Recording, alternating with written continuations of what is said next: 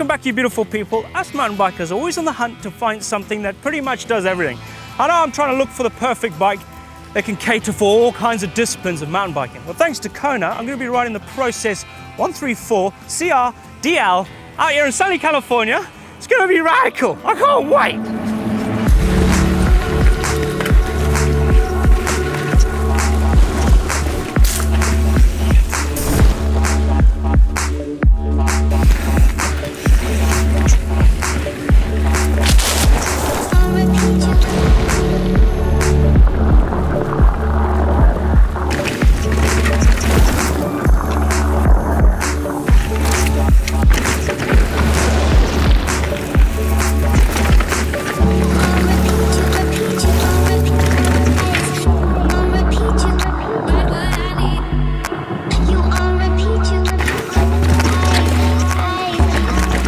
Not everyone is lucky enough to have a different bike for different moods, like an XC bike for those big miles, a trail bike for having fun on, an enduro bike for getting fast and gnarly on, or a downhill bike for going big.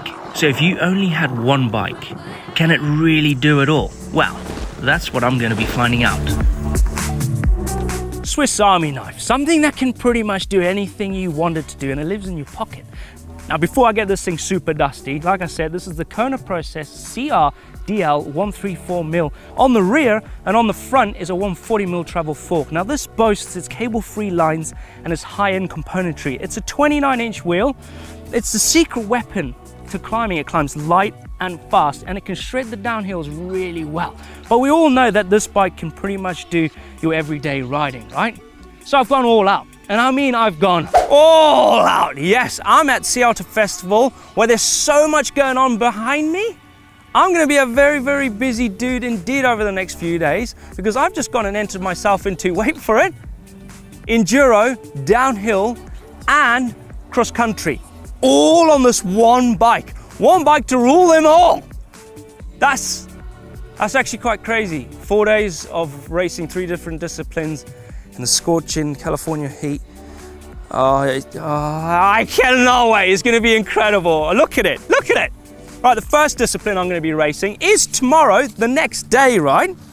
And it is going to be enduro, 4 stages.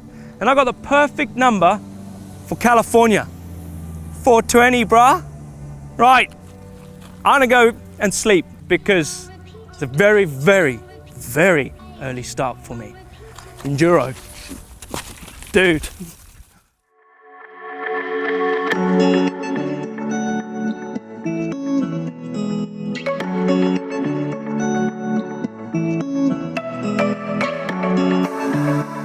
I don't think I can say I've never raced before, because I think I'm turning into a racer, because I'm racing enduro, downhill and cross country. But today is all about enduro. I'm at the top of stage 1, it's the downhill course, and it's timed. So there's 4 stages, 3 liaisons, each downhill, and you're gonna pedal to the next stage. And it's pretty much 2 disciplines in one. You got the cross country aspect of climbing, then you got the downhill aspect, and all those 2 amalgamate into one called enduro. And that's what I'm doing today. It's very early, it's 7:30 in the morning, not even. So my stoke levels are not quite there, but I'm gonna get there. I'm gonna get there, don't you worry. Can't wait. But the queue is massive. But my number's 420. So I'm pretty chill at the moment. Chill. Yeah. Right. Race time. Dropping in.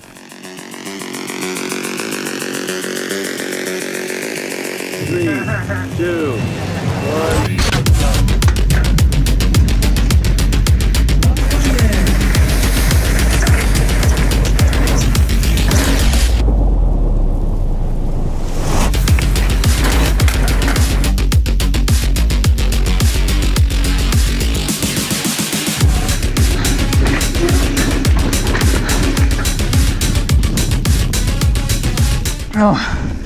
Oh, my mouth. It's so dry. It's so dry. I went the wrong way. I went up there. Oopsie. 30 seconds, Blake. 3, 2, 1, go.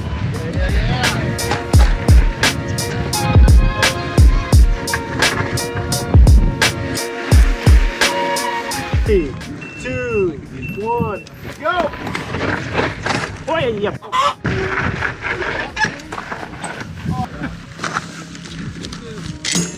Damn.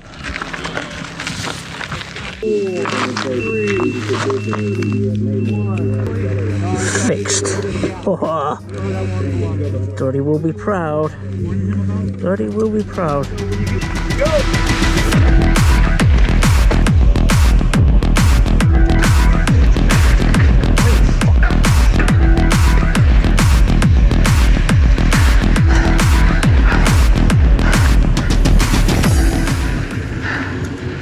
Last stage.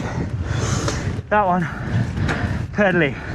3, 2, 1, go.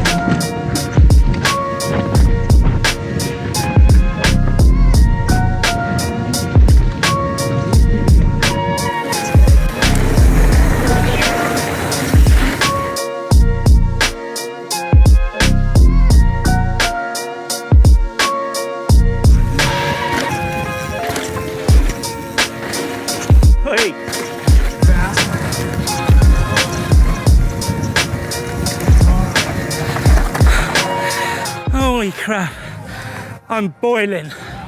So hot. Oh, I need a drink. I need a drink. Enduro complete, 4 stages done. That was brutal. It's really hot on my British body. My Zimbabwean skin has gone British. Anyway, bike handled it really well. Locked out for all those pedally bits, and the bike just performed really well, especially on the downhill. It loves the choppiness, but when it gets nice and single tracky, it just flows and it's so nimble to throw around. I actually enjoyed it. Next stage, well, next race actually, is downhill in a couple of days. So I'm gonna do a few mods to the bike. I'm probably gonna lower the tire pressure a little bit because it's not more enduro, it's about more downhill. That's about it. One bike, done. I'm gonna go and do some downhill racing now. And then XC, just for the cherry on the top.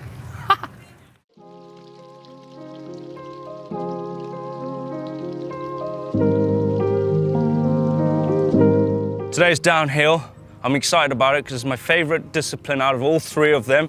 So far the bike's been handling it really well. I've already done a race down it for the Enduro, which the bike was really good. The short travel bike on this track is good, and then the Enduro around here is quite pedally. I'm looking forward to it, but it's holding out well. Next one after this is cross country, but we'll get to that in a minute. I'm gonna get excited and race down here. It's gonna be fun.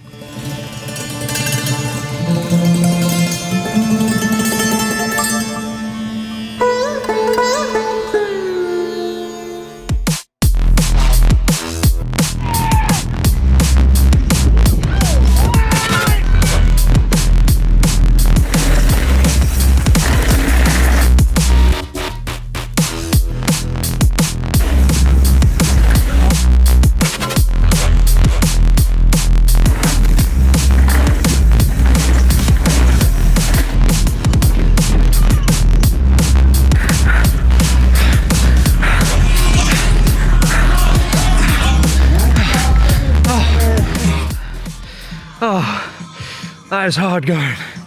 I say that's the best discipline, but holy crap, my legs are like lead. Like lead. And the wind was a headwind all the way. Oh, I'm done. Right, let's move on. But before we move on, I'm gonna go and swap a few. Right. Blah, blah. Holy crap. All right, before we go to cross country, I'm gonna go change a few things on my bike.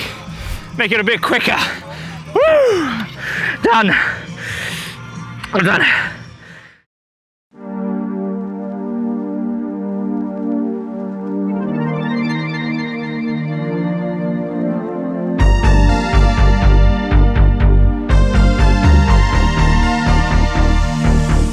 Last discipline, cross country. Done a few changes though from my previous setup. I've gone for some cross country tires, Vittorium Mascals, front and rear, pumped up to the max, okay?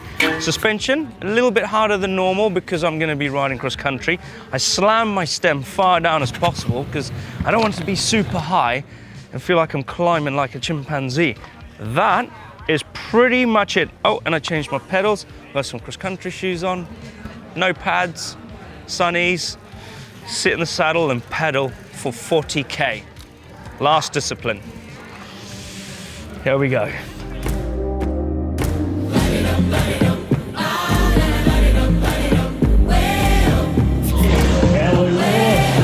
This line of riders coming through right now. You want that top conversation?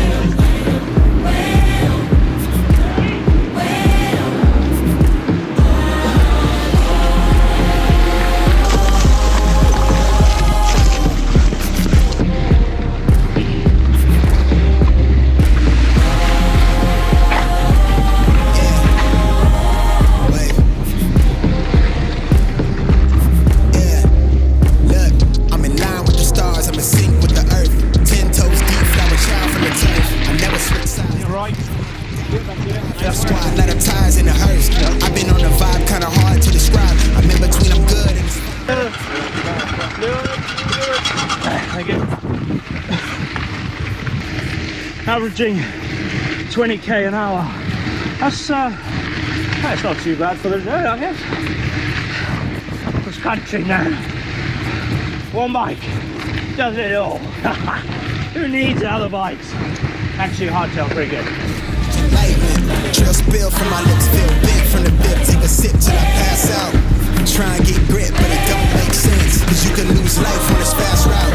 Yeah, turn thoughts. Listen to the drums, it's like Drumunji. Drumunji. Drumunji.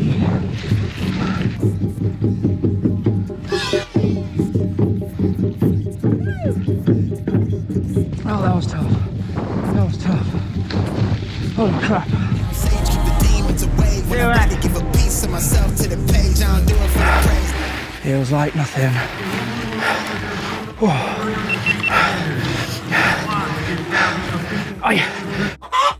That felt like something.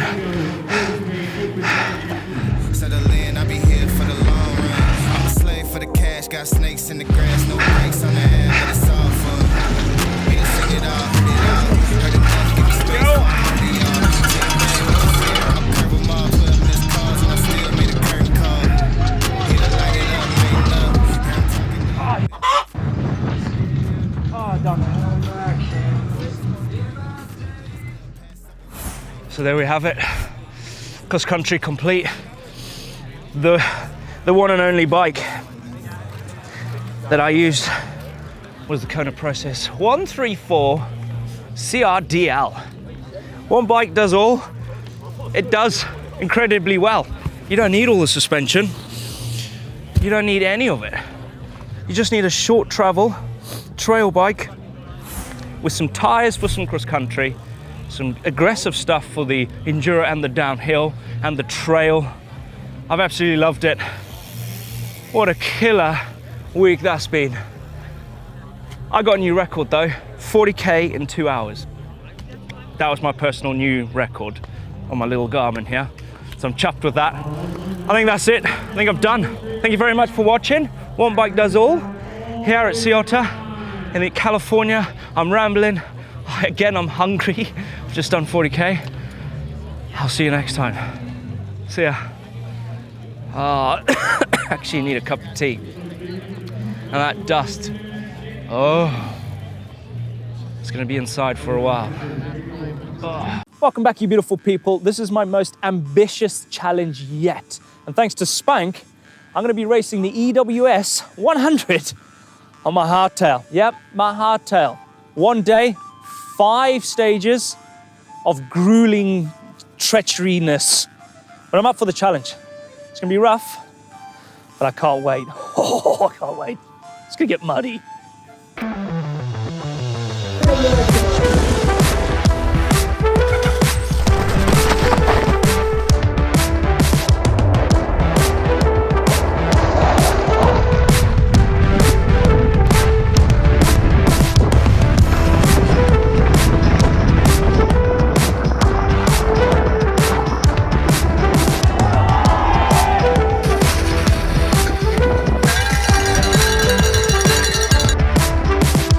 He's doing this on a hardtail.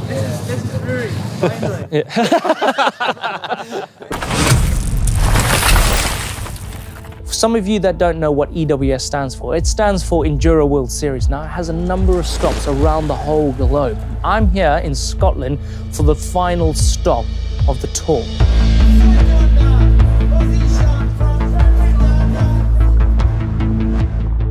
Now I'm racing the EWS 100, and the 100 it's an introduction into what it's like to race an EWS in the Pro Series. Now you still race same stages as them, and it's a little bit more stress-free.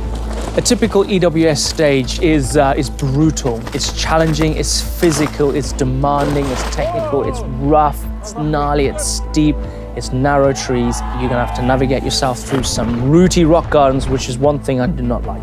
My quest is to take the Hardtail as far as it will go. 2 years ago, I rode the Megavalanche on this Hardtail, and today I've brought the same bike to ride the EWS.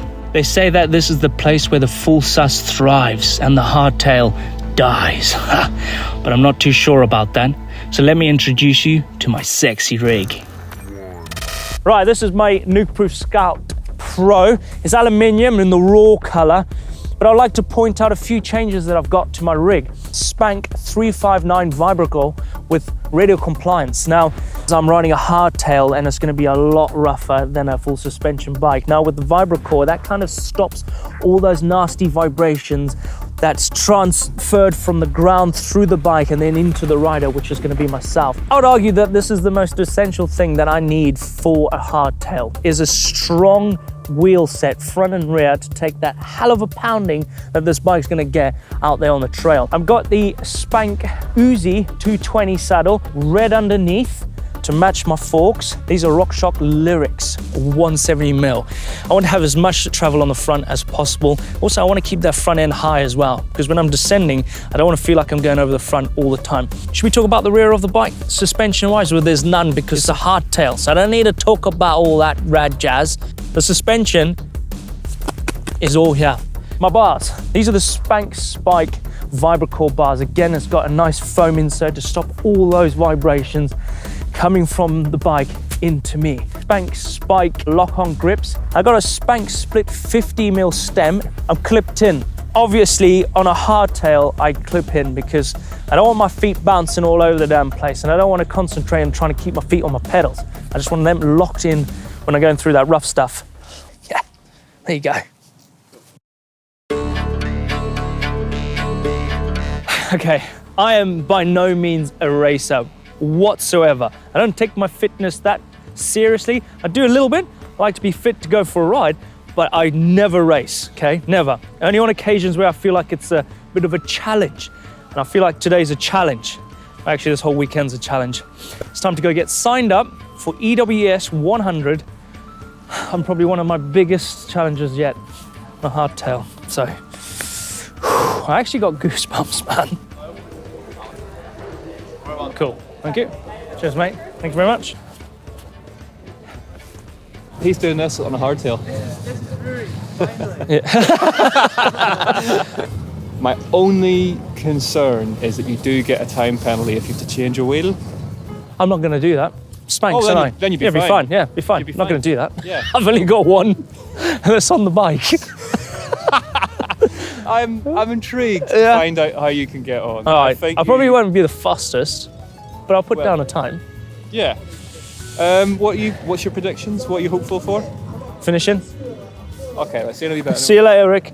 It's not like the elements are against you at the moment, Well, either. No, you just said that it's really good in the wet. I told them that the wet weather probably suited slightly better than Yeah, dry. it'll give the ground a little more forgiveness, I think. I think That's what you said. Yeah. No, that's optimism, Yeah. and I like it. But then if you can't feel your feet or your legs because you're so cold and wet, then it's going to be pretty miserable. That might be a good thing also, then. Change your clothes might be more useful than anything to do with the bike. Yeah. Yeah, no, I've only got shorts. Don't get me wrong, there's nothing I want more than to see this happen, but I've got lives to save. See you in a bit. Yeah, on Saturday. My life's there. God almighty. Yeah, I know, it's going to be quite tough, isn't it? Be all right, though. What's that jump maybe. like? Sidewind. No, where is it? Over there. Well, I've not done it yet. Oh, no. It Yeah. looks awfully dangerous. It does, doesn't it? On a hardtail though, at the end of a stage, Yeah. you'll be fine. Is it a gap? You can make it a gap.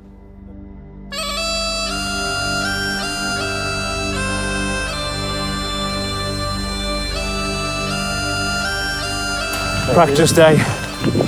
First climb, we're doing stage 2 and 3, then 4 and 5, then 1 to finish.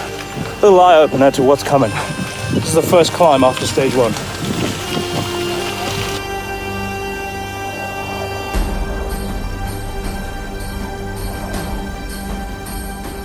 Bit moist up here, the lens a bit watery. I'm sorry, but the weather is Scottish. This is the top of stage 3. It's cold. Top of stage 3. First practice run down it. We went to the highest one, then we go to the lowest one, which is stage 2, and then we'll continue throughout the day and practice each one and get really muddy and see what this place has to offer for riding. Woo! I'm feeling cold, nervous, a little bit anxious. Don't know what's to come. I'm riding a hardtail and I'm surrounded by people on full suspensions, which looks like sofa beds right now. Like just comfy little sofas sitting on them going down there. All those people. As real as I can be. I don't envy you. Thanks. Thank you.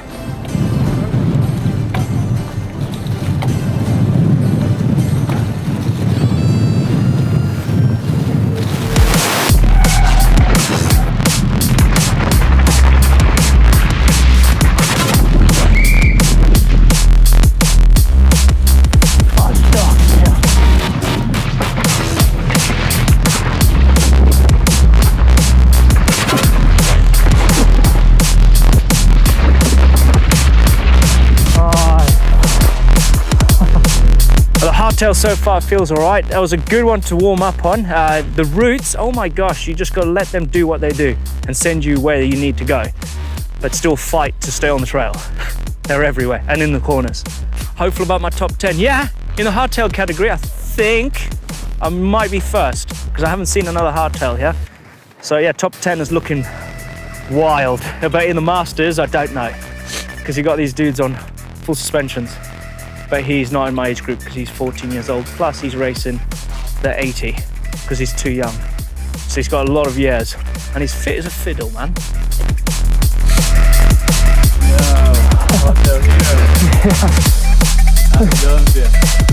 That bit is horrible.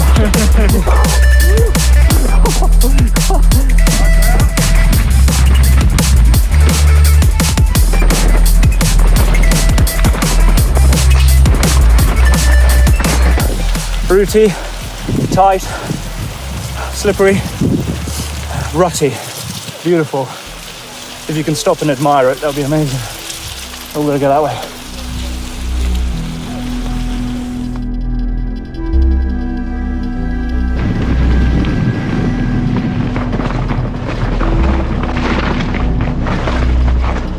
Oh yeah.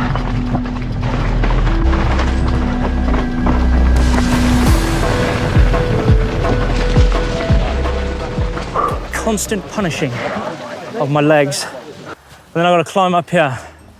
This is the hike, the top stage 4/5, penultimate stage.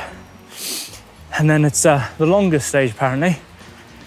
So, and it's called Feed It to the Pony, Feed the Pony. There's no rest for the wicked on a hardtail. Believe me. It's not called Feed the Pony. No, it's not a big deal on the map. There you go. That was local name. It's called Big Deal.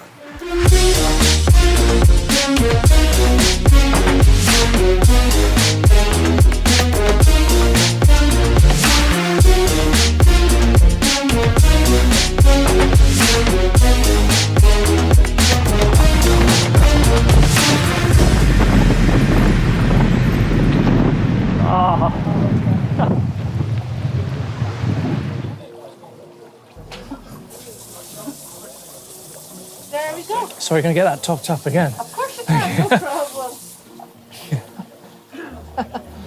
Oh yeah, I suffer from cramp a little bit, especially when I stop for a bit and I cool down very quickly and my muscles just go rah in my thighs. So let me know in the comments on how I should stop that.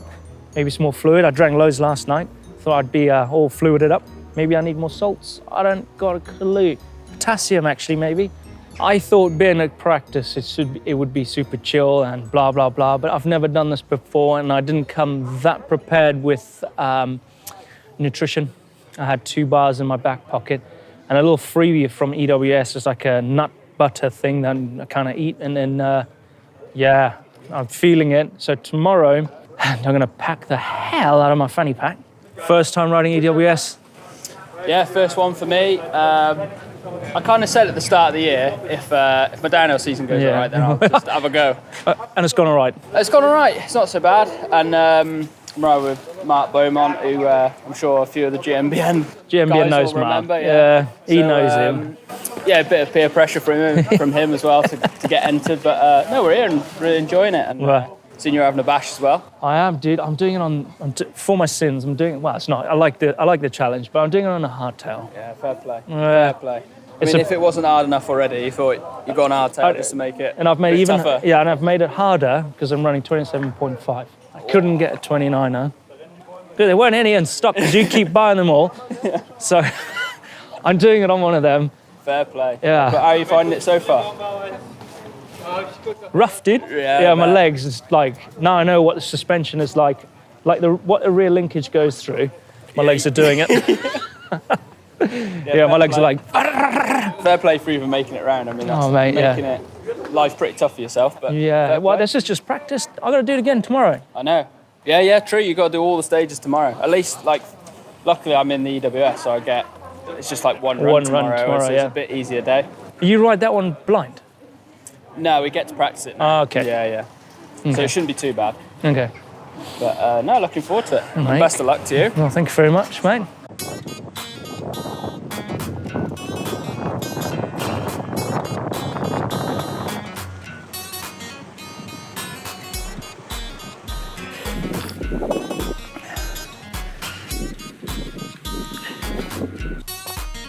Yeah, and my legs are feeling so heavy right now.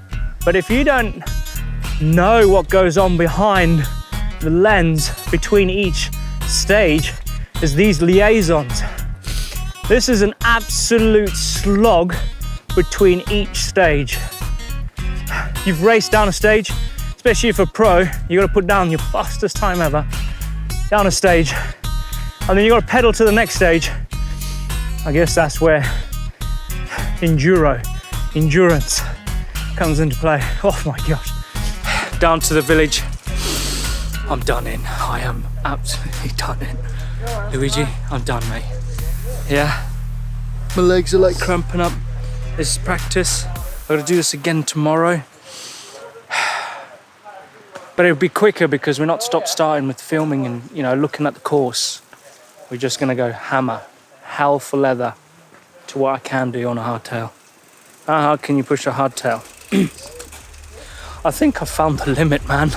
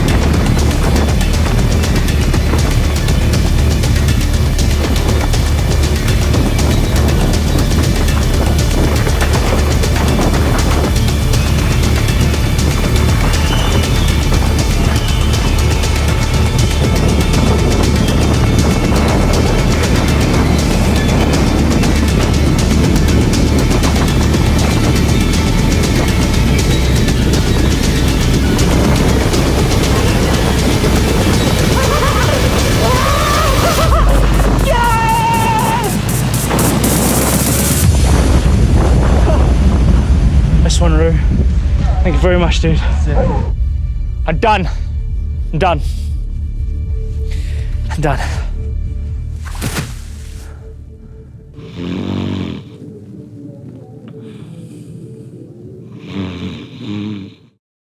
Oh, yes, yeah. 8:23 a.m. race day. 5 stages of the EWS 100 against the clock. As predicted, the weather was torrential. I think I'm just gonna ride clean I think. Slow and steady. I say that when you get there, you're like, right, let's go! Hey, Rico!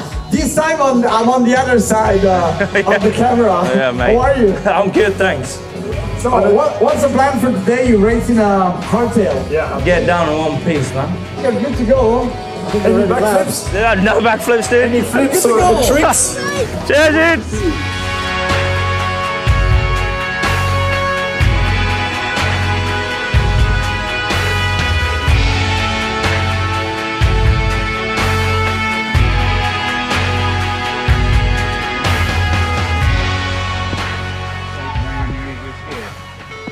Oh, yeah, thank you.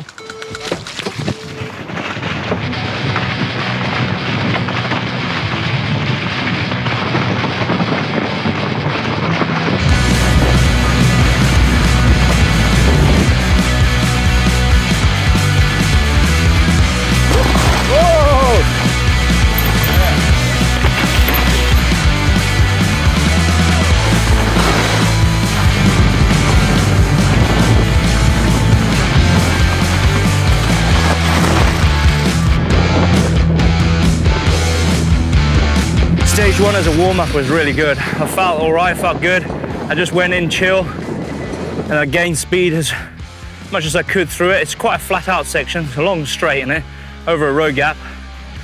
And then always at the end of each stage, my arms are just pumped and I can't really brake. So I don't know if I slow down or if I speed up. I ain't got a clue.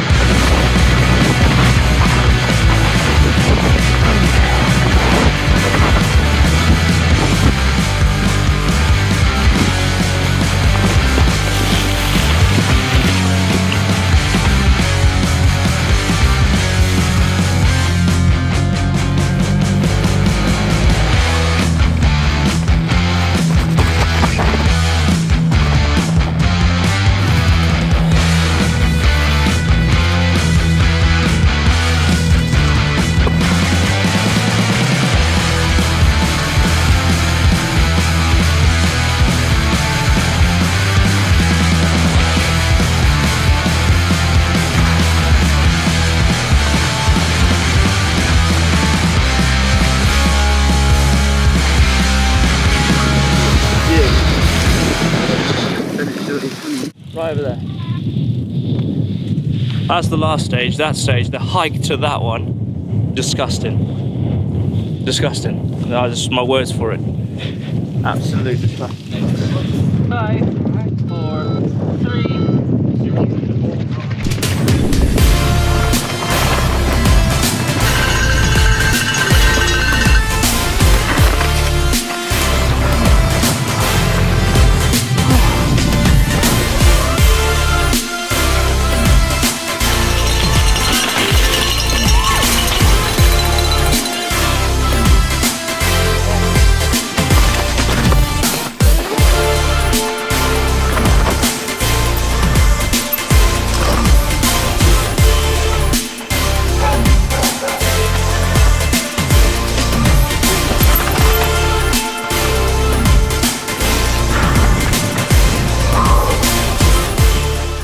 At the end of every stage, my arms are dead, man.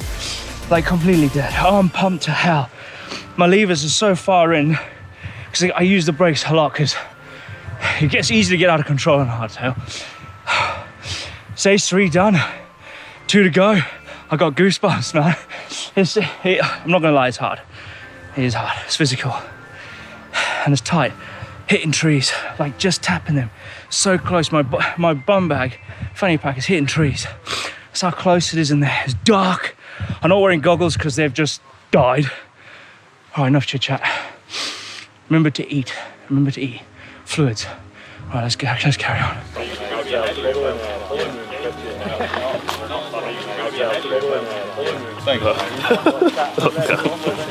You just picked the bad one here, Dave. That's a really bad one, eh?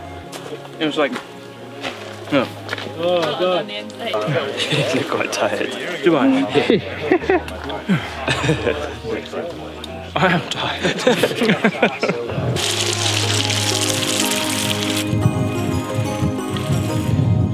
just up top of stage 4, the last time we're going to be on this mountain. We're going down and then up there. This stage is rocky. This is probably the roughest one for me on the hardtail.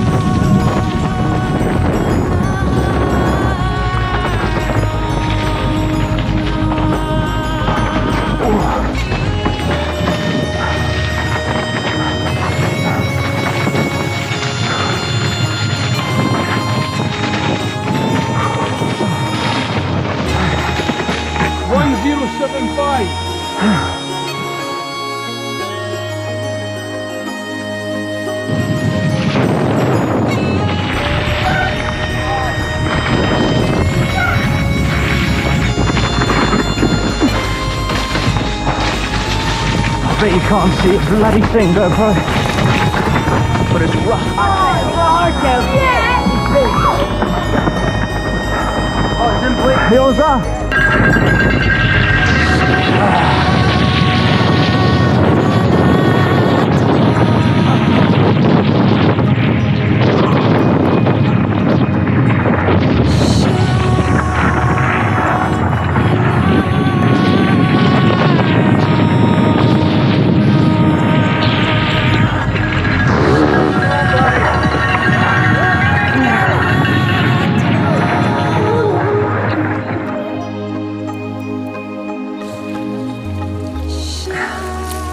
Oh man, how hard is it to push a hardtail EWS? Really hard.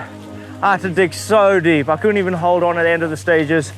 But man, it takes some trust and confidence in the products you've got, especially in the hardtail, going so fast in the rough stuff with the wheels and the tires. They've done me well. I didn't get a puncture, which is amazing. I'm so stoked. I need a wash. I need to wash my rig. I need to go and get something nice and hot to eat because I'm done in. Hopefully you enjoyed this. And if you want to see some more hardtail action, let us know in the comments down below because I actually really do love the hardtail. Maybe I'll get a 29er.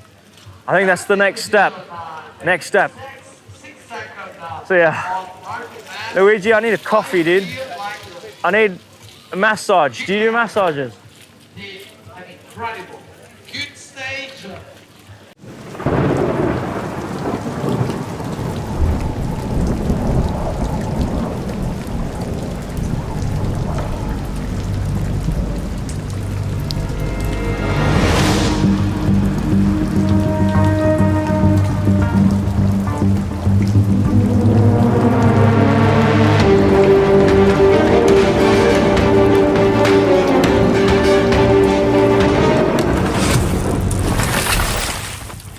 Welcome back, you beautiful people. Kind of a team bonding moment right now. We've got GMBN Tech Anna, we got Richard.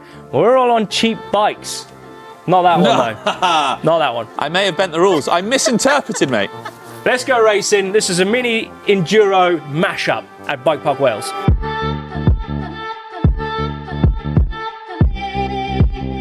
Right, before we get all racy and get all muddy and hit up some of the stages here at Bike Park Wales, let's talk about the bikes that we'll be riding today. Now, my bike cost me, well, it's not mine, it's Neil Donohue's bike. It cost him £400 sterling, right? Not in weight, probably does weigh that in weight anyway. This is the white PRST1. This bike is rather unique as by the state of what's going on the front end right here. It looks like a BMW GS, a motorbike that is. It's about 4 inches of travel. It's a 26-inch wheel. I have a dropper. You would be surprised, right? Yeah, I got a dropper. It's in my pocket. There we go. It's an Allen key. So I can get the seat down so I can climb and descend with ease, which I don't think is going to be easy. Anyway, I'm running Shimano Diol XT on the rear. I got a 3x on the front, so I got all the gears I need. I'm clipped in. And did I say it's 26? They're like gravel tires. They're like really thin, really thin. The stem is ridiculous. I got some hopes on here that I have to do some manually adjustments before even dropping in because they go all woody. Anyway, this is my white PRST1. Let's see what that person's riding. So I've just stepped out of the rain to do a bike check on my GT Aggressor, which I've stolen from Blake here. It's a 26-inch old school aluminium hardtail. No dropper there, obviously. This is my up position and my slammed position. And yeah, what can I say? 3-ring, I think I've got 28 gears up there, triple chain set. Oh, look at these, like Avid Juicies. That was before Shram bought them out. And now they're probably guides. I don't think they even exist anymore. I think I've got like 120mm rotors in the back. I don't know. Anyway, stoked to ride this, and let's see what Rich has got. And this is my ride. The other two fools have chosen very poorly. Yes, I may have misinterpreted the term budget rather loosely. This is the 1900 Great British Pounds Orbea Laufey H10. And yes, I have a dropper. Those suckers do not. 29 front and back SLX group set. On those 29ers are Vittoria tyres, front and rear, yes, Crank Brothers pedals.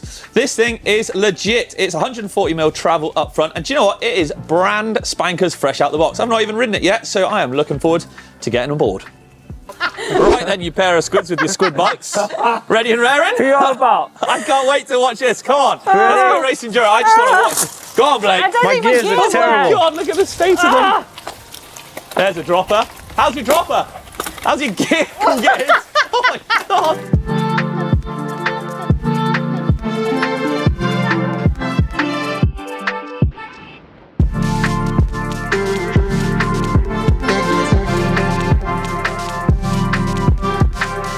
Climb up to stage number 4 is our first stage. Horrendous. I got some phantom gear shifting going on. I'm not even doing nothing in the shifting gears. It's like it's got a mind of its own. Blake, who do you think's going to be fastest? Who do you think? What a silly question that is from Joey the cameraman. Yeah, who's going to be the fastest? Anna, obviously. Richard! You're on the most expensive bike because the expensive bikes make you go faster. That's what everyone thinks. But it's not always true. Oh. Wrong side? No. There's a 10mm nut on the other side and I need a 10mm spanner. Look at that. The only time this 10mm has been used. Yes, lifesaver. Thanks, Topi. Thanks, Richard. I got 3, 2, 1. Okay.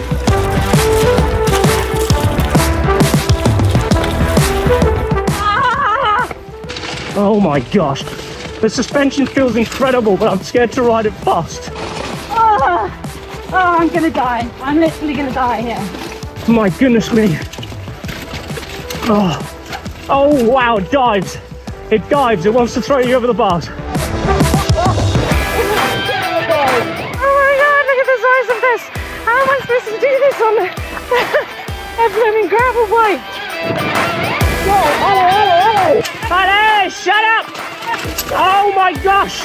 Oh! Brakes have gone to the bars! Oh, thank goodness. Yeah! I'm sorry you couldn't see anything there with GoPro being all muddied. Next stage.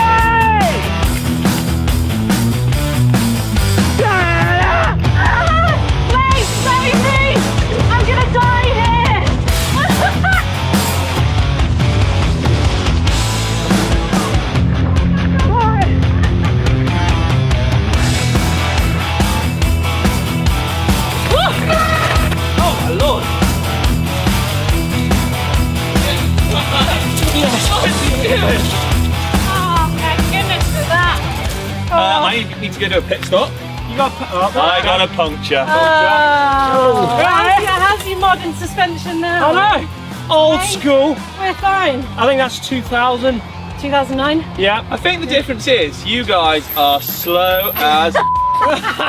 You're going to need to put a beep in there. I think we beat you on that stage. You got punny. I bet you didn't. Yeah! I bet you didn't. Yeah, we did! Right, I'm going to go to the pits. And we're going to go to the top. Yeah. Let's go. What a start to my autumn season. Muddy, but it's warm still. The weather has kind of stopped raining, which is nice, but it is super wet. First stage, man, it was scary. I've never expected to ride a bike like this ever in my life, but I have. And what an experience. Never experienced it. Like the fork dive on it in corners is unreal. Feels like it just wants to spit you off the bike. It's nasty. Doing drop-offs, the bike just kind of sinks in the front. The rear is kind of the same as a normal bike, but so far, good. The brakes hardly work. Rich was on my tail on stage 1. Stage 2, I overtook Anna, but I can't complain. I'm having fun. Right, I'm about 2 stages in, and the aggressor's surprisingly smooth. Although the bars are just so narrow, it feels like I'm genuinely riding like a gravel bike. Everything is so twitchy. And I'm surprised the XC 2.2-inch thin casing tyres have held up, but they have, which is really surprising. I'm stoked. I just wish I could get the saddle down. It's hitting me in the bum every time I go over a drop-off, which is terrifying. So far, so good today, except for a little puncture perhaps. It's been good fun following or going all around as a trio. Nice little team outing. The bike's going really well, apart from, yes, the front tyre did go a little bit flat. Highlight so far is following Blake because that bike is ridiculous. We're up at stage 1 now, which is quite a long pedally stage. Should be good fun. Laufey for the W.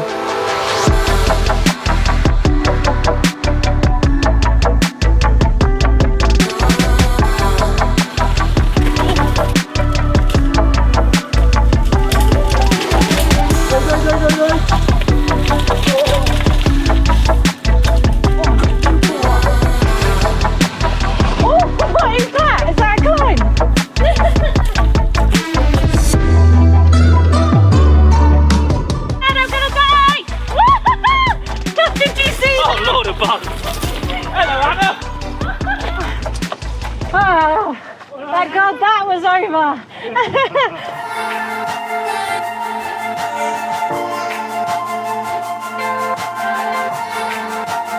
So Anna's definitely got a puncture right at the top of the last stage, and she's going to ride it. Try and ride it all the way down. Right, Merthyr Rock's dropping it.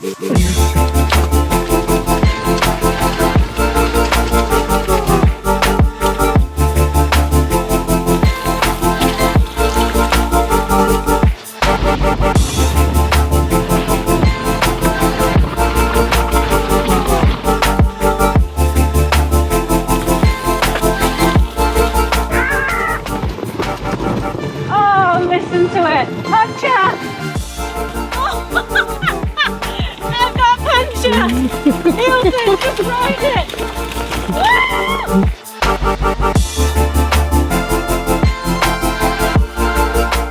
Kind of in that. Well done, Anna. Nice, Anna. Well done. Survived. Cup of tea. Yeah. Cup of tea.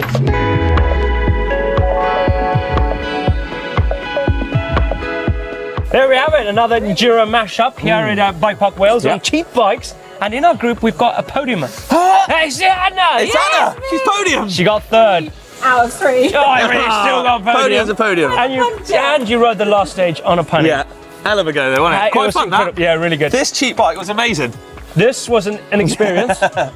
Yeah, I'm looking forward to my Enduro bike. All right, I tell you what, if you want to see any more budget bike challenges or us take on any other races, let us know in the comments down below.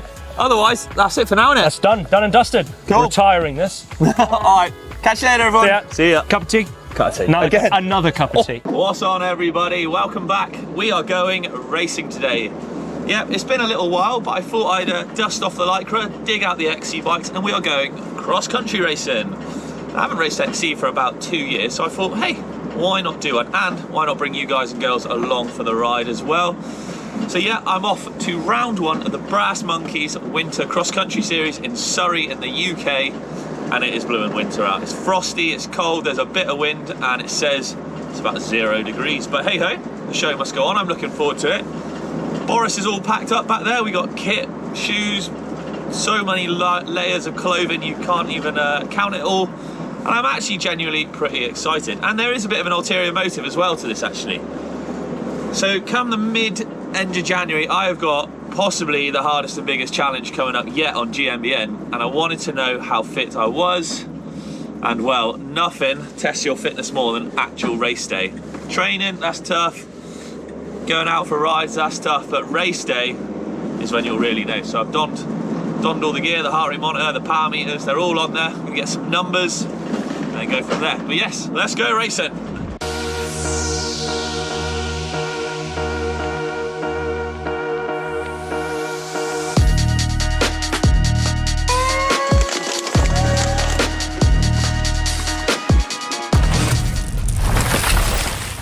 It's gold. Okay, let's go sign on. Good morning. Just come sign Rich Payne. It's well cold. It is Brass Monkeys. Thank you very much. Oh, they're like little metal bits. Thank you very much. Straight through 118. What is the 2 for? The 2 stands for the 2-hour race I'm doing. So it's 2 and 4 hours or 2, 3 and 4 hour races. I'm doing the 2. 118 because it's straight through, innit? Brass Monkeys because it's cold as hell. It is croc weather. Are they in race mode yet? No, I haven't put this. Hang on. We're in off-road mode now. There they are, the whips. I think we'll go full sus. Why is that? Because it's more comfortable on my back. And I'm old now. And it's faster. Well, it's not faster. But I haven't seen the course and I don't know if it's bumpy or not. And the full sus is so blooming good these days. So let's get the number on. I don't know how. Have you ever done a Brass Monkeys event before? I've never done a Brass Monkeys event, no. I'm quite excited. There's a lot of people here. Yeah, a lot of people. Some serious Sammies. I forgot how serious XC people can be sometimes. Can I see your serious face? No. I can't do it. Hang on. God damn it. I don't have a serious face. This is why you don't do XC. Yeah. I think I look more like a fish. What kind of racer turns up without zip ties though? I could do a full brake bleed, but I can't put a zip tie on the bike. I'll borrow some zip ties, please. We managed to muster up a zip tie between us. Reusable ones, green. Reusable? Oh wow, you're very prepared. Can I have a green one? The green one, yeah. Yep, perfect. Thank you. Oh. It's good we bought a mobile mechanic with us. Smaller one as well. Oh, okay. Oh wow, thank you. The XC community are brilliant. Far more prepared. Yeah, it's strange blip. Not the usual prepared.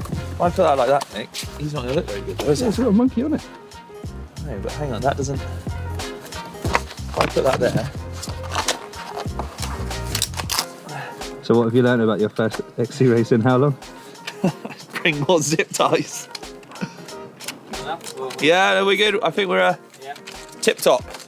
Thank you very much. Let's snip these bad boys off.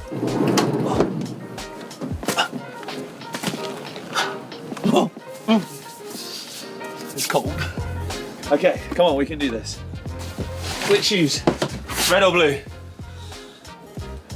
Blue. Good choice. Oh, red's coming too.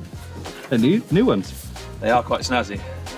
From an otherwise stealthy kit. Some blue shoes in there. Filed. Should lock up Boris. Beep, beep. High tech. Let's go put a lap in. Practice time. Yeesh. Where's the start? Okay, let's practice. Practice time. So like I said, it is about a 5-6 mile loop, I think. So I read. I'm not going to bother doing a whole loop because it's actually miles, isn't it? So we'll do a bit of a loop, have a little warm up. Maybe do some stretching or something.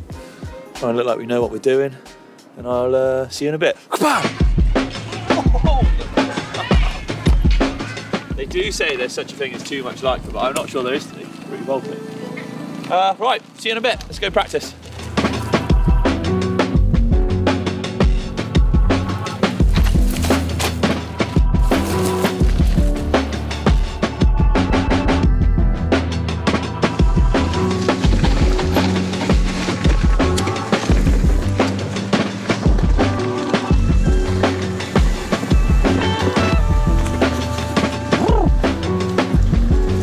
Bit of a hill sprint here, I think, come race time. Bit of effort. I can confirm it has had 32 kilometres. I hope that sign's wrong. It's quite sandy. Oh, it goes this way, Nick.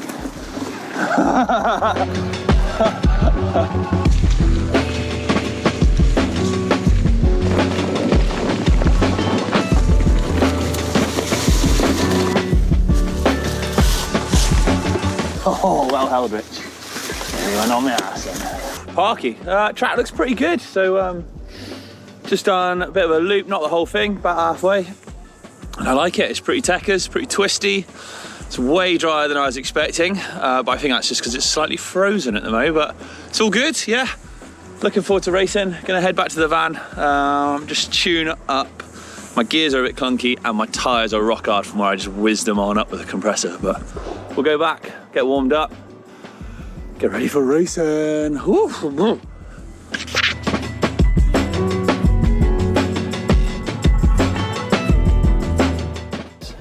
How was practice, Rich?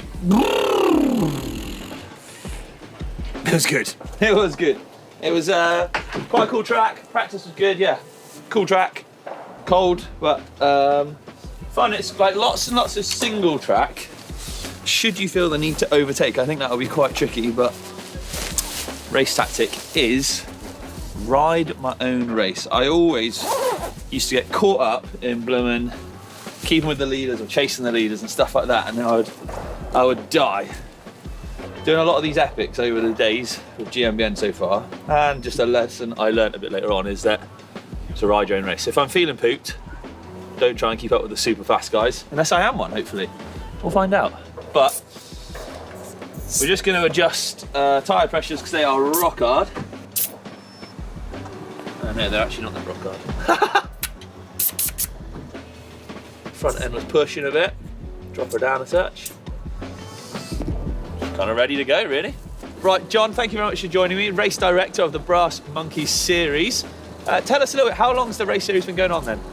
This is its 12th or even 13th year. It seems like only yesterday we started it, because there wasn't much racing going on in the winter. So you filled that gap. We filled that gap, yeah. The weather looks to be on our side, if not a bit chilly, so should be in for a good day. It should be wonderful. It was not great yesterday with the wind, but no, that was horrible. We have to deal with that. Excellent, mate. Well, thank you very much for having us, and I think it's about time we went racing. Yeah, I think so too. See you on the start line.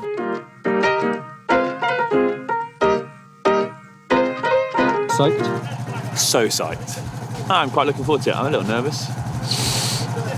It's chaos though. There is a lot of people going around. Look. I feel like I should warm up, but I'm not going to, because I feel alright. The only thing that needs warming up is my nose.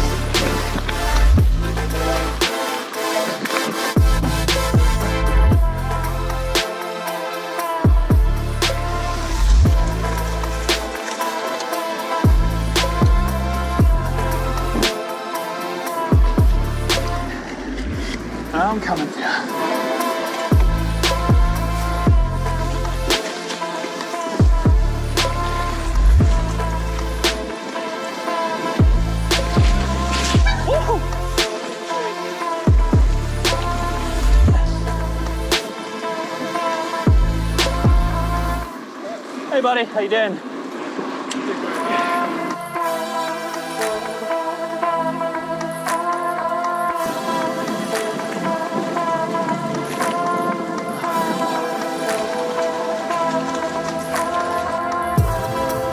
You're doing well. Dying. That's the finish. That's the finish. Oh, lovely job there.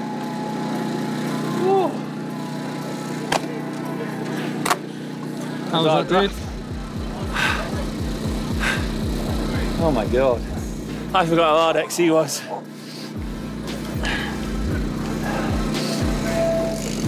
I'll say something in a moment. Hold on. Yeah, that was tough. Good fun. I had a good start. I forget how tough, like the uphills. Those boys murdered me on the uphills.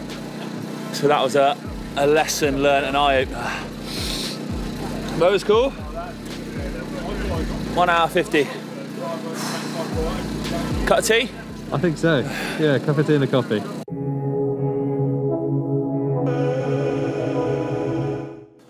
I blew the cobwebs out that one. Maybe added a few more in. So, like I said, big challenge coming up. This has made me realise I'm going to have to get back training, otherwise I'm going to die. Big time. Although, positives to take away, because there's always positives, we try and look at them always. I got a good start, so initial power's there. Got murdered on the uphill, so lesson learned, I need to work on my hills. And once I got to like the hour in, I was basically able to maintain that one, like it averaged 170. I could sustain that. So that's good to know. I just need to work on hills for sure. I lost my bottle halfway around. No! Physically and mentally. Only joking. No, I blew and pulled the bottle out, had a drink, and was like, I got really close up to like dropping into the next section. I was faffing. I was like trying to like jam the bottle back in there, missed the bottle cage completely. It just went. Pshong! I was like, oh, I can't, like, I'm not stopping because it's a race, isn't it? So then I was like, well, that's that gone. That's sacrificial bottle. And lucky it was only with about half a lap to go. And do you know what the funniest thing was? Almost everyone I overtook, the lap was really good. And I was like, oh, rider, left, right, blah, blah, blah, blah, blah. Past them, they go, oh, you're not wearing gloves. I was like, no, I don't really get cold hands. Next rider, oh, thank you, thank you. Where are your gloves? It was quite funny. You know, across the line. Oh, I don't know how you did that without gloves. I don't know. Maybe why my hands look like that. The missus does love them. Ooh, that raspy feel. Let's have a little look at some vital statistics. So today's race was, here we go, 32.3k long, hour 48 riding, max heart rate 179, average heart rate 169, so pretty high. Let's look at some power. Normalized power, 263 watts, so again, not too shabby. Maxed out at what, 1300, I assume off the start. Yeah, cool. It's not too bad. Many calories burned, 1,614. Yeah, cool. All right, so I mean, that's some good numbers to go off of there, really. I shall now go home, back to the drawing board. I'm going to get a little training plan on the go, dig out the turbo. And then we've got Mission January ahead of us. But, do you want a bacon roll? Yeah. Yeah? I can murder it. Oh, a nice brew.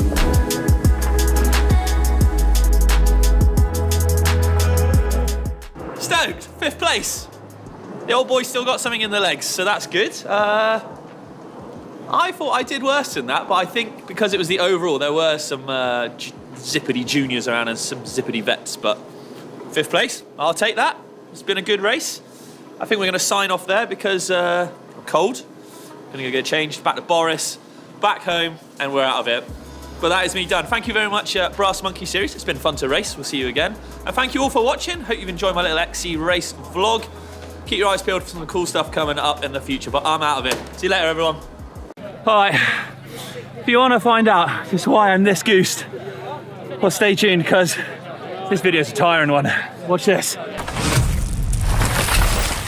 So today, myself and Anna here, we found ourselves down in Plymouth to try a bit of cyclocross then, but not just any cyclocross. No, we ain't messing around, Anna. We've come to the Southwest Championships. Yikes. What are we doing here? And I know what you're thinking, what is GMBN doing on drop handlebars? Well, personally, I think these are more off-road bikes than gravel bikes. I mean, these guys are racing 40 to 60 minutes on tight technical courses, on grass, mud, sand, snow. I mean, this isn't just blatting down fire roads, is it? No, not at all. And anyone can have a go at cyclocross. That's the beauty of it, actually. For pretty much any event, you can turn up on almost any bike. So you could rock up on your mountain bike, on your commuter bike, whatever, you can have a go. It's only when you start getting to the bigger, more serious races that there are some rules and regulations that you do need to follow. So talking about the bikes, Anna, should we check yours out? Yeah, sure. Let's do it. So I've got the Canyon In-Flight CF SLX9. This is like the team replica that Matthew van der Poel has been racing, which is like, you know, former world champion. So I've got big shoes to fill.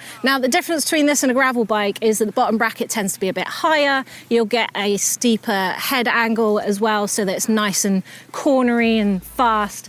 And generally you need 33C is your maximum tyre width. So pretty skinny, actually. I'm a bit worried about riding around all these slippy corners. But over to Rich's bike, see what he's got. I'm riding the old Bayer Terra. Do you know what? I can't actually tell you anything about it because I have no idea. I borrowed this off Alex Payton from GCN Tech. Wouldn't be able to tell you the head angle, bottom bracket, seat stay lengths, absolutely nothing other than it's got some 31mm tyres on it. I chucked my power meter pedals on. I've not even ridden it yet, but watch this. Cyclocross, originally a winter sport running from roughly October through to February, is originally thought to have started in the early 1900s as a way for roadies to continue to race and keep fit in those darker months, racing from town to town. Slowly, the sport has evolved over the years. Now, cyclocross is a huge thing in Europe with massive popularity. Big names like Thomas Pidcock, Matthew van der Poel and Pauline Ferrand-Prévot, all massive mountain bikers, are also all succeeding in the world of cyclocross. I mean, the sheet's written anyway. Look after it, that's my pride and joy. Is this bike or wrist? By now. Ankle. Ankle, okay. Left ankle. Like being at prison. Left arm, back. Left arm And back. Shoulder and your back. Gotcha, okay, all right. Cool, thanks guys, see you later. See you later. Right, here we go. I've got my ankle tag. That's how they do it at cyclocross. Left arm and back. All the numbers going on.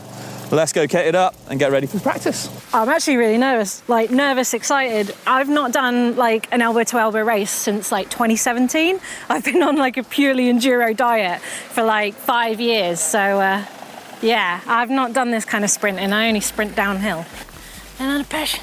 And then it's like, oosh, pick up, this, jump. She's on it. So seamless. Meow. You ready yet? Rich, can we go yet? I haven't got any clothes on. Look, I'm a crosser, look. I could cut glass right now, the state I'm in. That number goes on me left arm, doesn't it? Yeah. Which one's that? I can stab myself in the hand now. Benito. Boosh. There we go. It's time for practice, Anna. Yes. I'm nervous, I'm excited. Nervous, I'm excited. Wow, you are a nightmare to race with already. Yay! Come right, on then. Well, let's go cruise on around. Have a look at the course.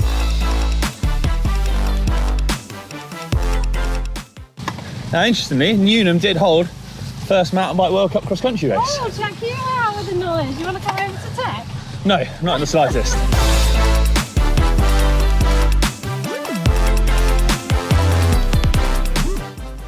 Oh, that's sick. Off camera. Oh, God. What is it you said about staying dry? And... Oh, it's all right. I've got my warm-up shorts on. Oh, my God. You got warm-up shorts? Yeah. I don't really understand why in cyclocross they just make you go through loads of stuff. Because that's the closest we can get to a winter sport in this country. Oh, wow. That seems unnecessary. Sorry, bud. I'm all over the shoulder. Dodge. This is just me. Yeah. Seems really unnecessary. Can you imagine how much quicker I'd have been on my XC bike?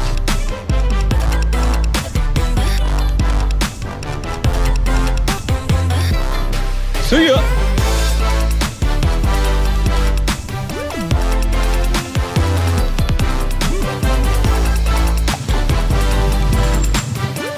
See if that works. Big inside there, look. Worth knowing.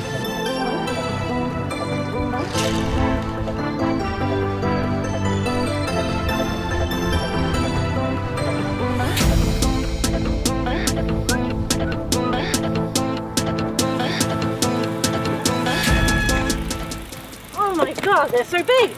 I'm going to need to jump on them. First rule of cyclocross. Take it steady. Now onto twisted ankle. A bit wet. They seem to just put you to go through lots of puddles. It's a winter sport. It's the rule. It is, that is alright track. Actually quite longer than I thought. Some good techers bits, some good sprinty bits. Those boards are higher. I was thinking of the hop on them, but they are considerably higher than I was expecting them to be. So I might run, excuse me. Otherwise it was all good. Big inside lines blocking around here and there, so that was cool. Yeah, easily taking some enduro lines past all the roadies. Yeah, in the woods. you can see the difference between a mountain bike and a road rider. Yeah, but they're powerful. Yeah, they were like sprinting everywhere. Not clean anymore, but hey ho, I'm looking forward to it a bit more now. Nice. A mountain bike would legit be way more fun though. You wouldn't be slip sliding everywhere. You'd have loads of grip in the turns. You'd smash all the off campers. You'd have a bit more drag on some of the straights, but I do think an XC mountain bike would be faster. So you want to race XC instead? Basically, I turned up to this race and got my letters the wrong way around. Bugger. Race time's upon us. Yes. How you doing? Yes. Are you up for it? Explode onto the scene and they're gonna be like, who's this chick? Oh my god.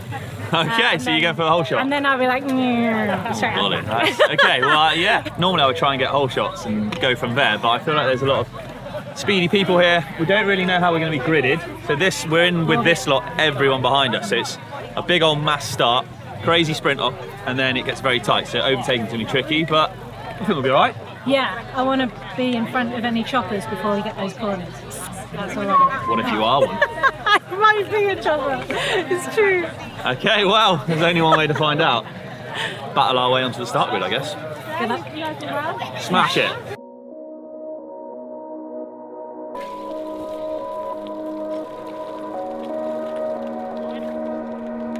You see, I've been appropriately ready. Yeah, very light. I did it on like the class.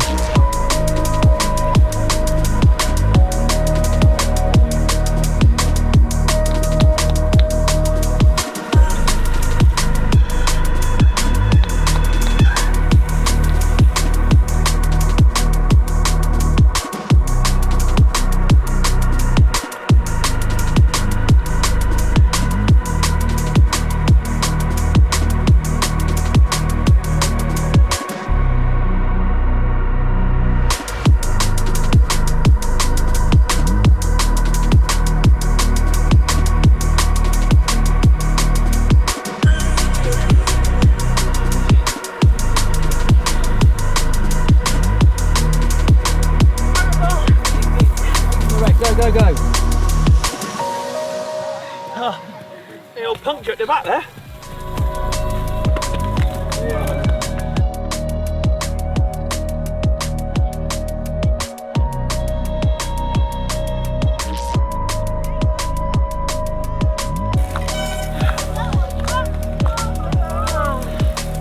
Thank goodness for that. I nearly went into a tree like 3 times. I told you I'd blast off on the first lap and then blow up. I don't like it. I don't like it anymore, Heidi. What a horrible sport. Next week then? Never again.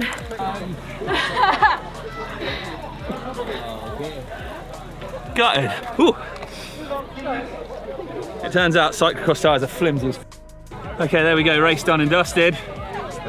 Lessons learned from doing cyclocross, probably run more pressure, although I ran them pretty hard because, well, I'm gonna have to inspect. Oh, I'm sorry, I apologise for your wheel now because I did a lap and a half on it like that. Yeah, it was cool. It's like some good winter training, I guess. I can see why people do it. It's different, but I think I'll switch those letters back around for next time and stick to the XC. It was cool. How did Anna get on? Let's find out. Where are you, Anna? How'd it go, Anna? Dude, I came second. No way, nice one, well done. Yeah. You enjoy it? Yeah, I did exactly what I said I was going to do and just like blat off the start line, Yeah. give it hard for about 3 minutes and then blow up. That's basically what I did. Nice. I was Oh, like well full done. enduro. Oh, nice. I heard you got a puncher. Did, with about a lap and a half or 2-ish to go, and I was doing all right as well, so I was Got gutted. Loads of grip in there. Best way, isn't it, bud? Not bad. Whoa! Whoa, it's floating away! Whoa! Too light!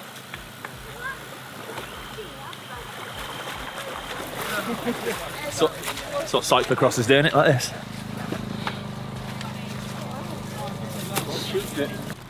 What's up? Post-race carb load. Okay, and in second place is Anna Chipulo. Yay! Well done, Anna. I think you're right if it. Well done, Heidi. Here we go. The same race, but for the Southwest Champ. Look at that, we're done for the day and we got a podium. Well done, Anna. That was well good. Get you with your bag of goodies. We are very on brand. Yeah, it's been a pretty grim day. Look, did you like the video? Do you like a bit of cyclocross? Let us know in the comments down below. Do you reckon they'd want to see more? I don't know. Wow, I'm sure they'll tell us. Off-road? Tell us if it's off-road. Yeah, give us your thoughts on a bit of cyclocross. But that's it from us now. We're going to grab a cup of tea because all good videos end in a cuppa. Let's get a cuppa. See you later, everybody. Bye. We're here, people. We've made it. Look, that's Whistler Bike Park just down below me there. Now, there have been many highs and lows to get to this point. So firstly, thank you, Wahoo, for sponsoring this video series and making this little comeback of mine actually happen. So before we dive into race day, before we kick things off, because this tomorrow, I mean, practice is looming and I'm nervous. Let's take a quick rewind back in time and look at how we got here.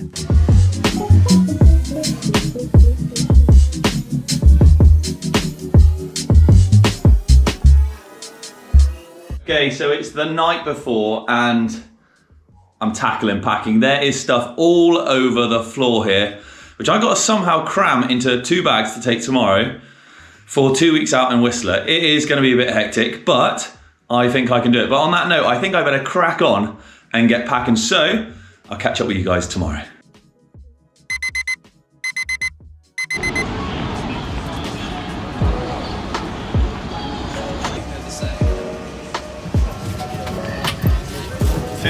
E, where's he? What's on the menu then, Jack? Well, we could have braised Welsh lamb shank, tikka masala, or ricotta mezzaluna. But I'm quite partial to a tikka masala myself. Yeah, what Jack said, really.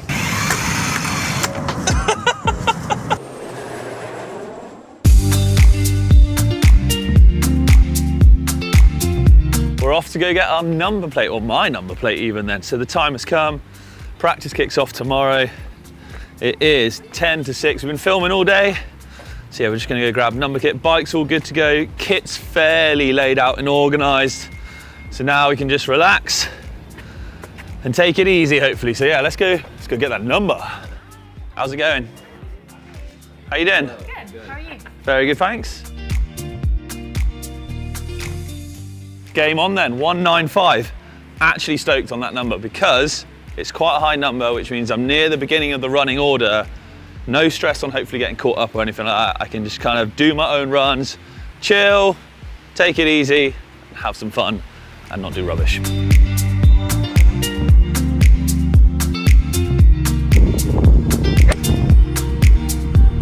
Nice.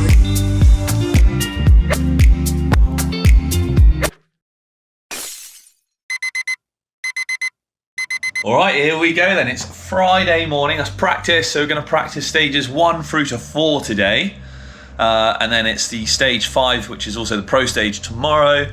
Just getting geared up, got all my stuff laid out. Blake, who's over there, well, he's off for breakfast, the lucky devil. So I'm just gonna get changed, get ready, go down, get the bike, and then start heading on up. Feeling pretty good, a little bit tired. I've not been sleeping too well. The beds are really soft and the aircon's a killer, but feeling all right to get riding today. Looking forward to getting up on track. It has rained again quite a lot overnight. Some big puddles out, but I think track conditions will be all right. A bit slick here and there, but let's find out.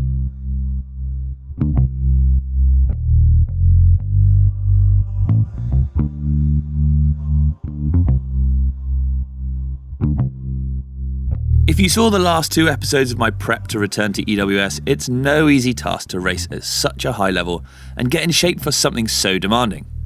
Luckily, thanks to Wahoo and their system training platform, I was able to plan, keep track and monitor how I was getting on and push all the way using an FTP set when I committed to doing the race. Then, thanks to specific and targeted training, I was able to improve by 25 watts, also getting stronger and more powerful. Hopefully this will be enough to tackle EWS Whistler, one of the most physically and mentally demanding races on the circuit. Yeah, ready to go. We're heading up to stage 3. They're not quite in order, so we're going to do 3 and 4 and then 1 and 2 this afternoon. We're feeling good for it. We are top of stage 3, no joke I believe it's called. And it did rain a lot overnight, it's pretty wet. I think the track's going to be greasy today. However, by Sunday, oof, primed. So I think we fire up the Wahoo, get recording some stats, drop in and check some lines.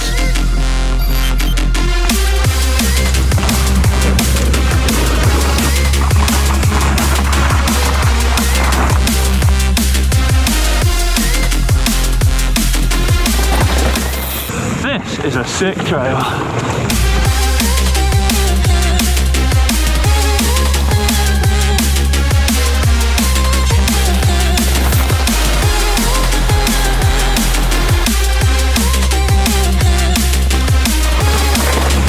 Okay, holy smokes, that's a pretty gnarly woodland.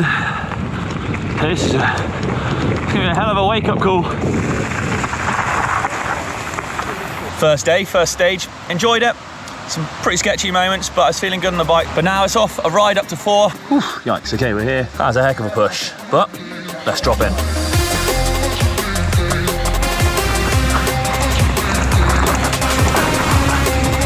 Ah, she's a beaut again.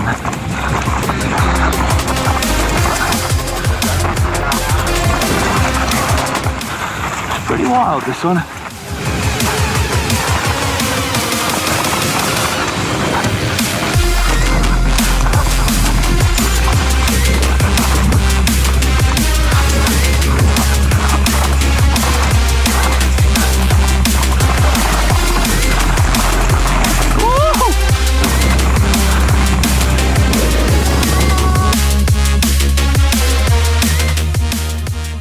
That was a hefty climb up. We've climbed so far 1,125 meters today. Need some sweets, get my breath back.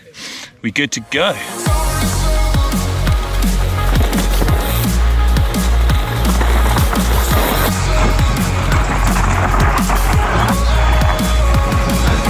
Straight over that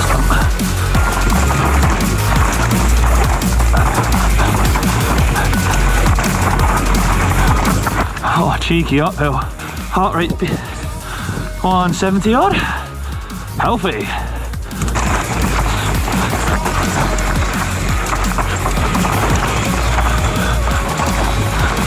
And thank God, Johnny, thank you, that I got some better arm strength. Jeez, did I do some bench pressing again? I want to know how tough an EWS is. This is my heart rate just on the liaison. I don't think you can even see that, but it's 163.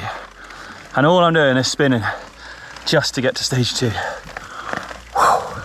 Chipmunk. Right, stage 2.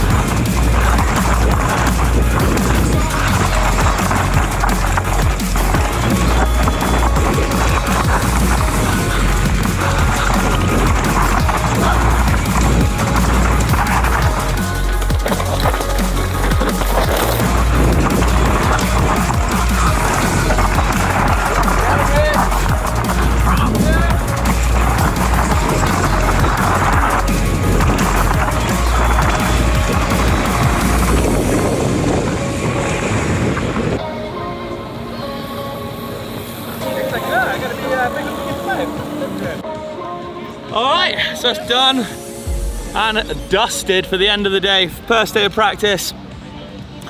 So far so good. I felt good today. Bit tired now. Gonna go back, rest up and look forward. Pro stage tomorrow and then race pro stage in the afternoon.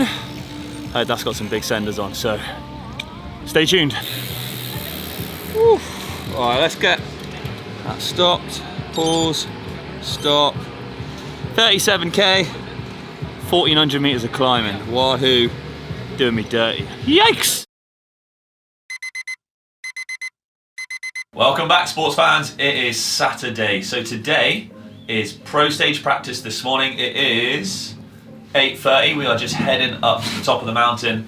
We're going to cruise across to stage 5, pro stage, where we'll do one practice run and then later on we'll do the race stage of it as well. It's just a one-off stage today, so let's get to the trail and give her a session.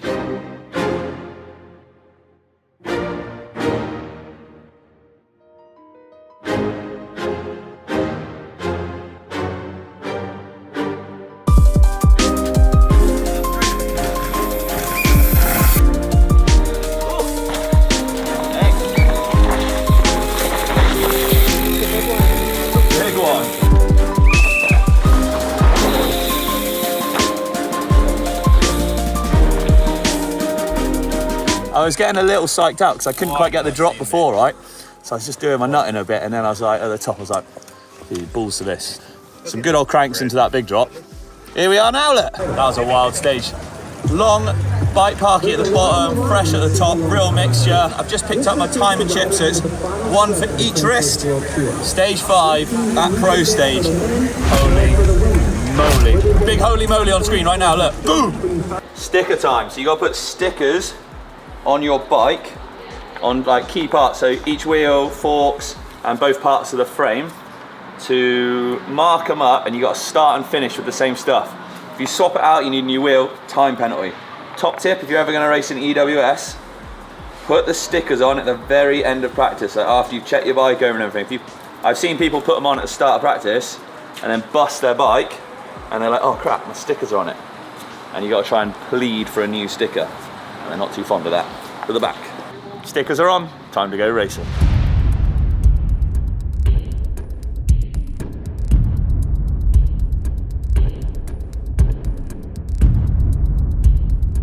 So this is it. We're on the way up then, up on the Gondi, all the way up to the very top. I am nervous. I'm excited. I'm pleased to get the first one done, and I'll be excited when it's out of the way as well, because it's like, got those jitters out of the way. But I'm feeling good. I'm just going to go as fast, as hard as I can, and we'll see where the results put me. Just realised a few of these spokes are a bit loose. It's the weird calm before the storm right now. Up here about 20 minutes early or so. And it's weird because there's not much to do.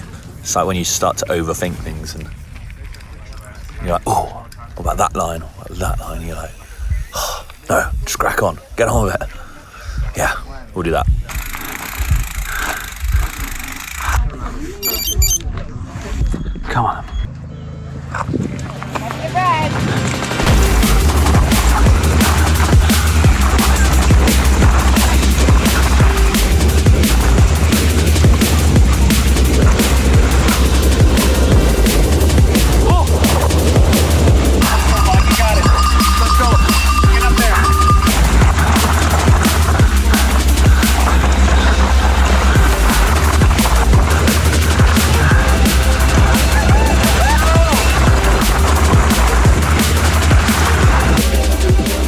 17th, 11:08.9, and a flurry of action in the finish here. Richard Payne into 7th. Richard Payne running all the way to the scrappy. Hit the big lines and stuff at the top. She's got a big stitch. Just being a bit of a dick, really. Missed some like key lines and stuff. But I head into 7th and 35 plus. I want to see what it is overall. All right, room for improvement for sure, but I like to get the first one as uneventful and in the books. So that is some pro stage stats right there, look. 5k long, bloomin' heck. 12 minutes. 613 meters descending. 183 heart rate. Woo-hee!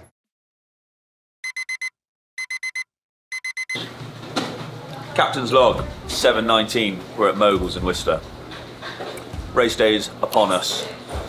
Nerves are building, tension's high, but I'm feeling good. We can do this. We can defeat the EWS course. That was intense. I'm feeling good for it today.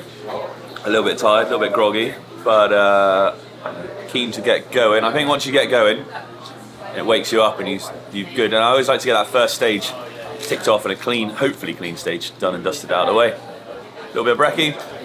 It's kicking off in an hour or so's time, so you've got a bit of time to chill. So this is where racing as a privateer is very different to being part of a team. Now, if you ever saw any of the other videos, when I used to race, I used to have the missus at pretty much every round, and she was so helpful. I literally couldn't have done it without her, because she'd have me organised on the straight and narrow. So now I've just had brekkie, I'm back, and I'm trying to get all my stuff sorted. So we've got all my energy bars, like the GoPro for the day, my computer obviously, we definitely don't want to be without that bad boy to record, energy stuff, water, body armour. It's all those things that if you can eliminate thinking about that, it makes your life a lot simpler, because it means you can just focus on racing. But we're all good, so we're gonna get changed, get ready, and yeah, head on up.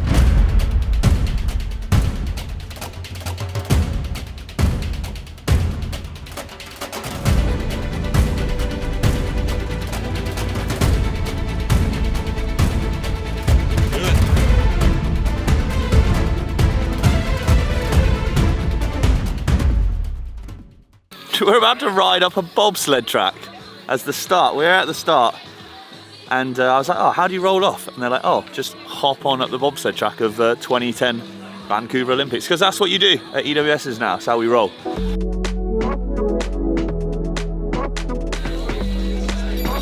And Richard, go! Actually, been in before. Crushing it. 10 seconds, boys. 4, 3, 2, 1. See you at the finish. See you in a bit, dude. Enjoy.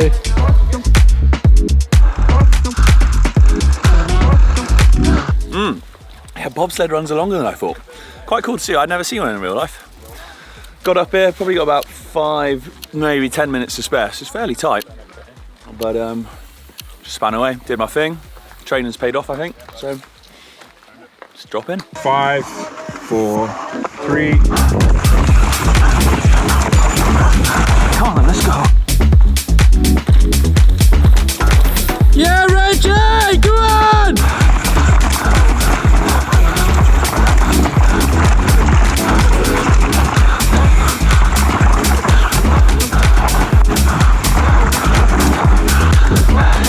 Yeah, it's nice, Rich.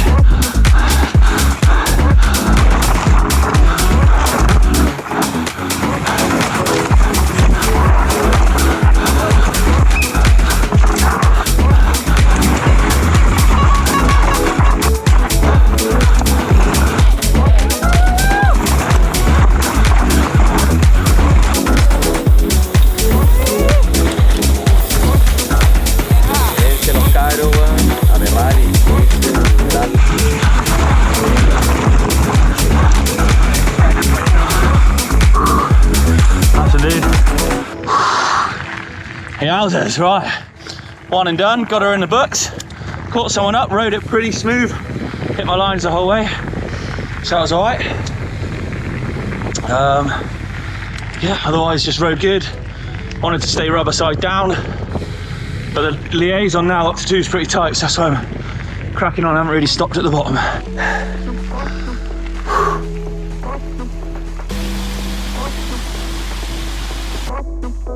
Oh man, that was a hell of a climb. I averaged 160 heart rate up that. Who does that?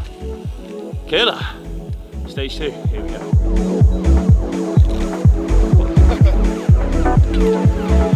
Whereabouts on the course is he?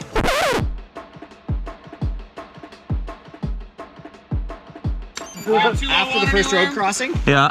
There's like he's got a den in there somewhere, so lots of noise. Did he have a day off? Didn't get out in Scotland, did we? Yeah, we only stop the course if they have any interaction. They eat people. The sweepwriter went through and he ran when he saw the person. They stay away for the day. They don't like noise, but mental. Don't get that back in Somerset.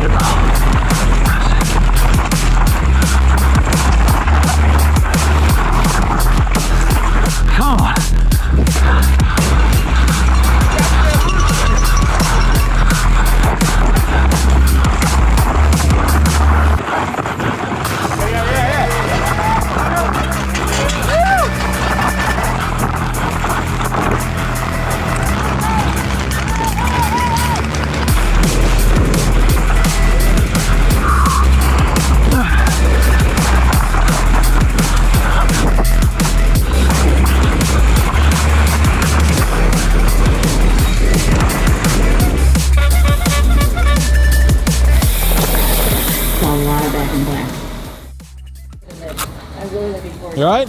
Yeah, my bars are on the piss. I don't know. I hit one of those turns so hard. And my bars are turned. How's the first 2 runs go? Good couple of first runs. Dude, I was at the top then, and a marshal goes, "Oh, watch out, there's a bear cruising around on the course." I was like, come again? Sorry, what? Oh yeah, no, he's got a den there, it's fine, just make a bit of noise, he'll move. You're like, well, that's not the Mendips, is it? I think there's a water break here, luckily, so I'm gonna grab a water refill, have a quick bite to eat, and it's up to stage 3, and stage 3 and 4 are the big gnarly bad boys. I think they're ride, don't slide, and die, or something, I can't remember the name.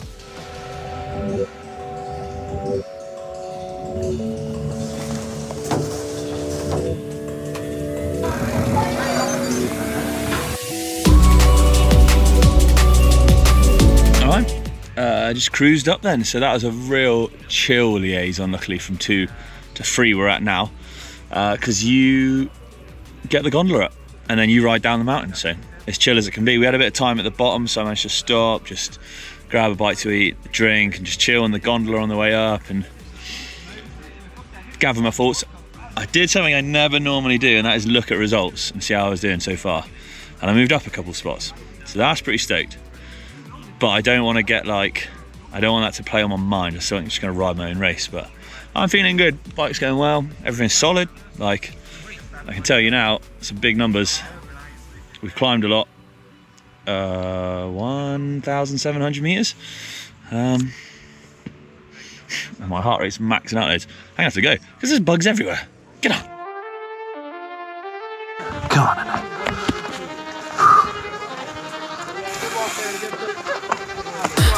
Oh. Let's go. Let's go.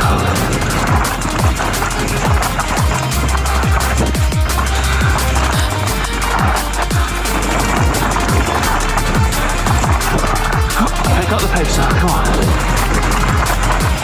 Oh. You can go quick now.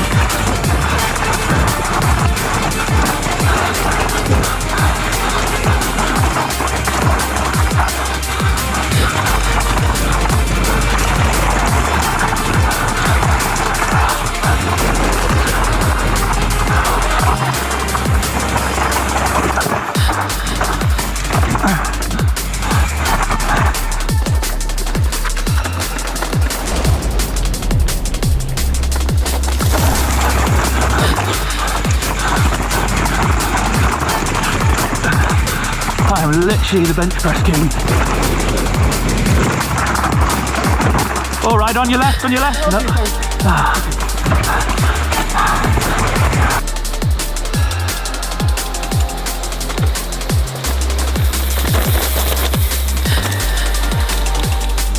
Go on, Rex! Come on.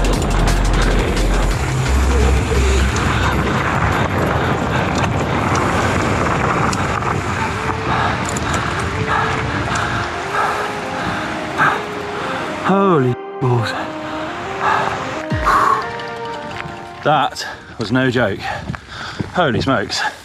Roughest one yet today, and I reckon the longest. A lot of bench pressing. I'm literally the bench press king. A lot of times I felt like a hero for holding on. Literally the bench press king. But again, I stayed on, scrappy in places, mistakes, but you know, no major issues to report yet. Hopefully not at all.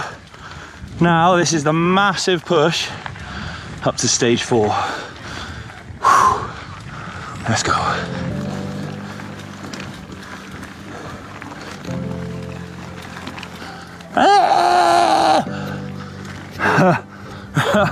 That could have just been a bit of madness setting in there. Oh my god, this is horrendous. I think we've been pushing for an hour now, just pushing up a mountain, and it's about 30 degrees. Oh, stage 4 is pretty wild next as well. Trying to ride a little bit just to get a bit of breeze going and stuff, really.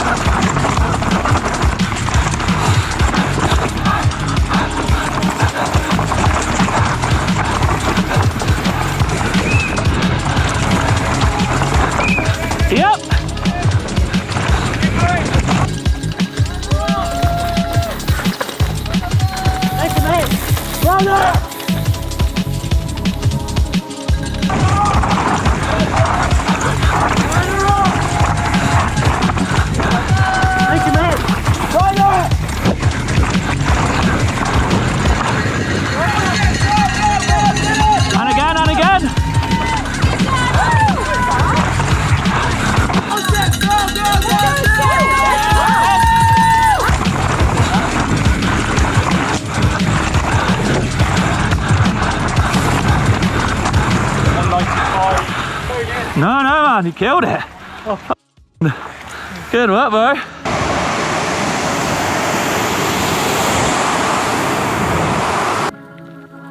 Forgot EWS ain't no joke.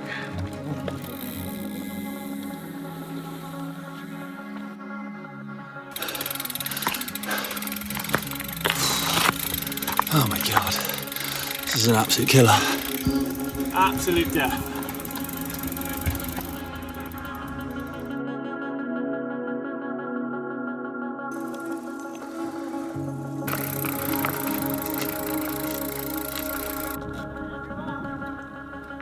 Top of stage 5/6. I don't even know how they call it anymore. What was the pro stage yesterday? I'm beat. I'm absolutely battered. That uphill really finished me off, but we got a tiny little bit left in the tank to hammer this stage. My only thing playing on my mind a little bit is the big gap, but once that's done, you've got a savage climb and then it's game on to the end. Let's do it.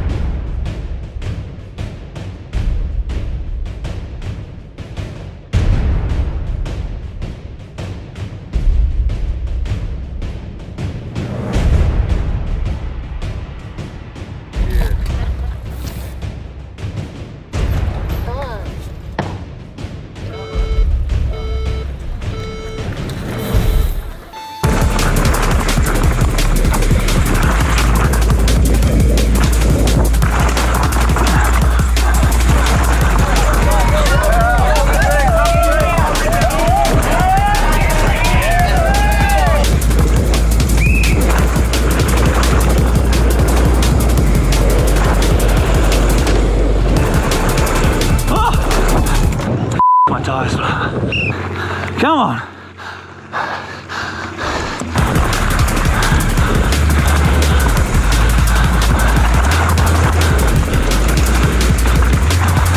Oh, what do you do that? What are you doing?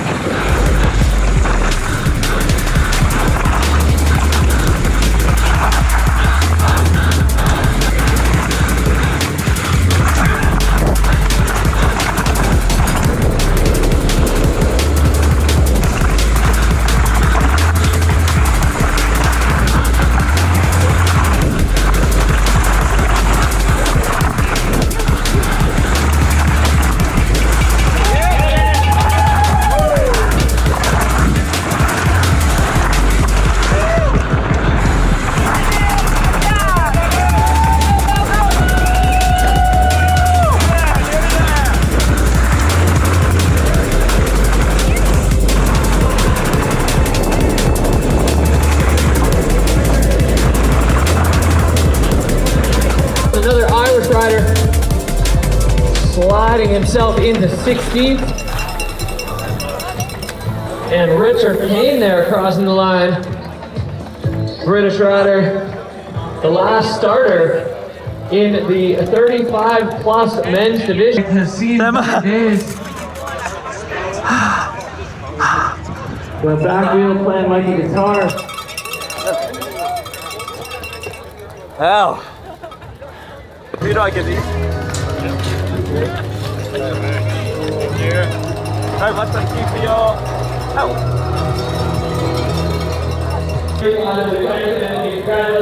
Yes! We flipping did it! Finished the race. 5th place! No way, the top 100 guys are coming down, so we're gonna wait for those and I'll compare my times. But I'm gonna go get a ton of drink, a ton of food, and we'll catch up in a bit. There we have it then, I'm done and dusted, completed it. EWS Whistler finished, tick. It has been a hell of a journey and I've got a few stats and a few numbers for you. So first of all, drum roll please. Yes, I came 5th in Masters and 90th overall in Pro Men's category, equaling the result I got when I came here 4 years ago. So I haven't got any slower, thank God. So do you know what?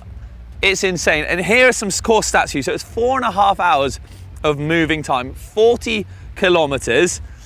This is recorded that I climbed 2,590 meters and descended 2,700. That's a heck of a lot of descending. An average heart rate of 142 and a maximum heart rate of 178 with 3,602 calories burnt. And I'll be honest, I ate a lot of energy gels. Oh no, I don't want to start a ride. Hey, calm down, Wahoo. But you know what, I gotta say a huge thanks to Wahoo for making this entire series possible and this comeback to racing. It has been nuts. Also a huge thanks to my missus who helped out a lot with the training, and also Johnny at Fit for Racing of course as well, and to you guys and girls out there for watching and all the kind messages of support along the way. I couldn't have done it without all of you. So things are winding up from the EWS here for now, so I'm gonna go down, have me a well-earned beer. Thank you very much for watching, everybody. It's been an absolute blast, this series. So from me, for now, I'm out of here. See you later.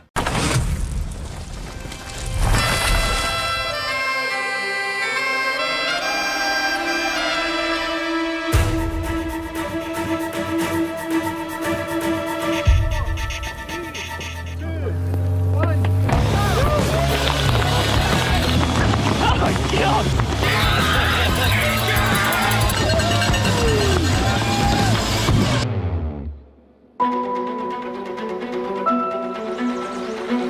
Winter in the Scottish Highlands. The dramatic backdrop for one of the toughest mountain bike races in the world. Strathpuffer is a 24-hour mountain biker race. It's not like riding around a field for 24 hours. You have to be a decent mountain biker to get around the thing. Done a few 24-hour challenges, including finale, riding top to bottom of Wales. I don't really know what we're going to get, but either way it's going to be tough. I'm lapping a 13-kilometre route in extreme conditions. Very close to a complete meltdown. It's absolutely finishing me off. Oh my God, my chest is so tight. Against the clock with over 500 competitors. And brutal terrain. Let's do this.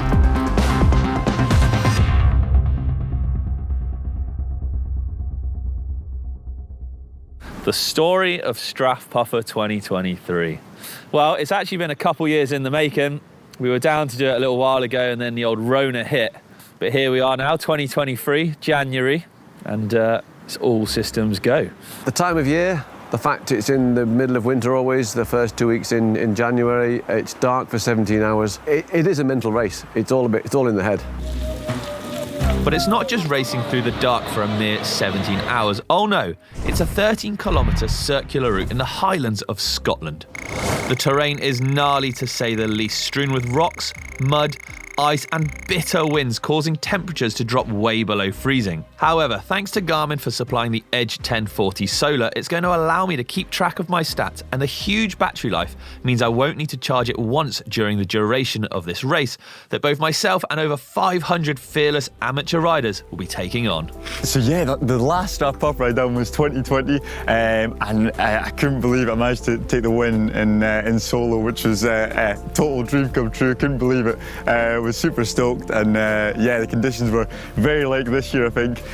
Quite gritty again, and yeah, plenty of fun. So it was around 25 laps completed, and around about the 300 kilometres mark distance. I've got a good friend Robbie Mitchell, who I'm really excited to see out on course. So it's going to be good fun racing against all the guys. Strathpuffer, it's a serious challenge. It's not to be underestimated.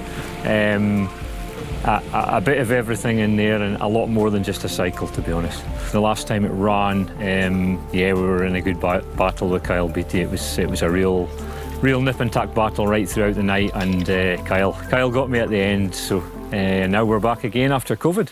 Oh, nice. Prepaid.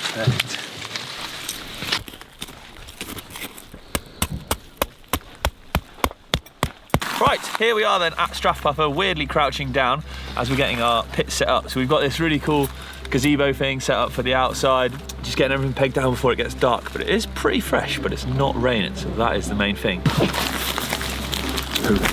So in prep for this one, we've got Amy coming along again as well. She's going to be like my support crew. I would describe Richard as a human trapped in a spaniel's body. Get off! Do you want me to elaborate more? Richard will go off like a rabbit. Maybe went a bit hard to start with because I'm feeling it a little. And just, he needs to know to slow it down and pace himself, because he's got, you know, such a desire to win and really do well. He needs to remember that this is a 24-hour race. So he needs to go the full distance and kind of rein it back in when he needs to, and listen to us when we tell him to eat and drink.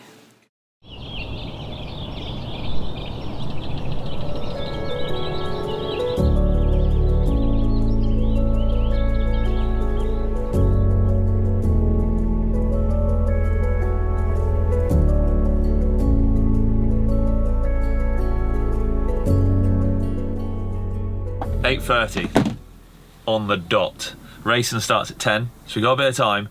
There's a rider's briefing at 9:45 just to go through everything, and that's when it kicks off.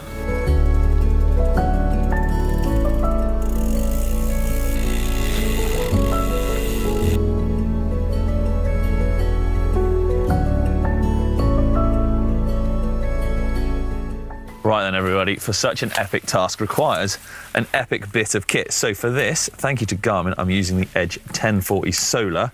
Now you might be thinking, Solar Rich, as 17 hours of darkness at this event, and you're absolutely correct, but it's not just its solar capabilities that make this thing amazing, it has actually got a monstrous battery life as well. So even in weather conditions like this, where it's going to drop to below 0 degrees, the battery in this thing will be more than enough to last the entire 24-hour duration of the event. Yikes.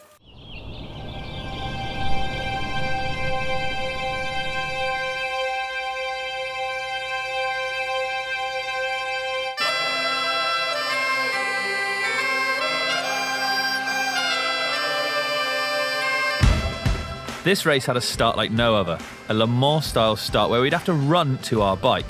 Luckily, the ace up my sleeve was once again bringing Amy along for support, who was armed and ready with my trusty steed. Oh my God!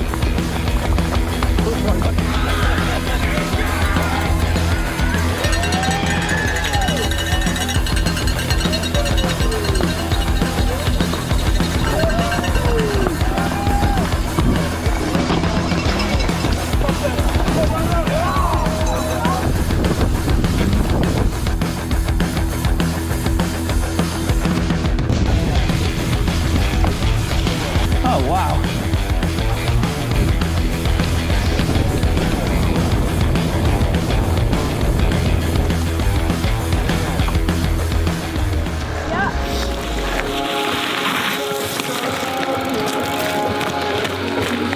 Yeah, what have we got done? Yeah, bar and a bit of cool, cheers! Strathpuffer, because it is just right in the kind of middle of January, you can get all the elements. You've got, you could have snow, you could have kind of sleet, ice. I think it's the thing as well is you've got the kind of punchy climbs, and it could be that little bit soggier, which can kind of zap your energy a bit quicker. All right, we are 50k, 3 hours 34. Maybe went a bit hard to start with because I'm feeling it a little. Course is pretty relentless. Just goes up or down. There's nothing really flat anywhere. There's a lot of climbing. We've already climbed 1,500 meters, so that's 3.5 hours. It's gonna be tough the whole way. Oh man, legs are on fire. You all right? Good to see you. Just plodding along, doing my thing.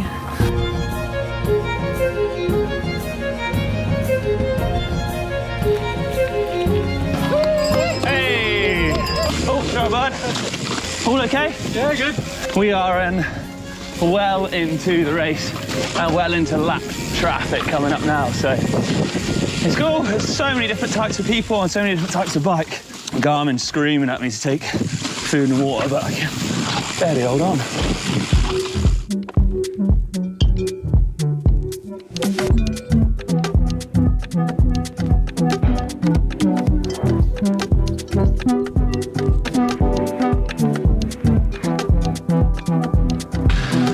Okay, legs are definitely feeling it. Garmin's telling me, well, look, we got 91% battery, so the thing's a monster, more so than I am.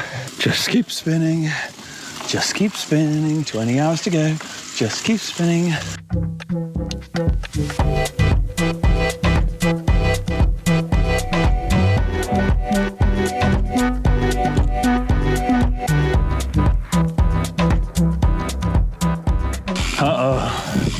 The rain's coming.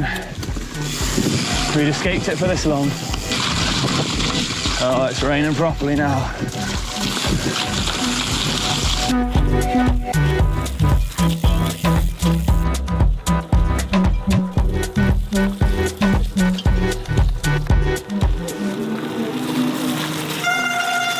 Yo, right, so it's time to get lit. So for this, Exposure have kindly helped us out where we're running 6-pack Mark 12, Diablo Mark 13. Bars, heads, that made sense. Woo, this is tough. With up to 5,250 lumens from the 6-pack and 2,000 lumens from the Diablo, despite the darkness, my route was well and truly lit up. Battery check, 86%. Literally far outlasting my own body by a long way. Right, peeps, thanks for all your help. See you in a bit, love you lots, bye.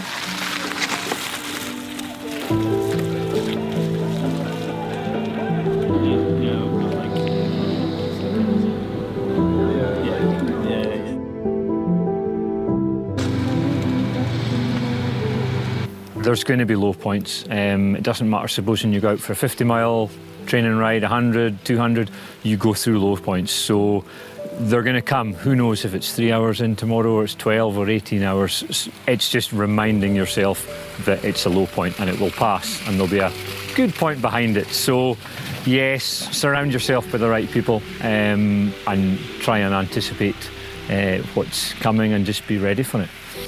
Yeah, Rich isn't doing too badly now. He came in on the previous lap very close to a complete meltdown, unfortunately. I think that there was just a bout of freezing rain that had just completely got to him. So the man who never wears gloves and rides in all weathers, actually that was very close to him having a complete meltdown. He thought he was going to be sick. He was nearly in tears. And yeah, not in a good way at all. But he's come in, had something to eat, and actually when he left, he was in 5th place, and I think about 15 seconds off of 4th place. So that spurred him on to go out, I think. Oh, it's pretty dry out, to be honest. Yeah. There's the odd puddle, like, just here and there. Please don't eat a lot, though. Yeah. 20 to 7. It feels about 1 in the morning. We're not even halfway. Right, I need to get going and get some heat back in me. Everything's cold because everything's damp and wet. Can't even feel the buttons, my dropper half the time. Yodders! Right, doodles!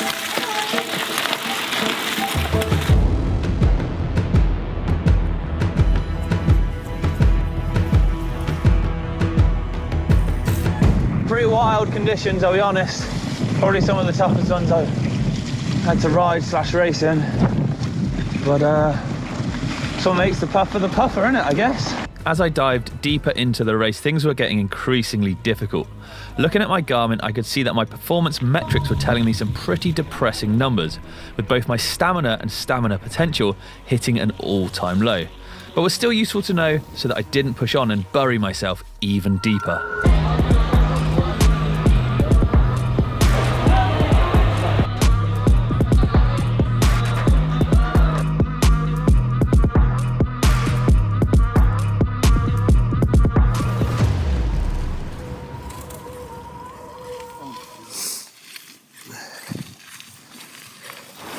The hardest part of the race is without doubt the graveyard shift, when it's 3 or 4 in the morning and it's windy and cold and wet and nasty outside, and you've got to get out your warm sleeping bag perhaps and get on your bike and go. That's when it gets a mental race.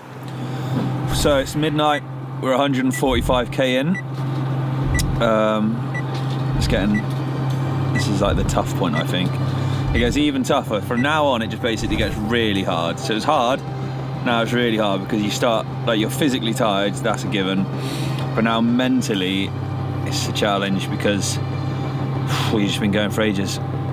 And I think to do this normally, just for 24 hours, it wouldn't be easy, it'd be really hard. But you add the word racing and a timer, and you go that bit faster all the time. And that's what kills you, because you just try a bit harder than you should, really. We'll see, we're chucking 10 hours to go.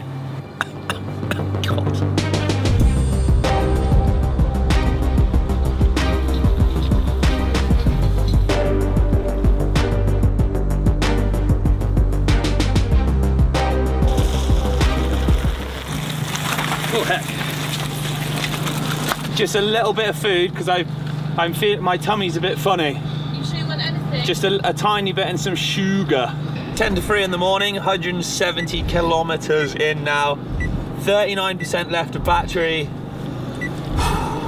It's getting tougher. Each lap gets tougher. I was doing 2 at a time and having a quick break, but I'm almost having to have a quick break after every lap. So my body's just not used to just taking this kind of pasting, basically. My wrists and my shoulders and my neck.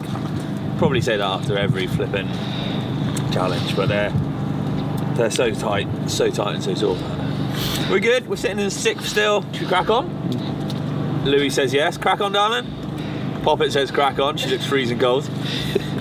All right, see you later.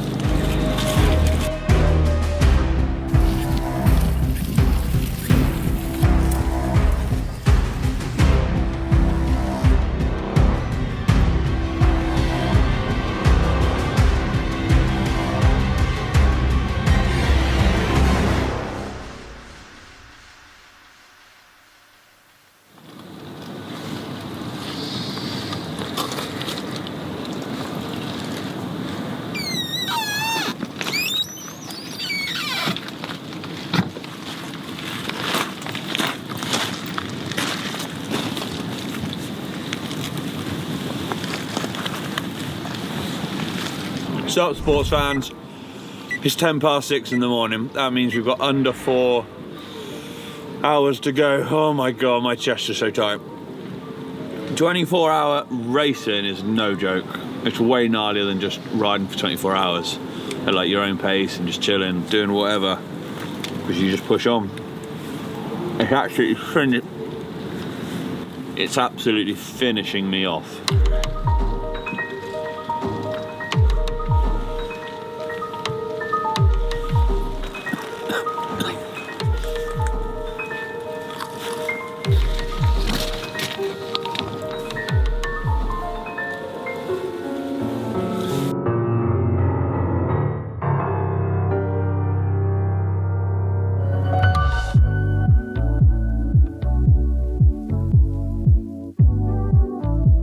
Stunning. down there. Yeah, buddy.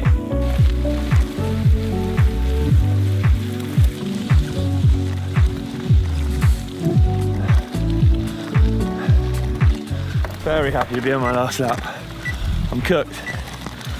Just little things start creeping in, so like my right knee's just like niggling away now. But it's cool. It's an experience, isn't it? Heck of a race, Strathpuffer.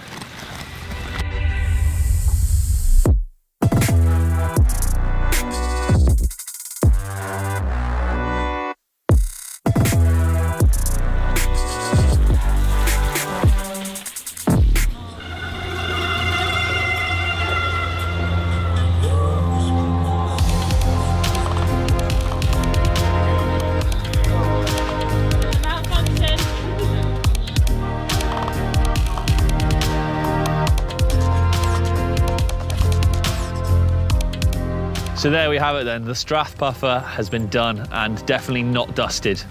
Heck of an event, and I don't really know where to begin when it comes to summarising something like this. It's really tough. It's definitely the toughest 24-hour challenge I've done, and I think it's because it was a race as well. So I pushed that little bit harder with much higher heart rates at the beginning. The conditions were obviously pretty horrendous.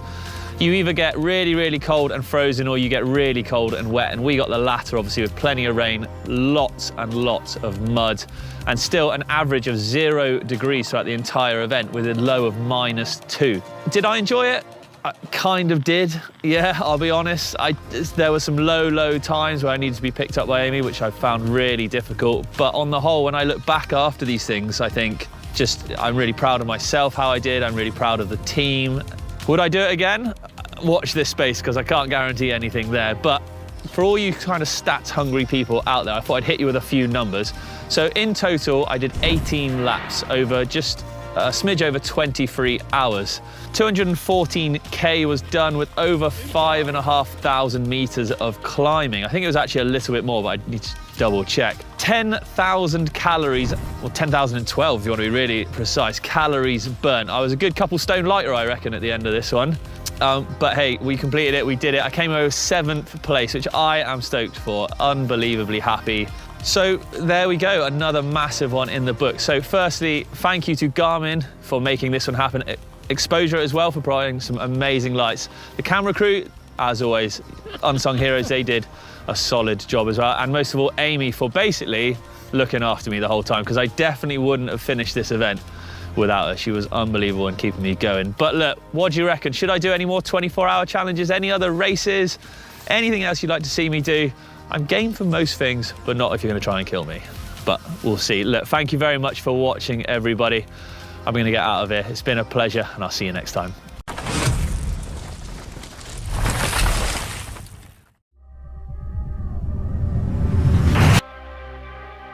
Arizona, the Grand Canyon State, home to my latest challenge. This bare patch of desert is soon to become home to what I can only describe as the Burning Man festival of the mountain bike world. It is, of course, 24 hours in the old Pueblo.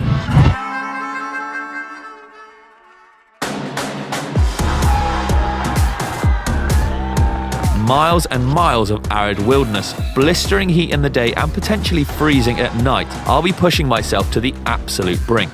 The best preparation they can do is put their bike on a trainer, foot from a wall, and stare at it and ride for 6 hours. You're just on the pedal there all the time. 2,000 riders, collectively, they'll ride around 85,000 miles in 24 hours.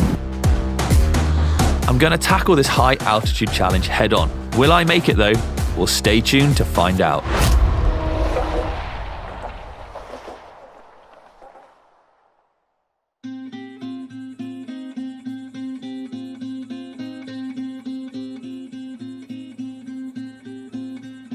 So we are in the Sonoran Desert, north of Tucson, Arizona, at the 23rd edition of the 24 Hours in the Old Pueblo.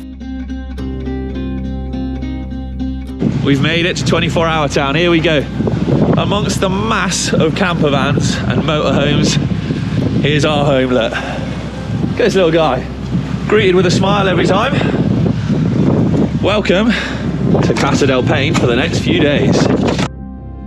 The event's been a mainstay in the super endurance world now for over 20 years, drawing in riders from all over the world.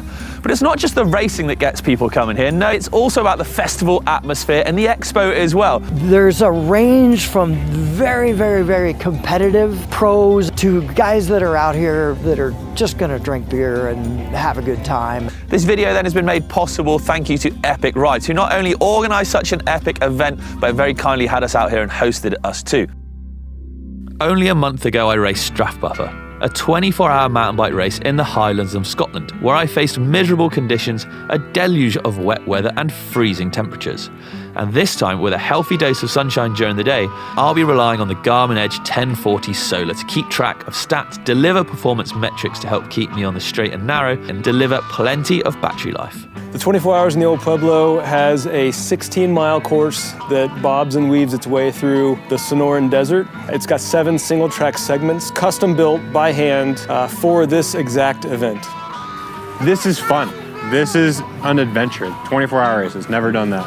There is a collective thing that brings everybody together, and that's the mountain bike. So here we go. We are registered. We're in.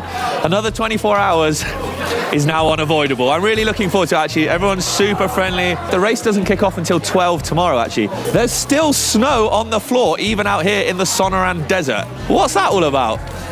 But tomorrow it's supposed to calm down the wind and actually get a bit warmer, so I think it's going to be some prime race conditions. Are you racing? Yeah, solo. Oh, you're crazy. Yeah, so they keep telling me. Last year the guy did 23. Well, actually, it was 21 laps. In fact, I knew this as I actually caught up with previous men's solo winner Keegan Swenson prior to flying out. Dude, I thought who better to get some tips and tricks on how to survive this this monster of a race than yourself. Man, there's kind of a lot to unpack here, you know? It's such a big, kind of a unique event.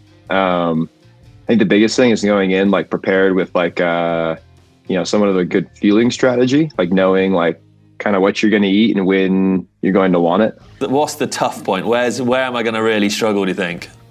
Around up until midnight, whatever else, you're having a great time, you're riding in the dark, and then it gets to like, you know, 2, 3, 4 a.m. and you're just like, man, I can't do this anymore. I want the sun to rise. I'm sick of riding in the dark. Like that was, for me, that was the darkest moments. Tucson's a pretty unique place, man. The desert's pretty unforgiving. You know, you want to make sure your tires are topped off with sealant. That's pretty important. Otherwise, you immediately just go to get punctures. Sonoran Desert is defined as high elevation and dense vegetation. You know, it is undeniably destination worthy. It's unique. It's like a Tim Burton-esque set. This is one of 2 Sonoran Deserts in the world. The other one is in Chile. Hazel, that's sharp. Don't kick the cactus. It's an amazing, fragile, beautiful environment. Survives a lot of more extreme weather temperature than other deserts. A lot of pokey stuff that can definitely go straight through your shoe, or if you put your hand down in the wrong place. Cholla is spelled C-H-O-L-L-A. It is a little ball of hell. It has a nickname that is the jumping cactus. The barbs on the end of the spines are really good at clinging on, so you don't need to get too close for them to get some traction. We've lost our cameraman. Turn left at the motorhome, and then when you get to the cactus, turn right. It's the 4th cactus on the left, though. Do you want me to send up a distress flare, or should you send up a distress flare even? Can you send me a pin, please? Really? You're that lost? So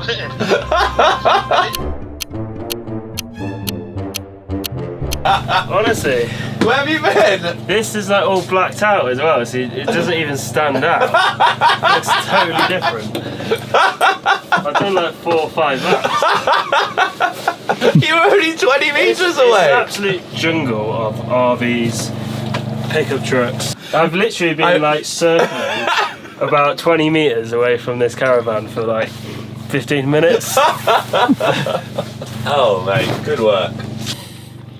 All right, good morning, friends, and welcome to the 23rd annual 24 Hours in the Old Pueblo, presented by Tucson Medical Center. You're about to spin lap after lap after lap after lap on the Sonoran single track sensation. The course starts and finishes in 24-hour town, then takes in 16 miles of Sonoran desert. The first noticeable feature is the gas line, a 5k flat-out straight. Fast-flowing single track, then a quick pit stop past the whiskey tree for a shot of Dutch courage before tackling the final obstacle, the rock drop, the biggest feature on course and sending you straight back to time check.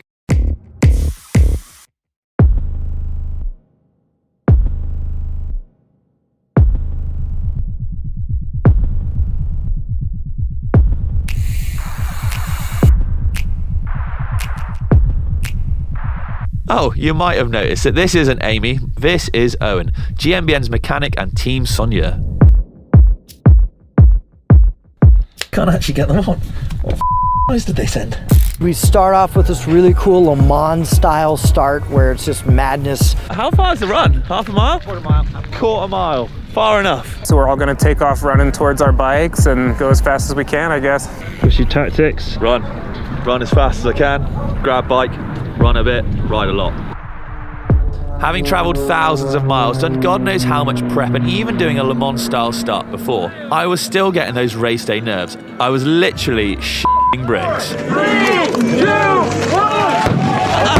Holy shit!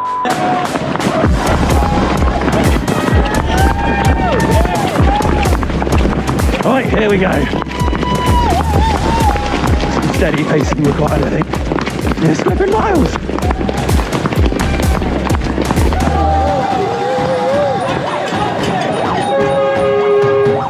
Oh my God, I nearly missed my bike.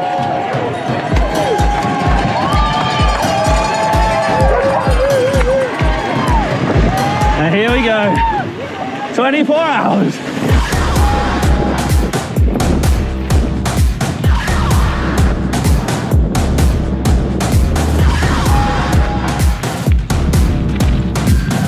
I feel like that was a pretty good start, I'll be honest. For my running abilities, that was all right. The best preparation they can do is put their bike on a trainer about a foot from a wall and stare at it and ride for 6 hours. Effectively always on the pedals. There's no really long extended climbs. There's no really extended descents. It's a really fast course. It should be super fast dirt. Let's get that heart under control. The gas line is, it is quite literally just that. So no matter what the terrain does, the trail, the road above it goes straight. Little 50-foot punchy climbs over and over again. Going down it, very steep, cruising, coasting at 20 plus miles an hour. Kind of fun when you're planning for it, very dangerous when you're not planning for it. And everyone is still absolutely giving it the beans. I've had loads of people overtake me, which normally would bug the hell out of me. But I'm like, no, you guys go. I'm gonna listen to the advice Amy gave me and just cruise it.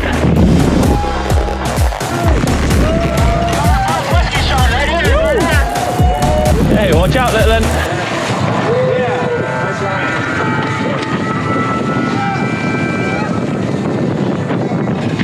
Yo! How many laps in are we? 3 laps in. Yeah. This time, at the last 24-hour race, we were like a third of the distance. You're just on the pedals here all the time. No.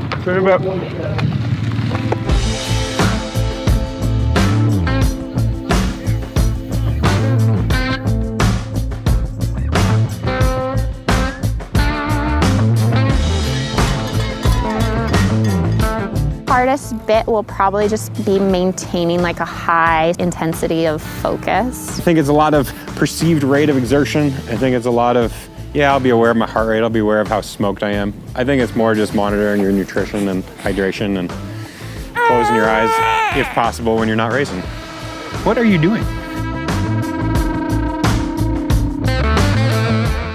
Looking at my Garmin, I was 4 hours in with 50 miles completed and an average heart rate of around 164 beats. The Arizona sun was still absolutely blazing mind. On my last pit stop though, I was putting on a brave face. It was only early hours into the race, yet my body was already screaming at me. All right, so we check in. I'm big time struggling. This is the realities of racing these kinds of things. They're really hard. Like, I can't express how tough they are, regardless of your level. Oh.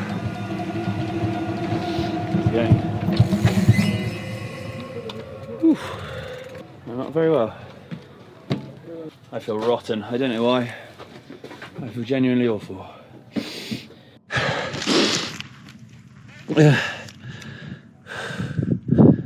Alright. Yeah, buddy. I'm not alright, I'll be honest.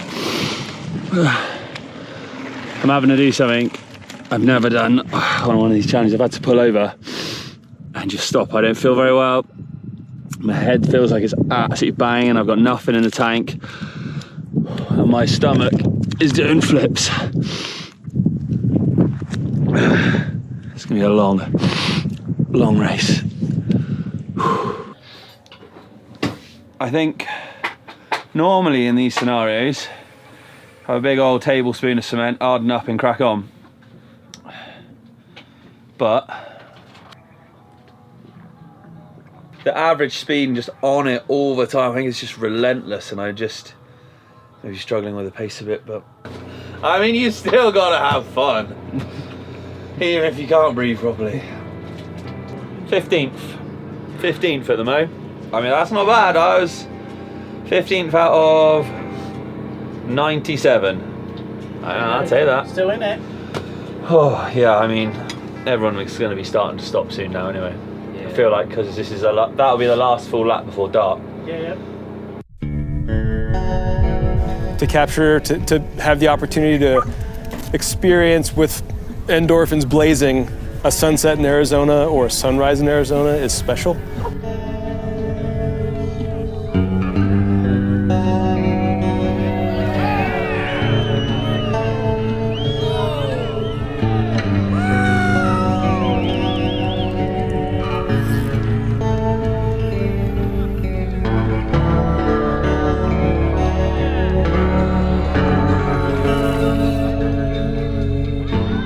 Almost getting darkish. I think like 7:15 is lights. Stealing my job here. I'm just filling in some airtime. It's 5:55. Back to you, Owen. The lights need to go on. Okay, people. Darkness is descending upon us. Look how stunning that is.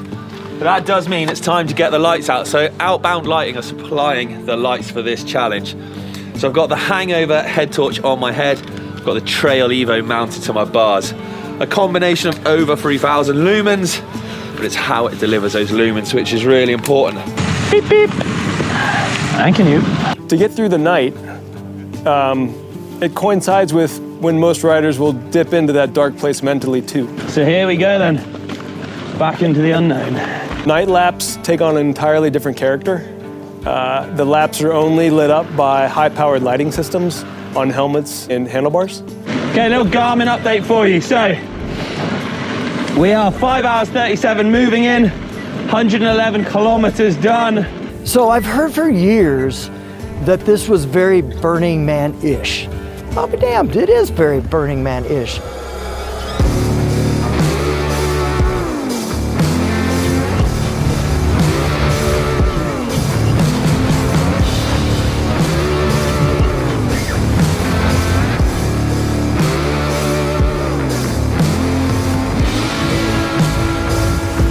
Pretty wild. So far so good. You really got to keep your wits about you with the cacti everywhere. If you drift off a little bit, ooh baby, you're in for a world of pain. How you doing? 5:56 and 4:57. Yep, fellas. Yeah. There's a really cool spot, and it's called the Whiskey Tree. And you're kind of obligated to stop and take a shot of whiskey there. 24-hour race in El Pueblo.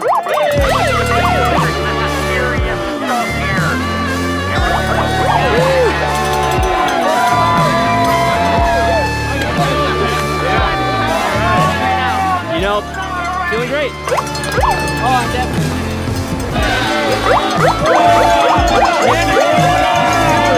There we go. There's the winner. Oh yeah! Way to go, way to go. Good stuff. I'm not sure that would have helped settle my stomach. But hey, it's a party, yeah? Nearly got 160 on the clock. Couple of thousand meters climbing. What's the battery like? 86%. And we're 9 hours 11 in. That sun's really helped it. I think one of the most like striking things for me last year was just it being like the dead of night. You can see this like constant stream of like rider lights like outlining the entire lap. That's where you win in the 24, is how you can go through the night and keep it going and whatnot. So a lot of us desert rats are pretty good at riding at night because in the summertime, you ride at night. Son, you there? Thanks, brothers. I'd arrived at the midpoint of the race, 12 hours ridden, 124 miles complete and 6,500 calories burnt. I was still surviving the race, but what happened next, I was not expecting. 10 to 2 in the morning, and I need a wee. How you guys doing, all right? You pissing blood? Oui, oui, monsieur. How much? Well, it's very red, let's put it that way. Right. Oh, no. Twice in a row is a bit suspect. But you said you got a bad back, though, didn't you? It does, yeah, it does get bad. Why, is that related? Your kidneys are bad. Ah, well, here you go. Yeah, I'm still sitting in 18. 18? Oh, God. 212k in, and I've been feeling it from like basically the beginning, so we're off to medical centres. The Tucson Medical Centre is just down here. We're gonna go get checked out, probably, well, I don't know, we'll see what they say. Have you had this happen before? Not the blood, pee and blood, no, that's a new one on me. You smoke? Nope. Yeah, it's bad for you. Do you know what? I never even tried it. The first time was like 50-50 mix, we'll call it. Yeah. This time was like 75-25. Okay. Just breathe normal for a sec. So you're saying you just want like an ice pack or something? Be riding around, I'll have to like lean back and try and just open everything up to actually get. Where's home? UK. Okay. Well, this could be nothing, but like I said, I think to make sure it's nothing, because like I said, people your age shouldn't have symptoms. You need some blood tests, you know, and an EKG and possibly a chest X-ray too to make sure. Should I just get that done at home, or? I would get it done here now. Yeah. I wouldn't wait till you get home. Like right now? Yeah. The reason being, the things that are the bad things can make you real sick and even kill you real quick. Yeah, because I've got some 11-hour flight again. 11-hour flight. Yeah, like a pulmonary embolus, those have a pretty good mortality rate if you don't treat it. We'll get an x-ray of your chest. Okay. I'll give you a breathing treatment and see if that helps with the wheezing and the cough. Sure? Yeah, whatever you think's best. Your lungs don't sound too bad, but when you cough, it definitely sounds wheezy. So. Yeah, it's like, it sounds like something's on there, doesn't it?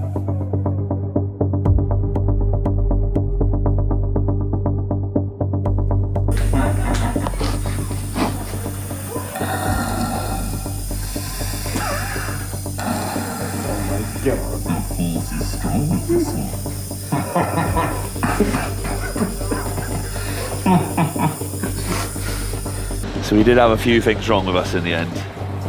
Acute bronchospasm, exertional rhabdomyolysis, hematuria, and it just says gross at the end.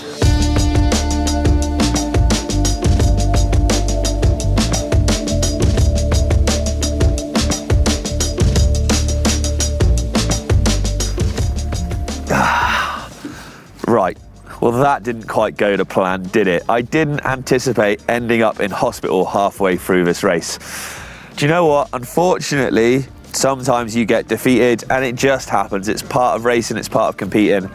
Essentially what was happening was I was getting really lightheaded, I was getting tight-chested, I was struggling to breathe, I was feeling a bit sick as well. And basically I'd push the limits and then I'd push past them limits. So what happens is your muscles essentially start to deteriorate, at which point they start producing excess protein and various other gunks and horribleness that go into your bloodstream and is actually peeing blood multiple times. So that was my race done. But do you know what? In 9 hours, I still did 212 kilometers with just under 3,000 meters. So I still put in a flipping good stint.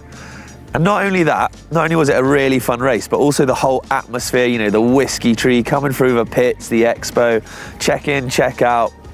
It was a hell of an experience. So back to feeling unwell, it correlates with what Garmin was telling me, because I looked down at my Garmin, it's like, you've got no stamina, you've got no like potential to keep going, you know, no performance potential, like you're cooked. I still technically finished the race because if you cross the line after 12, you still get that lap counted. So I finished.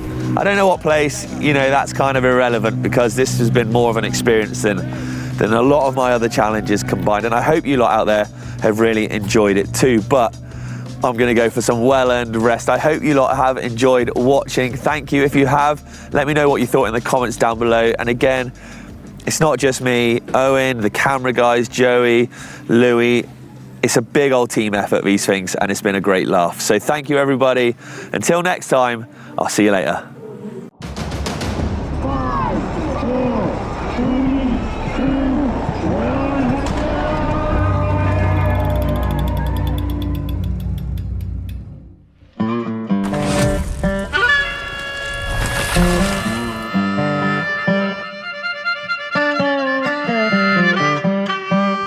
1900, the wild, wild west. Over 40 saloons full of gunslingers, outlaws and gamblers. The block? Whiskey Row. Sadly, there's no longer 40 saloons. However, there are thousands of people all gathered to race, drink and have a go at the Whiskey Off-Road.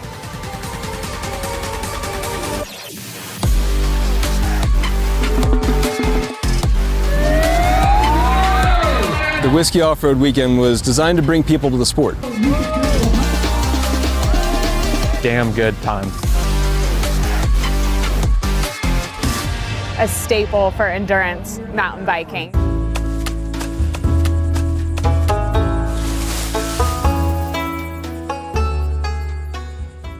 Over 2,000 riders come here to Prescott, Arizona, the Grand Canyon State, to take part in this Old West Festival, a mainstay in the cycling calendar, drawing in riders from all over the globe with 150 miles plus of single track, rock steady music and amazing cycling. Thanks to epic rides, I'm back at it racing again, but a slightly more subdued 50 miles this time. The event has everything from kids races, mellow 15 milers you could do with your mum, to pro category 50 mile monsters and everything in between. The main focus though is all about having fun and a good time, and that's exactly what I'm gonna do. But before we get to that, I caught up with organiser Todd Sado to find out a little bit more on the history of this event. So Whiskey Row is a storied city block of bars and restaurants. It dates back to the 1800s when Prescott was the capital of Arizona, and Whiskey Row had burned down twice. And the second time it burned down, when the fire had taken hold, the community picked up a bar, they rallied together, carried it across the street, and together had drinks and watched Whiskey Row burn. And I feel like that set the tone for the community there forward.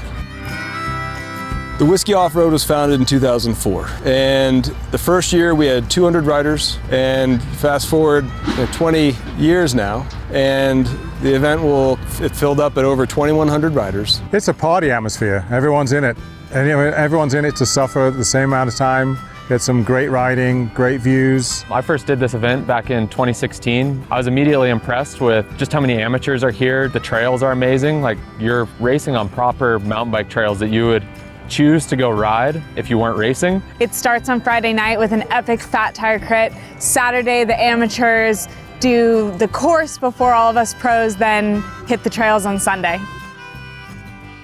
So the Friday for me is all about chilling and getting involved with everyone. However, there is the pro crit on tonight, which luckily I have managed to sideline myself for. I'm going to sit that one out because I want to just enjoy it with everybody else. But it does mean today is also packet pickup. So I'm going to go get all my gubbins, my number board, and just enjoy the ambience of the place.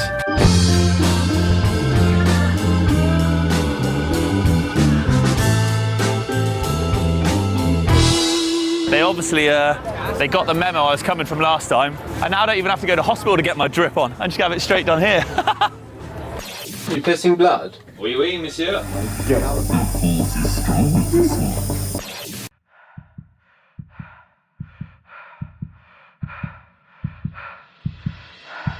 Make some noise for these pro women right now, come on!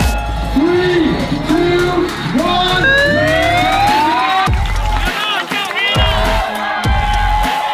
The Fat Tire Crit, it's definitely one of the more unique events on the calendar.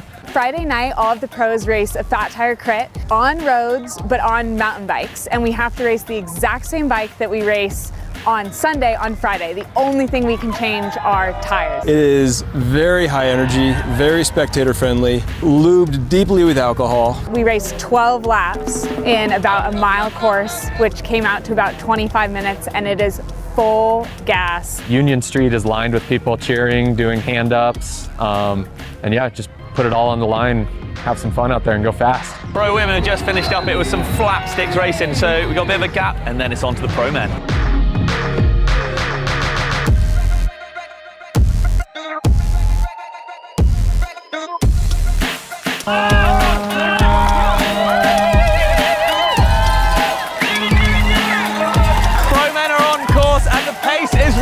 I would not like to be out there now. The main group's coming away. We've got breakaway rider, but I mean literally, they are flat out.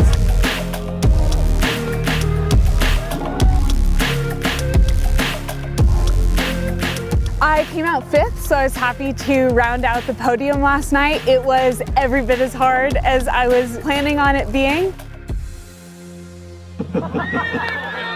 Thank you for joining us at the 18th annual Whiskey Off-Road in Prescott, Arizona. We are beyond excited for you to have an amazing day on the bike tomorrow.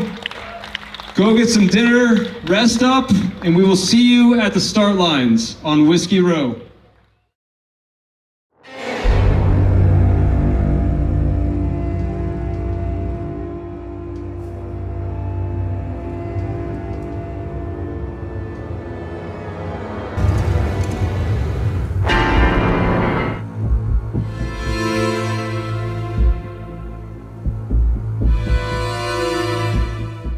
Welcome to Saturday morning, everybody. It's time to go racing. I'm excited, I'm nervous, I'm apprehensive. I cannot wait to get going at the same time though. I haven't ridden nothing, I've not checked out the trails.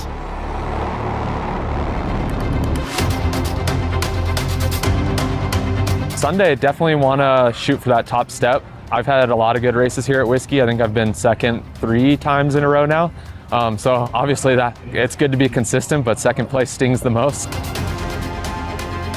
Every time I race, I'm hoping for a podium. You know, a win would be thrilling, but it takes everything to go perfect here to secure the win at Whiskey.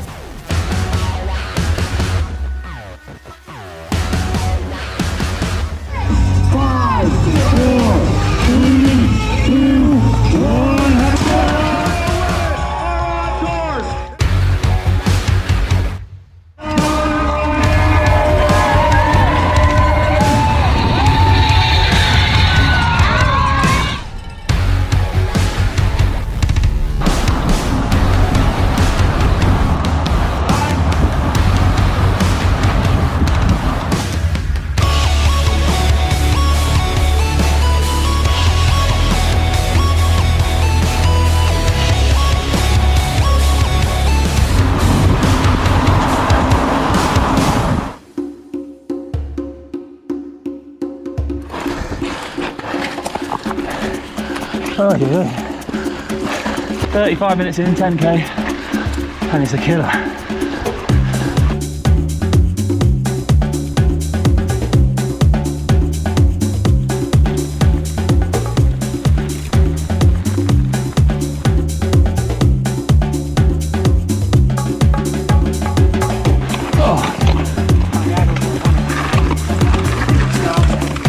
Come on.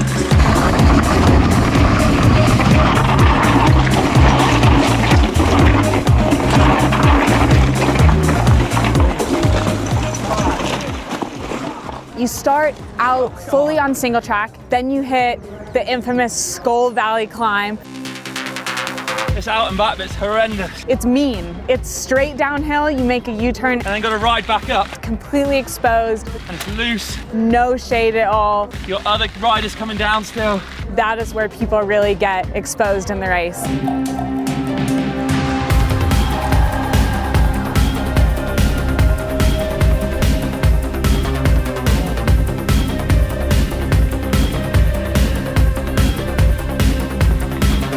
trails are definitely on the loose side. You got to be on your toes the entire time out there. When you finally make it to the top of Skull Valley, you still have almost an hour and a half left of single track back into town. Gritty, soulful, single track.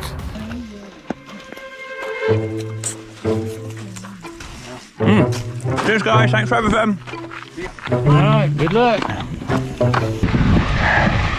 Oh, man. I'm fried.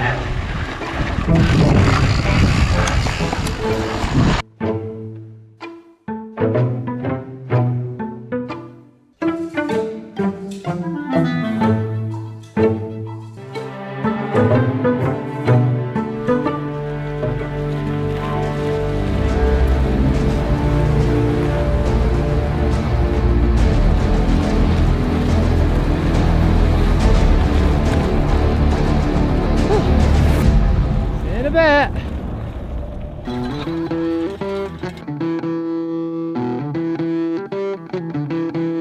من شاركنا باب ودورقان قبلنا للغريب بشيشية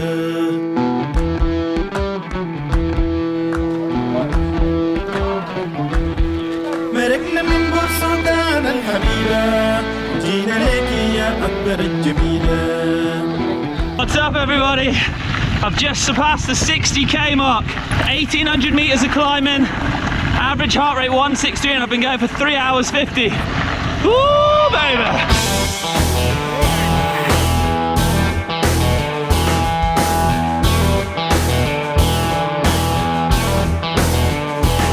Trails are extremely loose in there, so if you lose focus for even a second, you could be hitting the deck. I'm not sure that was the best option. Not to make life too easy, I thought I'd go to the pro line to finish. Oh. Loving this, this is flat out.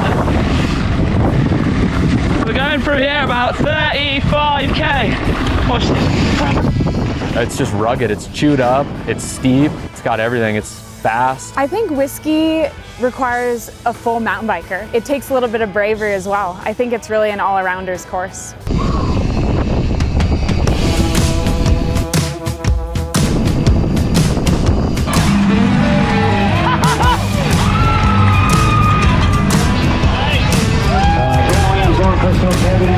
Grant Williams, Lauren Crystal, Kevin, Driscoll, Morrison Payne going. What's up? Morrison, We're done. I've been to Duluth, dude. That's a cold place. Oh, the battle's finished. Thank you. You know what? I had a real good time, but I'm going to go shower, de-grime myself, if that's such a thing. And I think it's such a nice day, and there's so much still going on. People still coming across the line. We're going to get back out here. We're going to go and say hi to everyone and just enjoy the festivities. Oh man, it's a hard day out there, but that's exactly why we do this race, is we want to suffer, we want to see how far we can push ourselves, and I got exactly that out there. So went into 4th place pretty early on, found a steady pace and thought I could reel it in. I got really close, but I'll have to settle for 4th today, and I'm very happy to be on the podium.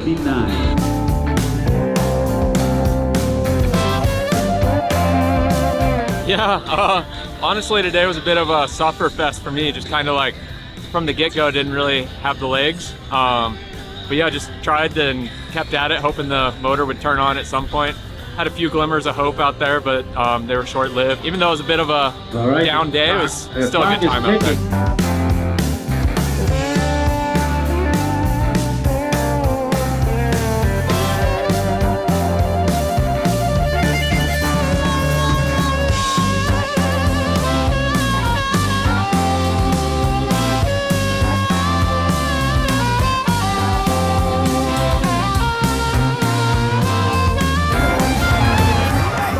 Sublime, look.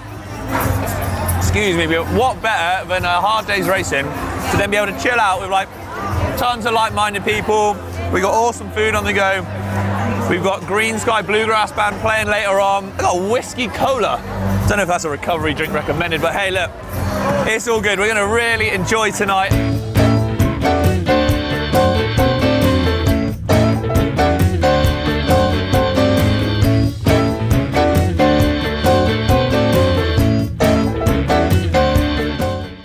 figured out I didn't really know what bluegrass was before. It's essentially like listening to the Wurzels, and I flipping love they. Sad, baby, sad. Wrapped up undercover with the stars above me.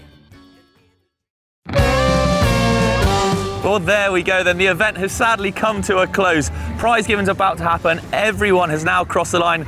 Pro men, pro women, all the kids, all the open categories, and it has been a heck of a race. Look, it was tough, I'm not gonna lie. Out there, it averaged about 1,700 meters up and over 30 degrees. I was absolutely cooking, but I finished. We didn't end up in hospital, so I class that as an absolute win. Look, epic rides, whiskey rides, thank you for having me back. It's been an absolute pleasure. If you liked this video, let me know in the comments down below. Do you wanna see me do any more races? I bet you do. Go on, let us know. Look, thank you everyone. I'm out of here. See you later. Crashes, carnage, and one freaking long descent. Oh, hands are buggered. This film has it all. But can a roadie survive one of the world's biggest, gnarliest races? Can this guy with zero mountain bike skills tackle the Megavalanche? Woo-hoo! Hold on to your hats. It's all coming up.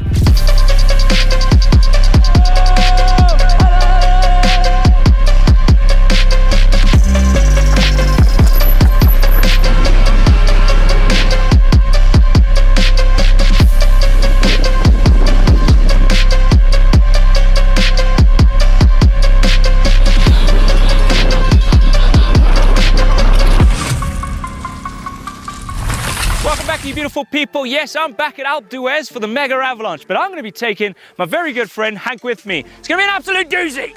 Yo, Blake, ready? Dude, no, you're not. Wear this. Huh? Wear that. Get that on. Get that on. So who is my lycra brother from another mother? Let's find out. Hank, aka James Losley Williams, a presenter on GCN. Known for his die-hard nature, Hank has taken part in Tour of Britain, raced longboards, he's a surfer, he's climbed mountains, he's ice climbed.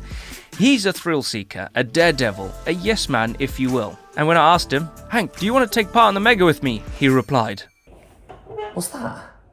It is a race from the top of Pic Blanc, starting on a glaciered summit at 3,330 meters and descending 20 kilometers down into the valley of Almond. From snow to rocks to dirt, this race has it all. Oh, and adding to that, there's over 1,500 riders to navigate around, through, and over. So I didn't really want to do it on my own this year. I've done it twice before, both by myself. So I thought I'd bring my very good friend, Hank, well, James from GCN. He's a roadie. And I thought, hell, he'd be a good teammate because he's up for a good challenge. Oh, welcome to Alpe d'Huez in the French Alps. My name's Hank. I've been a roadie for 10 years, a professional roadie. Now I work for GCN and I'm here to do what's regarded as one of the toughest mountain bike events in the world. I can't quite believe I'm saying that. I don't really know if I should be. I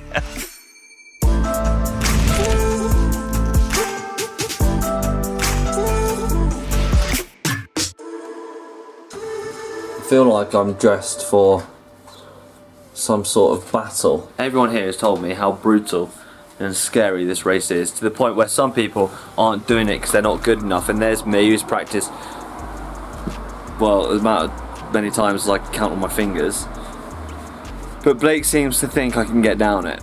I've never seen a dude so excited to wear like long race trousers, pads, he's got a chest, he's got a back protector, he's got his camelback, he's got a full face helmet, he's got goggles that are tinted, he's got gloves, he's just like, why did I do road racing, man?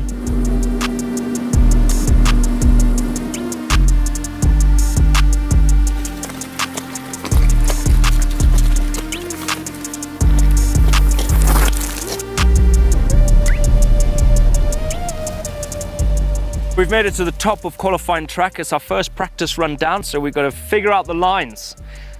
Hank, I will show you the lines. There's not really much of a line, it's just snow. It's snow there, and you just got to make sure you stay left. And rocks.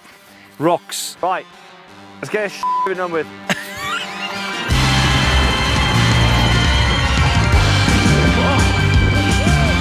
That's freaking anti-grip, that is. That's fucking mental.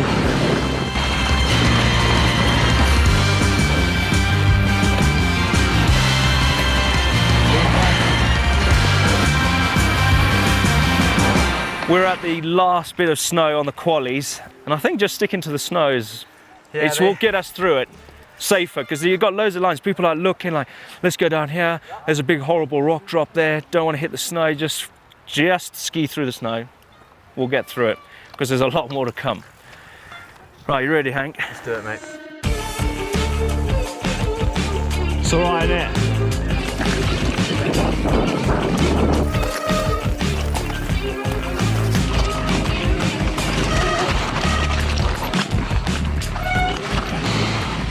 So practice, well, the first time on the mountain and practicing on a proper downhill bike here on Alp d'Huez. Well, there you go. I already didn't even know what bike I'm riding.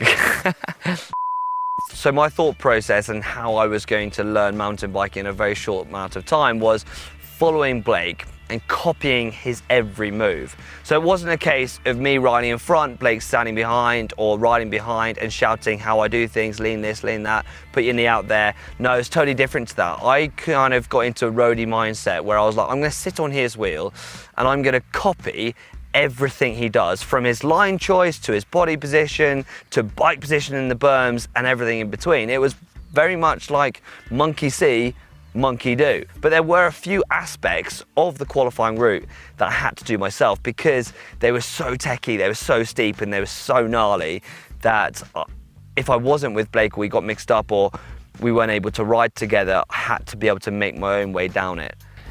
Loads of lines. Easy line. Well, it's actually quite hard because it's janky and rocky and stuff. Here is the racing line. Yeah.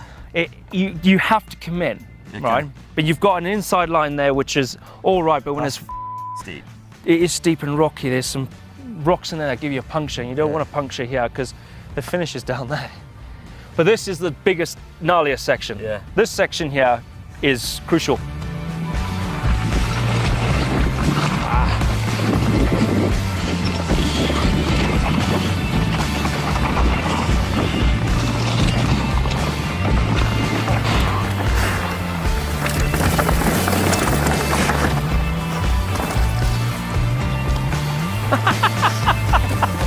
That was gnarly, man.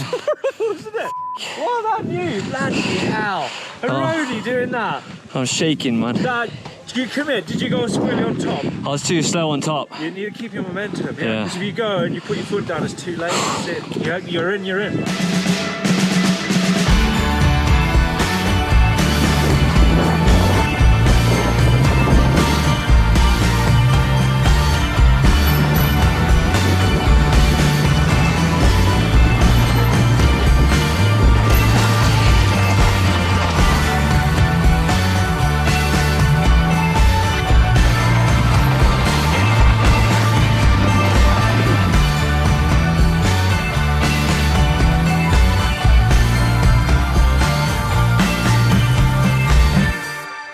Checked out the quali course, and it's basically the one that everyone's been saying how freaking gnarly it is and how hard it is. It's rocky, it's steep, but I've got some confidence now it's all about linking it together. But at the moment, things are going good, thank God.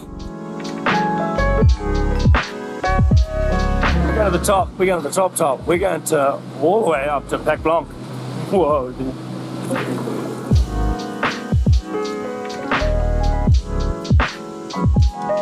I don't want Blake to know, but yeah.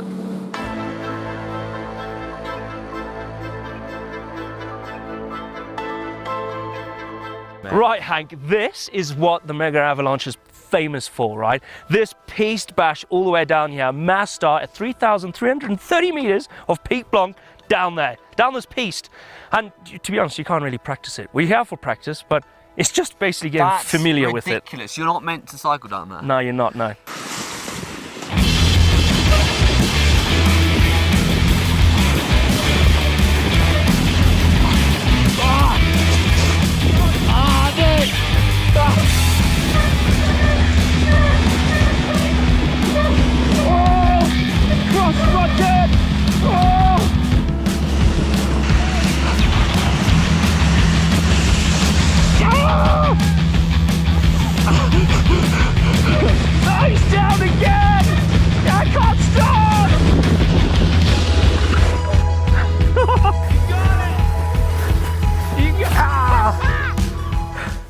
It is harder than you think. He did really well up the top. He was like, I'm going 2 feet on pedals. He did for a while, and then I was like, it never works out.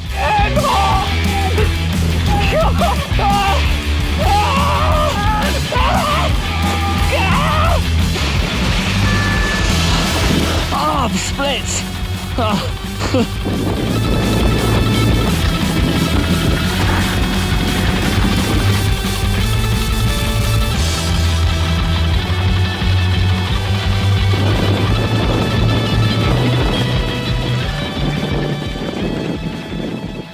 Practice was not what I expected. When everyone was saying how tough this event is, I thought that being tough, it had to have massive road gaps and massive jumps because that's what made a double black diamond. But in actual fact, it's the terrain, it's the technicalities, it's the rocks, it's the surface, and all that gets kind of churned up. I had only done blues and I did a black in Bike Park Wales, but nothing was like the terrain that we were riding on up top on Pit Blanc. It's totally different, and the risks are so high. You fall, you're on rocks, or you overshoot a corner, you're down the mountain. So once practice was done and I got comfortable, it was literally like, you know, a matter of taking a few breaths before the overwhelming thought of having to do qualifiers.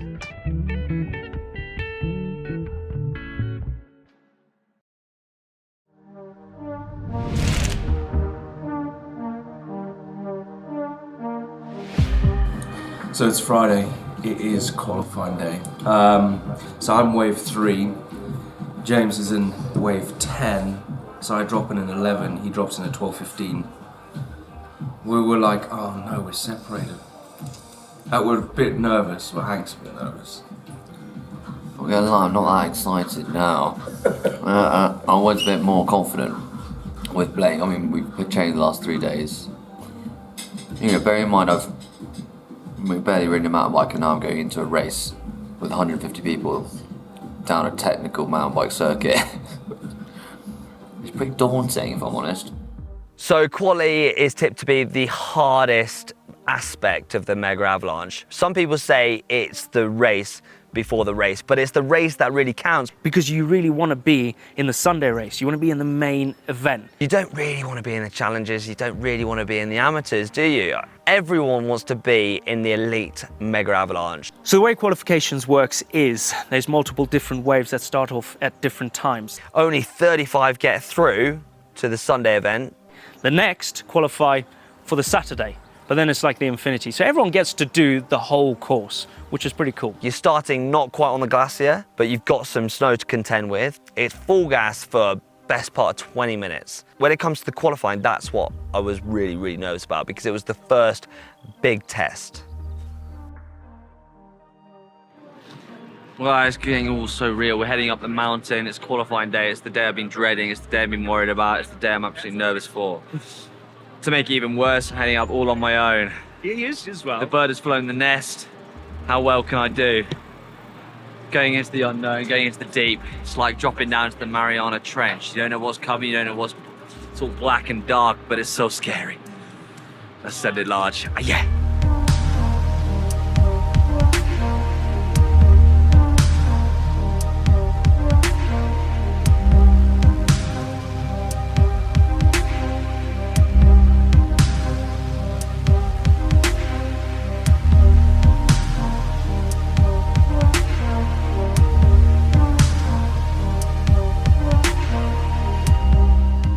Last lift. Yeah. No going back. Here we go. Also, I don't think Blake wants to let you know, but he's also really nervous. He's not talking that much. He's got all serious. He's obviously got a race head on now, which is a big change, seeing as we've been joking around for the last 3 days. It's all been a bit of fun. But now he's just serious.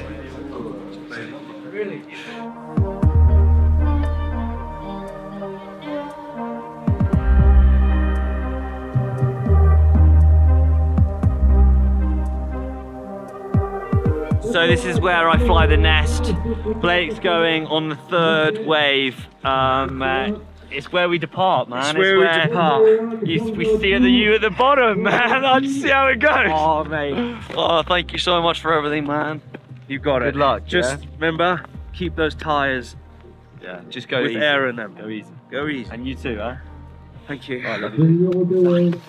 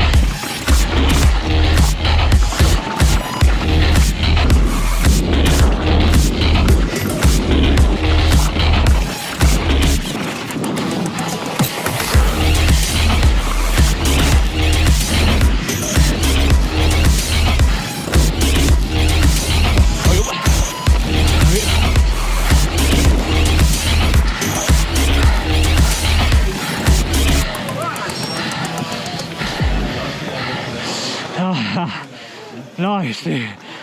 That was so good. I think I stuck it. I did well, I think. I think I'm in. Nice.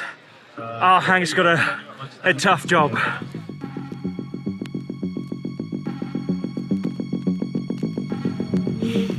It's a long wait before I go, which makes it even worse. I've stood up on top of the mountain, freezing my nuts off, getting more and more nervous, but just want to get going now.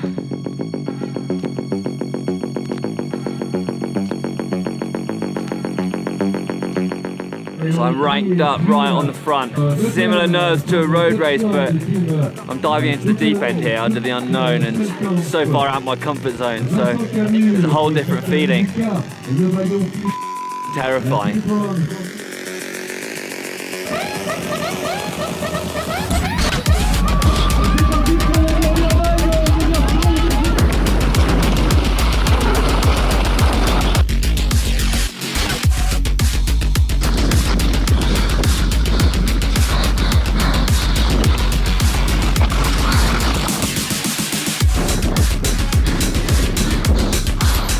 Go on, Hank.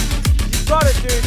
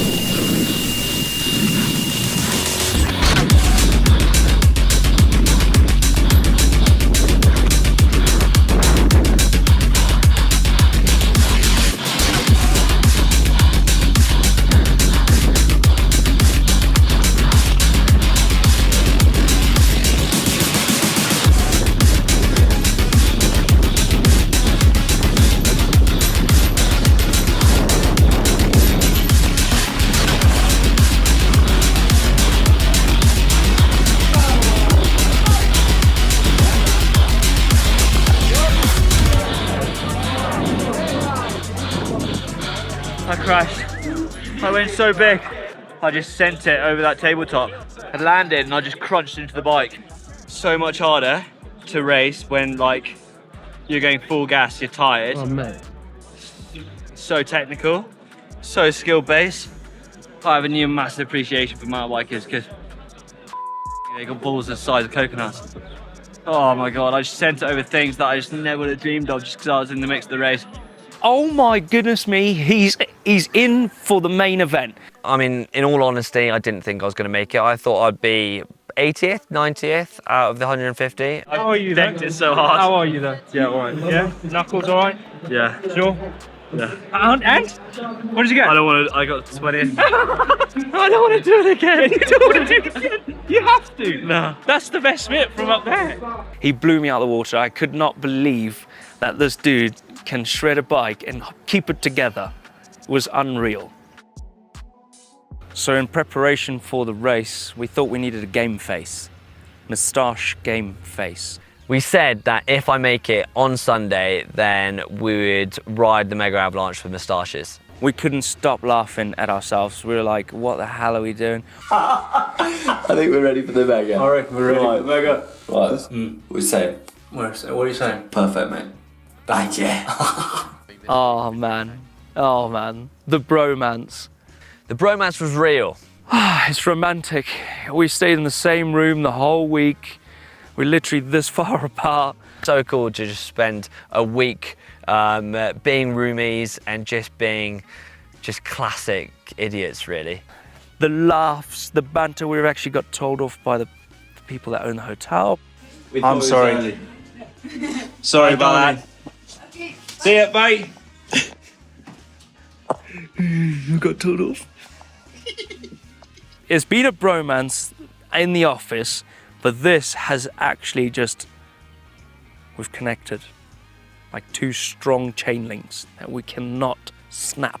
It makes everything so much better when you got someone like Blake that can just lighten the mood and just like, after all, we're in the mountains, we're racing mountain bikes, and we're doing it with people we enjoy doing it with.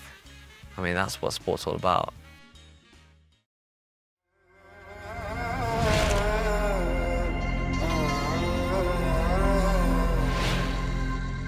I've done a lot of big events, I've done a lot of big challenges, big epics, and every epic starts at the crack of dawn. Woke up at 5, looked in the mirror, saw we both got tashes. It's race day.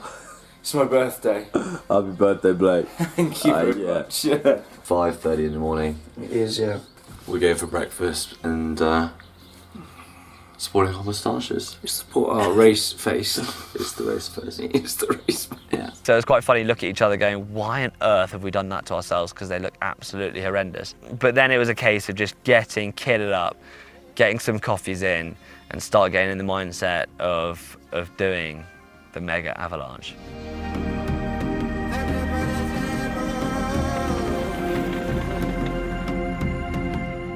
So we were making our way up to the bubble lift as the sun was rising, and it was all dawning on me that this is getting pretty real now. Be watching Sam Hill, just trying to get in there. It was. Yeah. Just trying to get in the mindset, you know. The doors opened and suddenly there was just snow and blue sky, and it was utterly stunning. I mean, up the top there was so beautiful, and I absolutely love the mountains more than anywhere else. So the atmosphere on the mountain is one of pure nervousness. Everyone is so nervous and you can feel it. And then the music starts to play and you're just thinking in your mind, I'm gonna get through this. I'm gonna get through this. You're waiting for the line to go and then boff, you're off.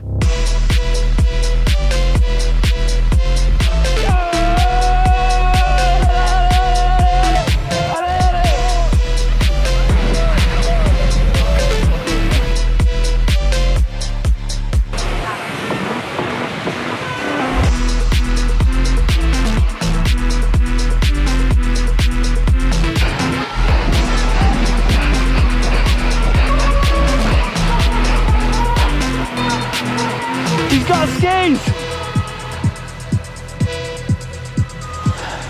There he is. Found him. Go on, Hank! Come on! Get up!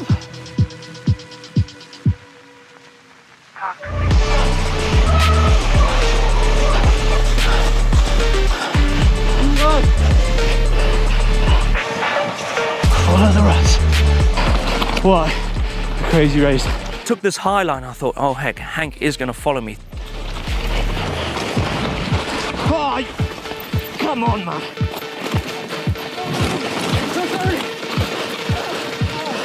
You all right?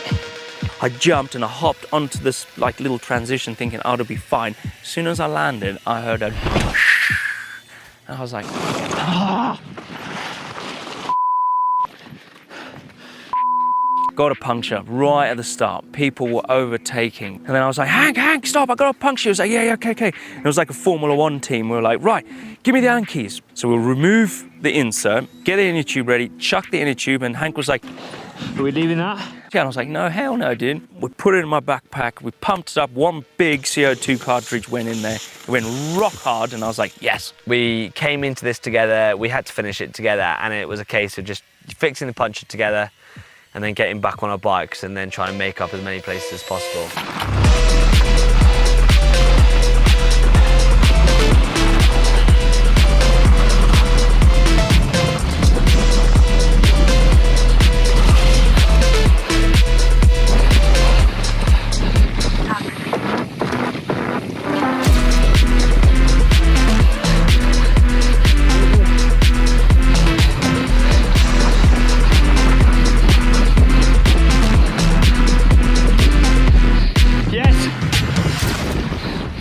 When we got to the meadow section, the plan that we had talked about was that Blake would take me through the skilled sections and then I could follow his line. When we got to the meadow, it was time to switch positions, like in the peloton. So Hank would now, because he's good at pedaling, I would just keep his back wheel and he would put down the pace. I then just got in pure roadie mode and kind of put my hands on death grip and absolutely sent it in the biggest gear.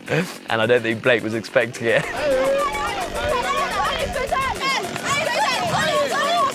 And I struggled on the fire road. I was like, oh my gosh, he is gaining places. But I was really close to him. I was doing it, and then I started to fade. But then I got some help. Come on, Blake! Come on, dude! What happened? I got such a big puncture. Oh. Come on. Let's go! Catch Hank up. Right. He's just in front. Let's go! After the most brutal climb of your life in this event, you drop into the steep techie stuff, and this is where your body starts to scream. The comparison between road and mountain bike and racing the Megavalanche is the toll it takes on your whole body. Whereas road is just your legs and you can get into a rhythm and you can pedal. But mountain biking is almost a whole different ball game. It's just demanding through your whole body. Your body just gets annihilated. The amount of movement your body has to do and the amount of braking you have to do just absolutely kills you. So it's not just your legs, like I would think, like a road cyclist would think. You feel it in your fingers. It's your arms. Your shoulders. It's your legs. It's your breathing. It's everything. It's like you're doing the biggest bench press of your life over and over again. And that's what makes mountain biking, especially this mountain bike race, so brutal.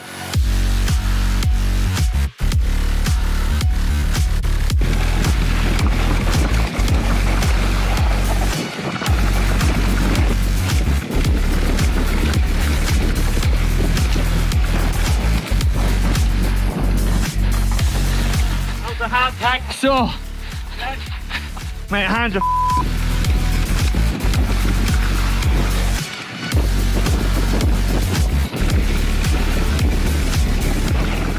Because of Blake's puncture, passing people became a bit of an art, and that is so much fun. It's on the lower slopes when we got speed, weaving in and out of people. That was good. on your left, on your right, on your right. Exit.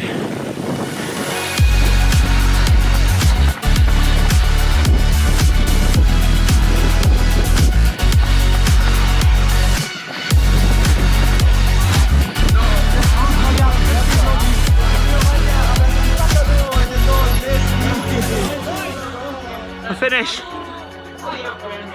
Megavalanche 2023. That's one savage race. Voilà. Oh shit. Thank you very much. I got a puncture. I took the thing out. Hank, he's good at pedaling. I give him that. Trying to stick up with him on the flats. No chance. Megavalanche is complete.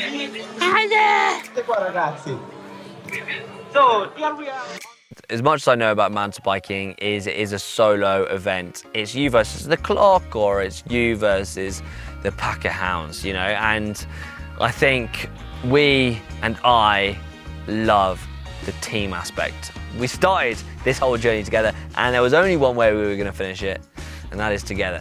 Just completing this event is a feat in itself, for anyone. No matter how good you are, no matter how good your bike handling is, this event will level you. Thank you very much for watching. I hope you enjoyed this video.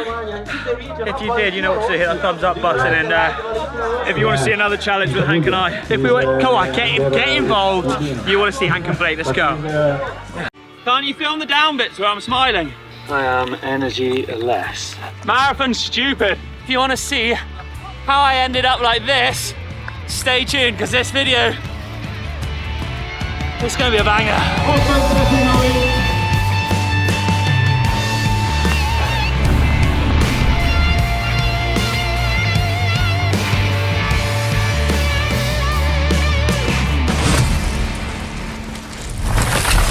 So it's time for another classic GMBN Let's Try and Kill Rich challenge, and this time it's thanks to SQ Lab for making it happen. They've provided me with some of their finest parts to hopefully not just make me faster, but to make me a little bit more comfortable as well. But for what, you ask? You've tackled 24-hour races, you've gone after FKTs, and you've even ridden across countries, Rich. Well, this time we're going global, people. I'm going to be tackling the penultimate round of the UCI Mountain Bike Marathon World Series in Liège, France.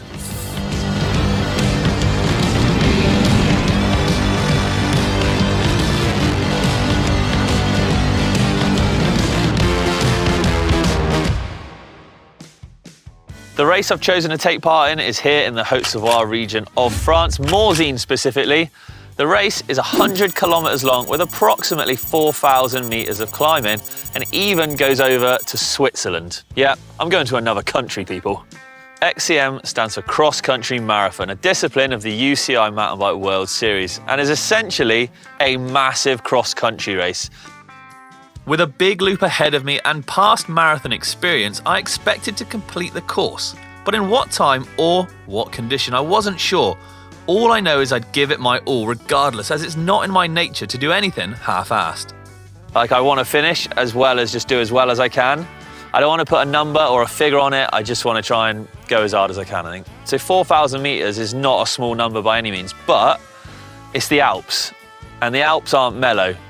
So I think the severity of the climbing is just how steep they're going to be, and more than likely the length is what's going to zap it out of me. This year's been probably my busiest year with work yet, with a lot of traveling going on, obviously with World Cups and all sorts to cover, as well as back-to-back 24-hour races I've done. I've done the Whiskey Ride, which is another marathon race. On top of that, life. You know, life hasn't got in the way, it never gets in the way. There just ain't enough hours in the day, but you know, it is what it is. No matter how busy life has been then, I always find time for a cheeky ride here or there. Maybe not as structured or as intense as I'd like, but always enough to scratch the itch. And in this instance, get to grips with a new bike and new parts. Bike setup has changed pretty drastically for this race actually. I've swapped a lot of parts out, and it's actually predominantly thanks to SQ Lab, of course, for using their unique bike fitting system and their app. I was able to swap out certain parts, so bars, stem, grips and saddle, kind of all those key features that really add up to the comfort of the bike. So normal flat bars were gone, I put their 311 FLX bars on, 12-degree back suit just to kind of bring it back, and what that did is actually sort of changes pressure points on your bars. And the same with the saddle. I put the 612R saddle of theirs on. It's quite wide because I've got quite wide sit bones. When I measured them at their place, my sit bones are 15 centimeters apart, so I needed a much wider saddle, which courtesy of them I've got, and also their 80X stem as well. Now, I've gone for a 70mm to give me the right, you know, reach obviously from saddle to bars, but I haven't put it on normally. I've actually flipped it upside down, so it's almost got a drop to it, and I've slammed it a couple of spaces as well. What that's done is just given me that slightly more aggressive riding position for climbing, things like that as well. So I'm getting that weight over the front, because essentially this is still, of course, just a monstrous XC race.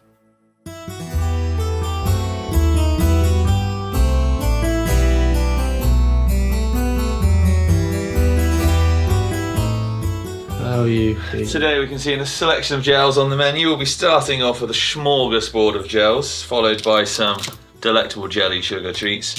When we want to move on to something a little more solid, let's get naked. Guys, in a bit, yeah? Go off to the start line. That's it. Prep's done. Everything I've done can do this morning. Done. Bikes all sorted last night. It's set up. It's time to just go get business done, isn't it?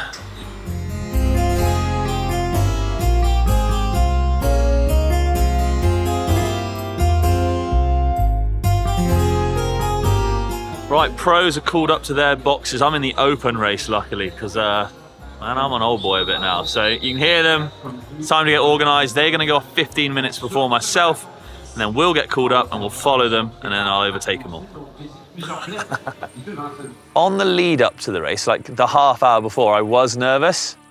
And then when they called us up, I got to like the line a few minutes early, and it kind of actually was like a weird, like calm moment. So there's people like up the sides and stuff, and it was, you know, announcer going off. It was at that point I kind of gave myself a bit of a talking to. I was like, dude, you know you're not as fit as you'd like to be. You're on a real good bike. You've got it all set up. Everything's dialed. Just do your thing. And that calmed me out. And then like all the nerves kind of went away.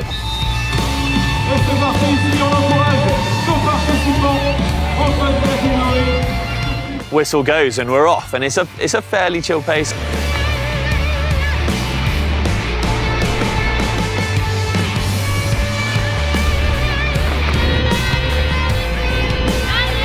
Then we hit the first climb and flipping heck.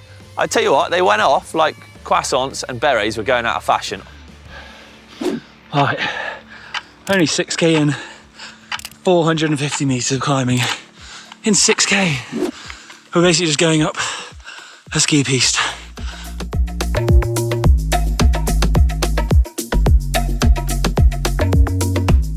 The first part of this race has been the hardest. I've had to give myself a real mental talking to, not to get carried away and essentially try and smash it out the front, so I know I'll die in the long run. I decided to just ride my own pace, knowing the front runners had gone off like a shot, hoping for a tortoise and a hare scenario. And with the amount of climbing on the course, felt like this was the best tactic for me. All I knew is I had to tick off the milestones. Alright, so big milestone. First quarter done, just tipped past 20k. 1,100 meters of climbing. It's up or down here at the moment. I'm doing good at holding my pace. I'm feeling pretty comfortable, so yeah, all's good.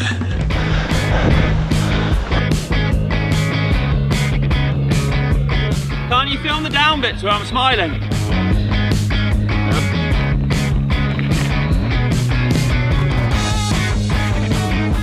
The way I look at it is I try and tick off small goals. So whether you're 10k, 80, 100, whatever in, to try and keep positive, you tick off distances or milestones, and that way you're like, hell yeah, I've just done like a 25k, a quarter of the race is done already or whatever. And that was going well up to 50k, and then sort of 50k hit, and there were some big climbs.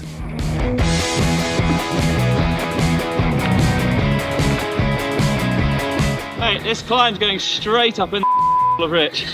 That's a horrendous climb after a feed station. Marathon racing World Cup, no joke. I'm halfway. I've had to have a quick breather. 50k. It's the severity of the climbs that are an absolute savage. They're so steep. Basically, I just need to go home and hit like the gnarliest, steepest hills over and over again. I feel drained. I did not train enough for this. 4.25 hours, 50k, 2,500 meters of climbing. Average heart rate 156. But at least I'm in the mountains and I'm still smiling. All right, let's crack on. The halfway point in a race is always a weird one because you're like, get on, I've made it halfway. That means I've only got 50k to go. And then the flip side, like the devil and the angel are like, you still got 50k to go. Yeah, but you've done 50k, but you've got 50k to go, but you've done 50k. So you're like, mentally at that point, it's a turning point, and you could be like, holy crap, 50k still to go and this is how I feel. Or you go, right, let's crack on. I've done 50k, I've got 50 to go, I can do this. I've made it to Châtel! It's so much more tempting to maybe go do park laps, but maybe not on the XC bike. I mean, look at it though. All right. Oh yes, finally.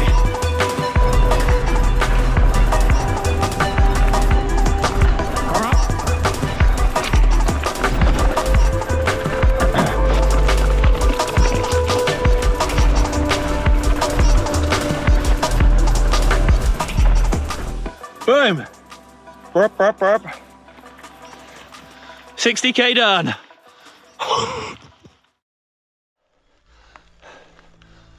As with riding in all mountain ranges, it's very difficult not to be distracted by the views. Regardless of the tiredness, endless vistas and stunning peaks strike a wild backdrop, and the Alps were no different. It was also at this point I'd realised that with the help of the SQ Lab parts fitted, my bike was as comfortable as ever. And all I had to do was focus on keeping those legs spinning.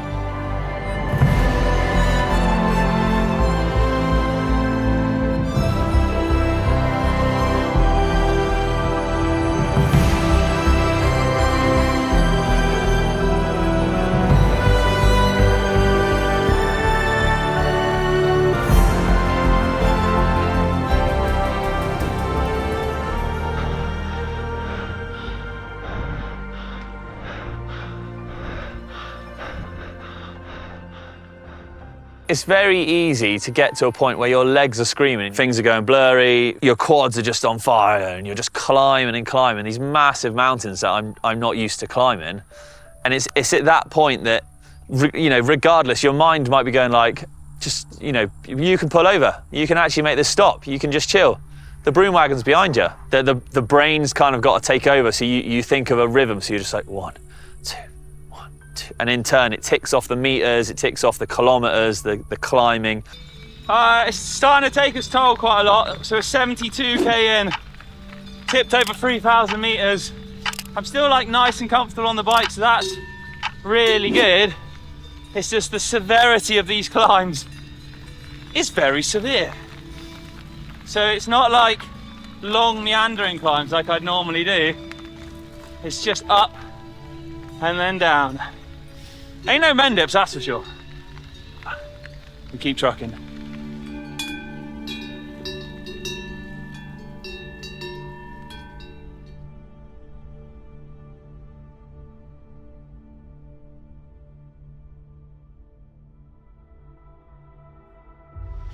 This might be blurry and incoherent.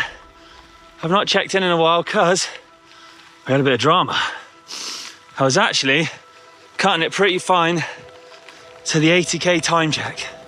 As you can see, much to my body's dismay, I've made it through. So that's it, 82.5 in, 17.5 to go. It's tough. It's really tough now. So yeah, that's why I've been a bit slow on the check-ins, people. This angle also might be horrendous.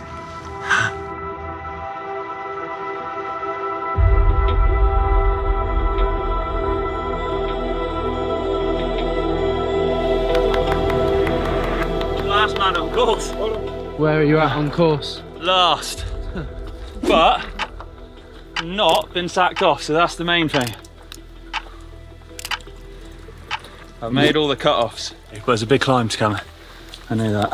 At about the 90k, I rounded this corner and there was like 250 to 300 or so meters just vertically, like this big wall that I had to go up there to get to the top. Like I had to, there's no other way. And that was like nearly an ending moment right there.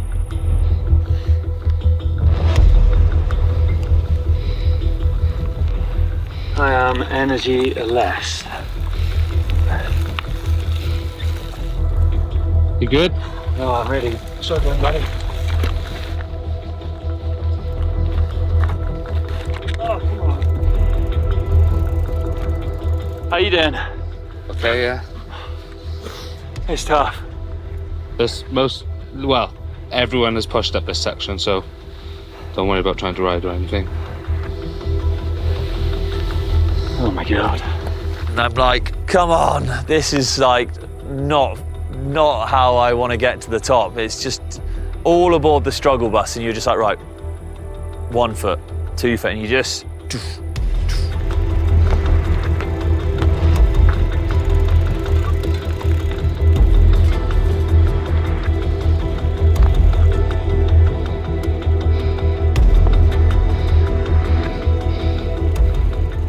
As I quite literally pushed on, faced with a slippy and rooty mountain ahead of me, the mental struggle really shone back through once more.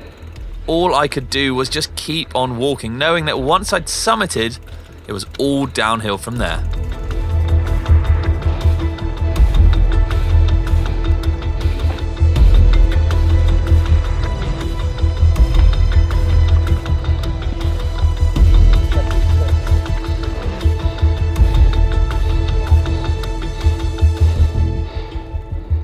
Thankfully, I'd reached the top, leaving behind a push-up that, quite frankly, I never want to see again. But I'd beaten it, greeted by some smiley faces just not my own. That truly was a wall I had to overcome, possibly even revealing my true feelings of marathon racing. Marathon's the stupidest thing in the world. It doesn't work, come on. But from here on in, it was all downhill.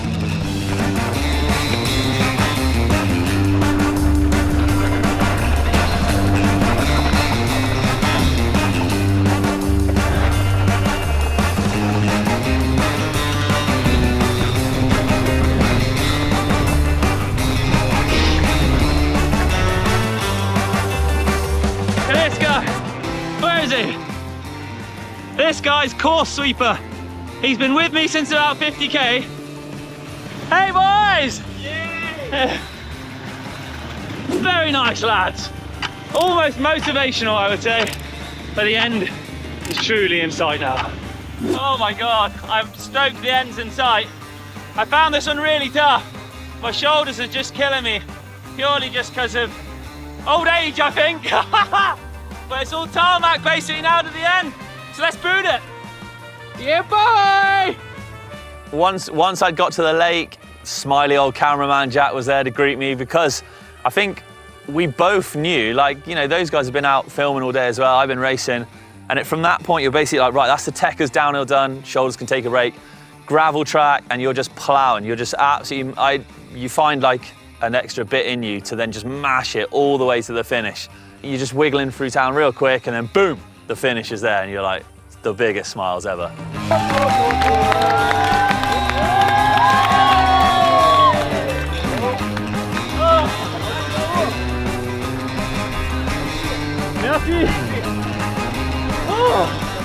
Raced World Cup and finished, didn't I? Which can be more than said for quite a lot of people. But then, do you know what? Anyone who even attempted it should hold their heads high and be proud of themselves, because it was an insanely tough race. Oh my God. I'm a salty old dog. It was really tough. Like, I enjoyed it. There was some tough mental moments. Like 70k onwards was real hard. Just trudging along. And then they sent the brass band out for me, so that's pretty cool. So to summarise then, I got some pretty hectic stats for you. So it was 8 hours of moving time in total and 99.67k. Speed maxed out at 62 kilometers an hour essentially, and power normalized at 220. Here's one that's going to blow your bonkering mind. Max heart rate was 198, whilst I averaged for that 8 hours moving 151. And calories burnt. How many calories do you burn? No.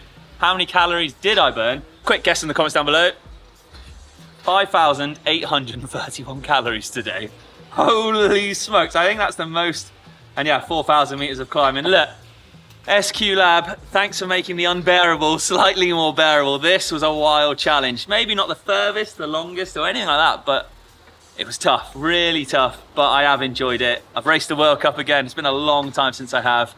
If you've liked the video and you want to see me race some more stuff, don't let me know in the comments down below, because I'm going to bed now. Thank you very much for watching, everybody. I'll see you later. Welcome back, you beautiful people. Previously on Can a Man Bike a Race BMX, I got coached on gate starts, jumps, pumps, manuals, all that preparation for this big day. It's race day, people.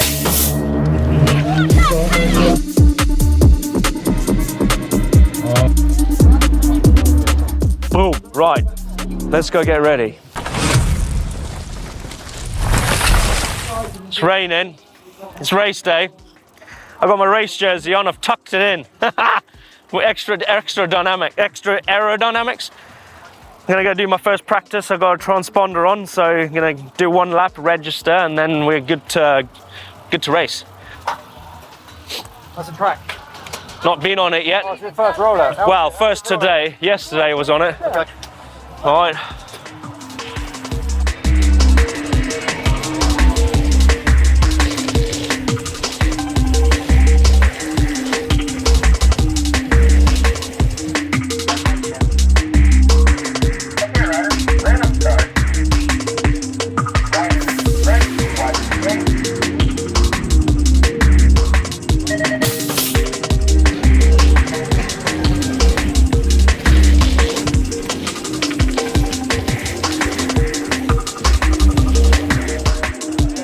Practice going well. First gate, I was a bit skeptical. Came out super late. My reactions were totally out. I just done another one. I found it was all right. It was all right. I'm up against a guy who's on a 26-inch jump bike, which is cool, but it's quite scary having 7 dudes around you, dropping in, sprinting. I need to learn the manual still. That's what I'm gonna do now.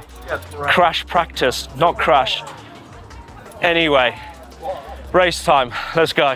So how does BMX racing work? At a race meeting, riders will take part in a series of races to decide the winner. Each race features 8 riders competing in a battle to be first across the line.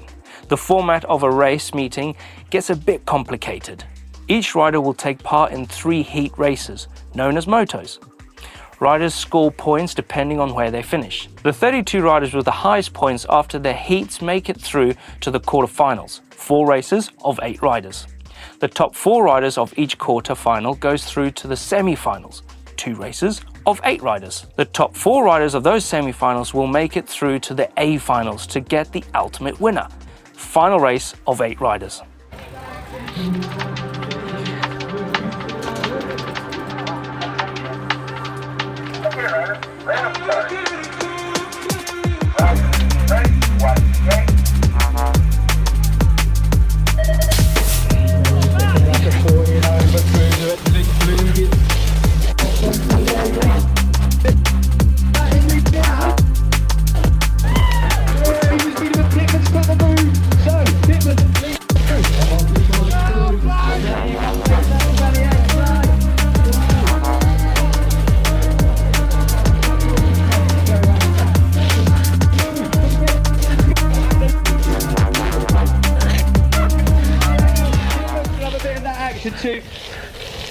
Oh, it was good. Nice. Oh. Pardon? Yeah. Oh, dude, that was wow. Yeah, I just went balls to the wall. I was just like, I'm in amongst it. I cut across. I clipped a guy's bar. So I was in the second rollers. I clipped. I didn't do any manuals. I didn't know what to expect. Didn't want to mess up. I jumped that one flat. I got first. I took someone, so the guy, really old guy on a shiny chrome bike, he's not really old, but he came in, he was in the whole shot, he went high, and it was all about the high-low, the low-high, and I went low to, no? Anyway, I took him on the inside, jumped next to him, pump, the third strike, flipping brilliant. I love it.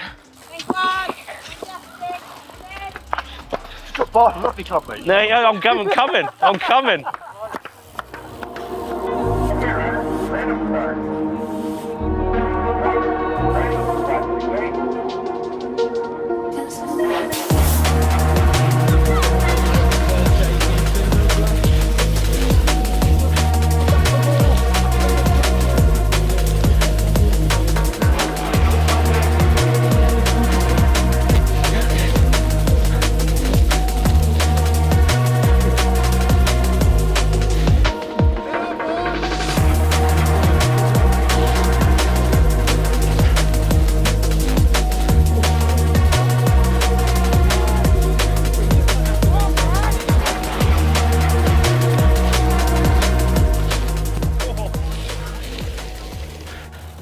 Mate, I did a manual. Did you see that manual?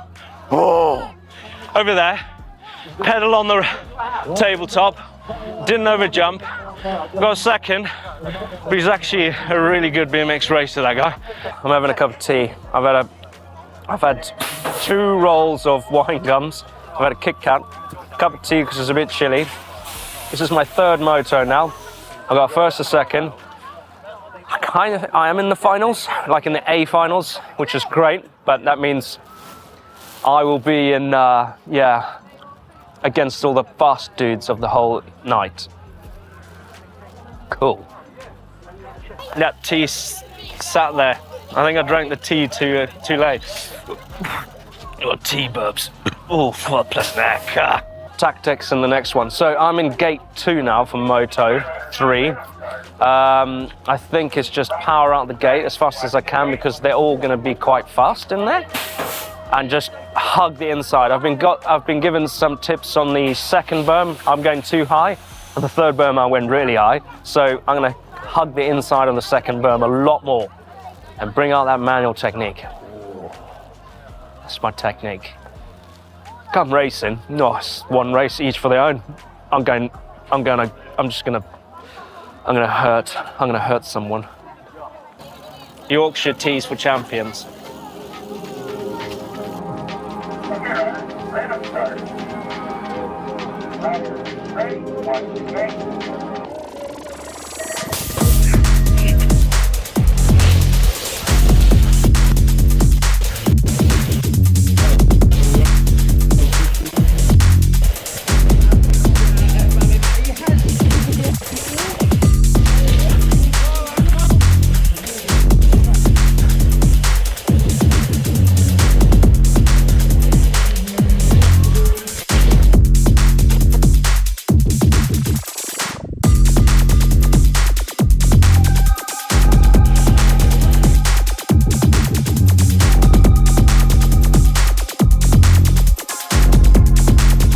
Blake, how's it going? Dude, it's going well. First moto, nerve-wracking, but I think I've boosted my confidence because I got first in that one. And then the second one, kind of got into it because you said the first one is a bit like stressful. Yeah. Second. On a full gate as well? Yeah, full gate. Yeah, Not tried that before, ever in my life. Got second. I feel like I'm sandbagging it right now because then I got second again, but there is some fast dude from Bath. His name's Grant. Yeah. And yeah. Okay, well, it's all to play for now. You got the final. Yeah, finals. And you got what, 4th pick? 3rd or 4th pick? 3rd or 4th pick. I don't know what I've got. Yeah, I'll find out. Okay. I think I'm gonna go mid. I'm going in the middle, I guess. Yeah. Go in the It's middle. either the middle or lane 8. You know. Yeah. Lane 8 for the double or quits. Right. No, we haven't spoken about finals. Like, what do I do? Just flat out. Well, it's one off, isn't it now? Yeah. So you know, it's all to play for. Yeah. Just go for it. Go for it. Keep those lines tight on the berms. Yeah, that's what I'm gonna do. Save a bit for that last corner. Yes. Pedal on the table. I did do that on a few of them. Yes. Right. Nice one, coach. Okay. Right time. Well, final time.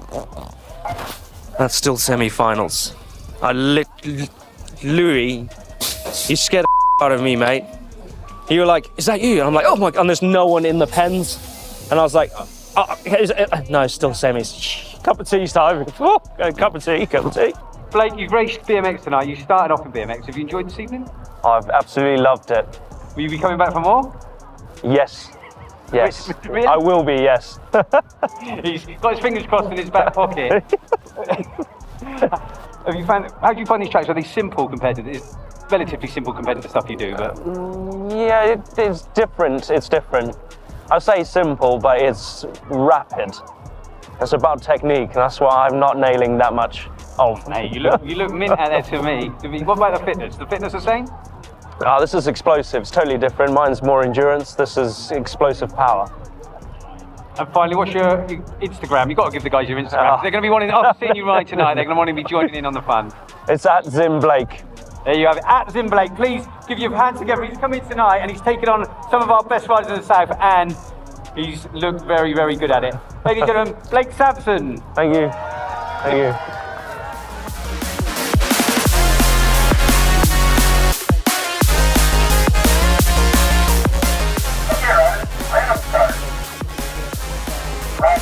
Ready, 1, 8.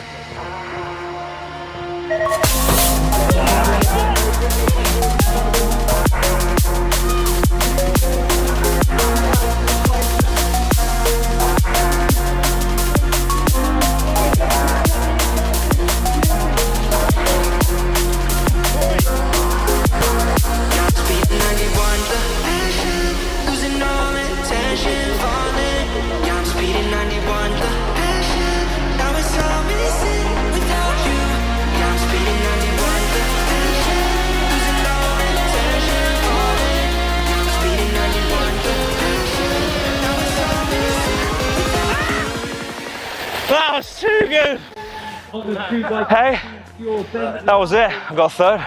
Messed up on the last turn and went super high, and he came screaming down in the inside. What happens? Wow. Well, that was a bit of wobble and wobble. Yeah. Well, and I went too high. Well, reaction time. We're going to work on reaction time on the gate. Yeah. Corner one. Wow, you were a bit high there, weren't you? Oh, very high. Tony is like snake hips anyway. So. Yeah. Yeah, but you know the speed on the track, the power you've got is great. Yeah, it's just got to work on technique. Yeah. How you feeling? Good. Yeah. Yeah, good. I want to do it again. Thank you. Oh, I just went too high there. And I saw him just come, I was like, I'm going too high. Yeah. Because I wobbled on the third straight. Gotcha. Yeah. Well, the last like, corner. Yeah. He did a classic high low on it, so. Oh, man. Good effort, though. Thank you very much. Yeah. Right, on that note, thank you very much to John and Bournemouth BMX Club for lending me the bike, giving me the opportunity to do this, training and coaching me. I think I got the bug. I want to do it again. Good. Well, we'll see you trackside. Yes. Right, thank you very much. Well done. Cheers. Right. It's so easy to get your blinkers on. If you're into mountain biking, you got your blinkers on, take them off. Look at other sports, because BMX is one hell of a sport to play in. So good. Right. See you later. Cup of tea again.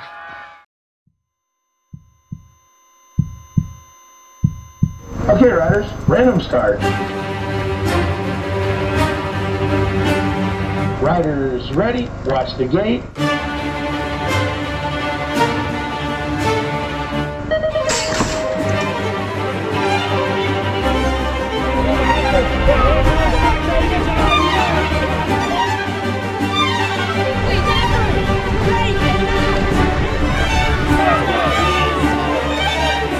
The last time I raced four-cross, a decade ago, my brother crashed because of me. Popped his clavicle out, broke a few ribs, broke his wrist. Sorry, Raymond. Let's hope that doesn't happen today. Four-cross. Kind of a lost sport, really, in some people's eyes, but it's thriving here in the UK. It's like two sports come together. BMX, I've seen a lot of people when I race the BMX here racing with the mountain bikers. Let me explain to those people that don't understand what four-cross is about. Four-cross or 4X, a style of mountain bike racing where four bikers race downhill on a preferred BMX-like track, simply trying to get down first. It's been around for decades. These bikes are generally either short travel full suspension bikes or hardtails. They run a 1x6 or less drivetrain or a downhill spec gear setup.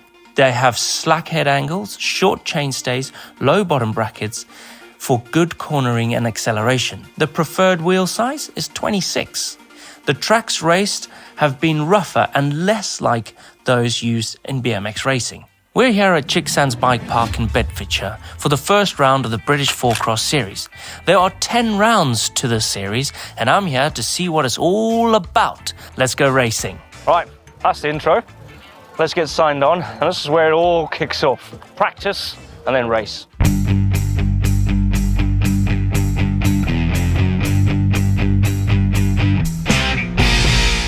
First run of practice. Oh. See what it's all about. Chill, take it easy, and then come up and do another one, and then do some gates, because I haven't done that in ages.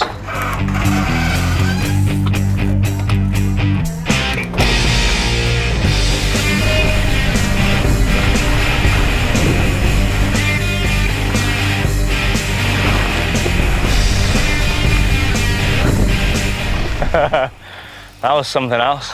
What's your plan of attack for practice? Just get used to the track, hit the gaps that I want to, make sure I hit all the lines, because I could be pushed into another line, so you've got to make sure you know all the lines. If you don't, you get caught out, that'll be race over.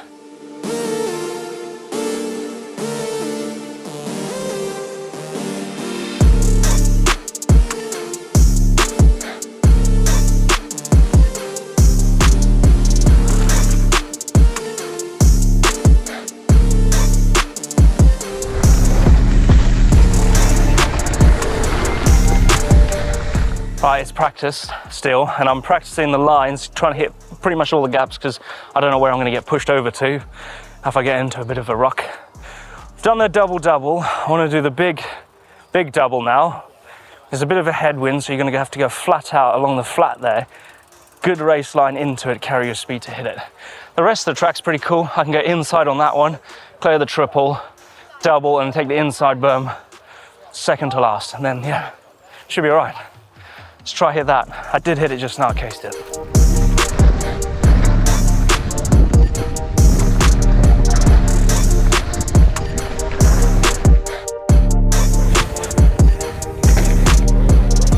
Oh, nervous. Soon as gates start, man. Okay, riders, random start.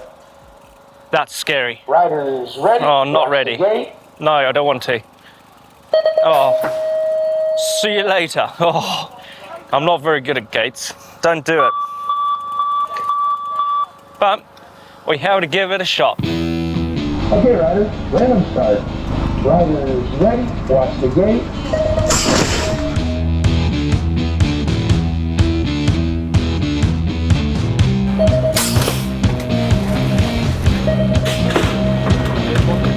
My gates are horrendous, man.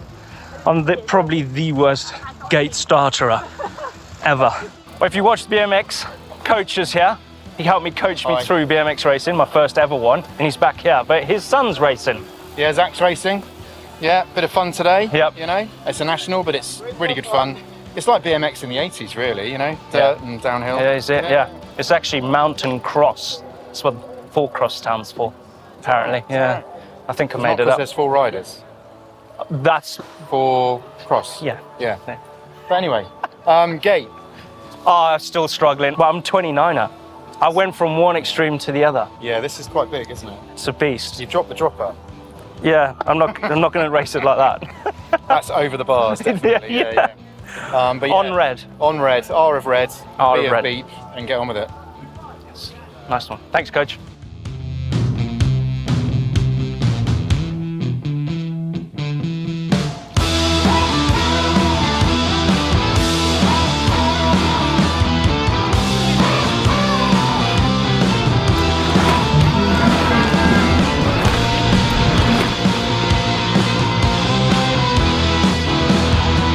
Speaking to a chap there, he said to take the inside line because I was going too wide.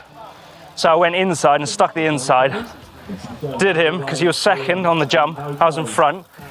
I went inside, just totally 2 wheels drifted all the way, hit the turn, then cut. And I was like, oh my gosh. But he was like, yeah, that's fine. As long as you take out the rest of the team, it's fine. You're in front. It's all good. Bit brutal, but racing, innit? I think that's it. Practice over. I've only done 3. Cool. Practice over, let's talk about the weapon of choice. I've brought a sniper rifle to close quarters fighting. Why is that? My old Bear Laufey, which is a 29-inch bike, whereas everyone else is running 26-inch wheels. 1, 2, 3, 4, all of them. 2 main things I've changed on this bike. One of them is the wheels. Now I went for my FSA gradient wheels. They're carbon, so more rigidity. The second thing I've changed on this bike is the tires, which is critical. I wanted something that was fast rolling. So I went for cross-country trail tires. These are the Vittoria Mazcals. Clipped in. Let's go racing.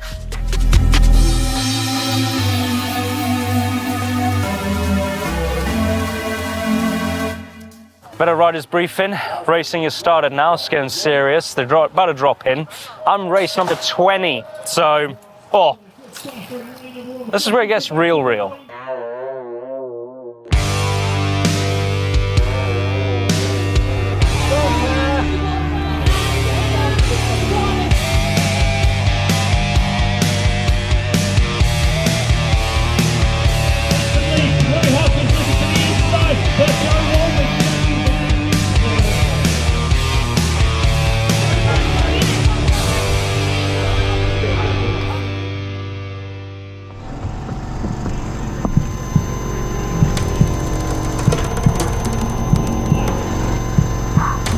Okay, riders, random start. Riders ready? Watch the gate.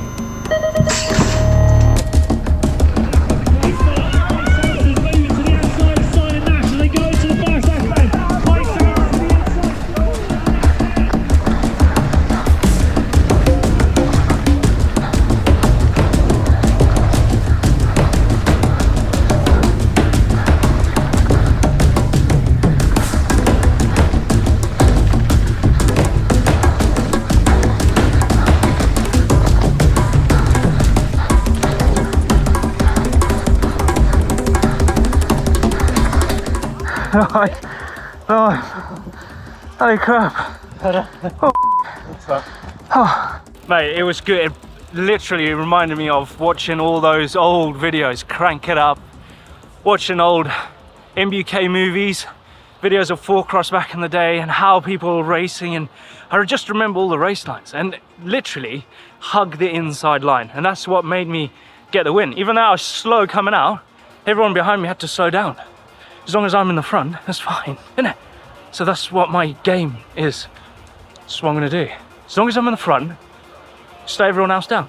If you're not first, you're last. Exactly, if you're not first, you're last. But that was actually my first moto. I got another 2 to go, so. And Simon's pretty good. Anyway, back to the top. Good luck.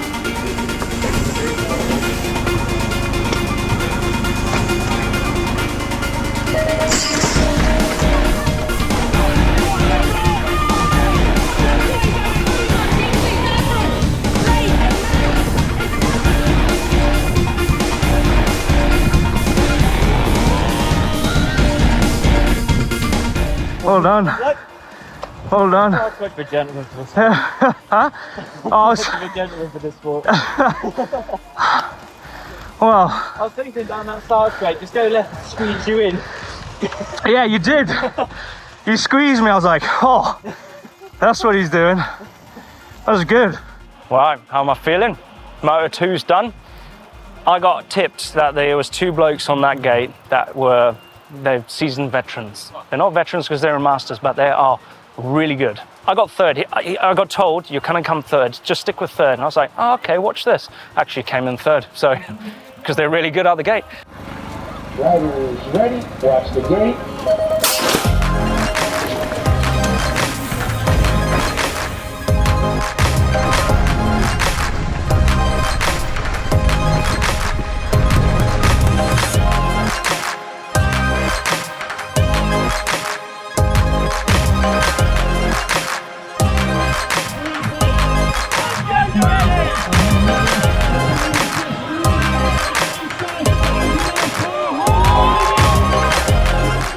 So there's only 8 riders in our category. That means we're gonna skip semi-finals and we're going straight to finals, which means we miss out on 1 race, which is pretty good by me. I'm pretty spent. But I got the people that I'm racing against. So in gate 1 is Kingsley. He's just walked past me just now. Not that bloke. There's another bloke going the other way. He's really fast, really fast. Then I'm in gate 2 right next to him, which is quite scary because that's a real tight insider.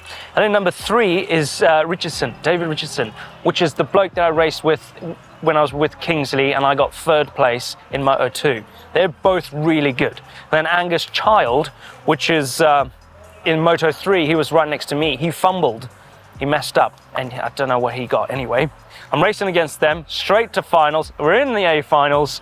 Let's go. I'm going full out now. I want to get in front of David Richardson and try stick with Kingsley, but it's really hard to do because my gate's not as good as them two.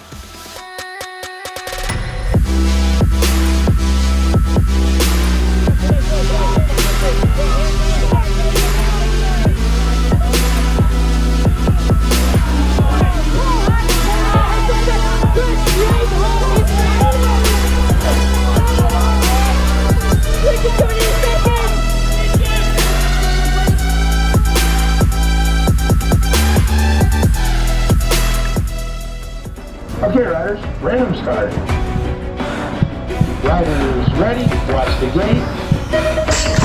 The gate drops. Got a fantastic start there from Kingsley Mears. Damro's on the outside of it. Blake Sampson at third. Blake Sampson to the inside and a big hit from Blake.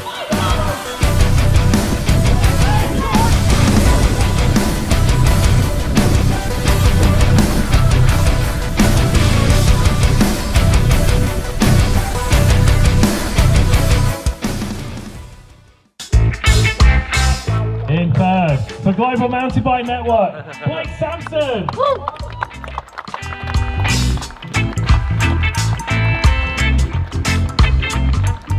So there's our Masters category podium: Simon Nash, Angus Child, Blake Sampson, Dave Richardson and Kingsley Mears. Oh man, that was super good fun. Thoroughly enjoyed it. It's another discipline that I don't do much of.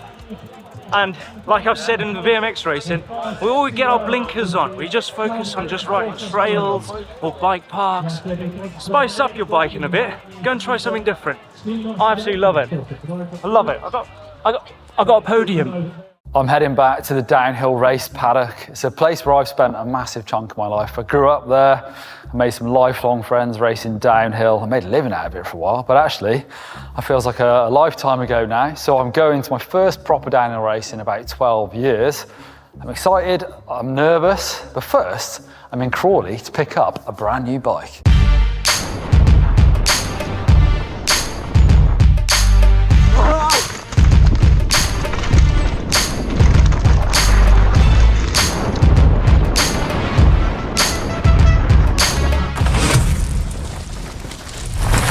So I've come to Propane's HQ in the UK. This is in Crawley. Obviously it's a German brand, but they've got this whopping great setup in the UK.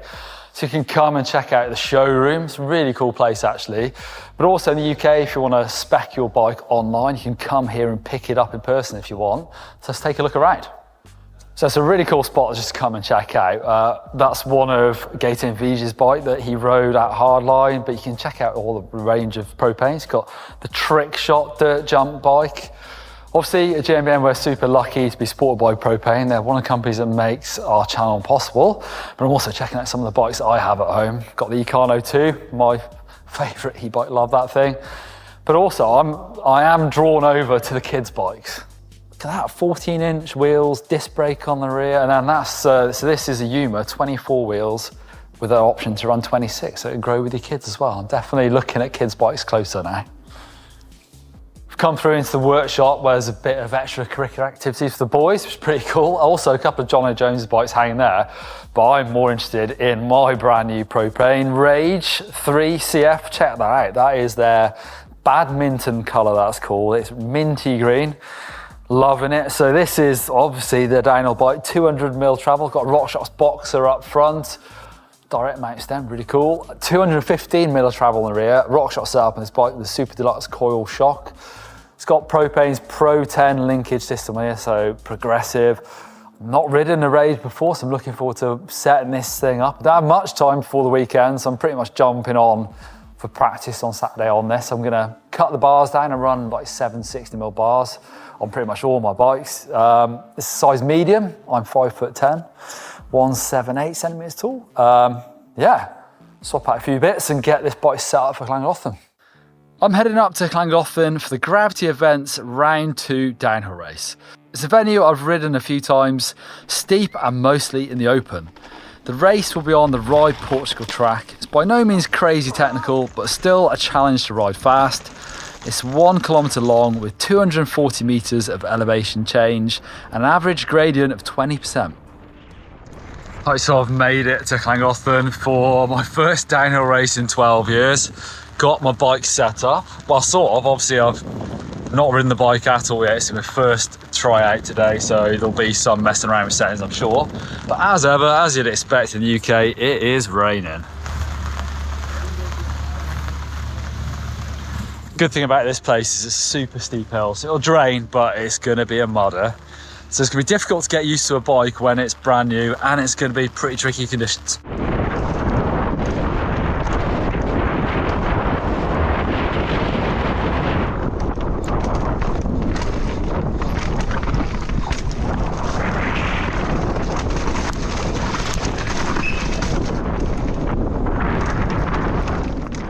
So I'm back at a downhill race. It's been a long time, but feels really familiar, I suppose. Yeah, it's what I do. From the top of the hill to the bottom, as fast as I can. There's people practicing now, so yeah, getting back into swing of things feels, like I said, really familiar. Fun. I guess things will feel different tomorrow in race day, but conditions are quite tricky. It's been really wet all morning. Now it's drying out, so it went from kind of wet and grippy, believe it or not, to digging out and then really, really slick on top. So hopefully it's going to dry out and it's going to be a fun weekend. But I've gone from being in elite to now I'm in veterans. And I know the competition is hot. Some of the guys I used to race with a long time ago now in the veterans, we're no longer these spring chickens, so looking forward to a proper weekend of racing. So this is one of the harder parts of the track actually. Super steep, really slick, and there's loads of different lines coming down.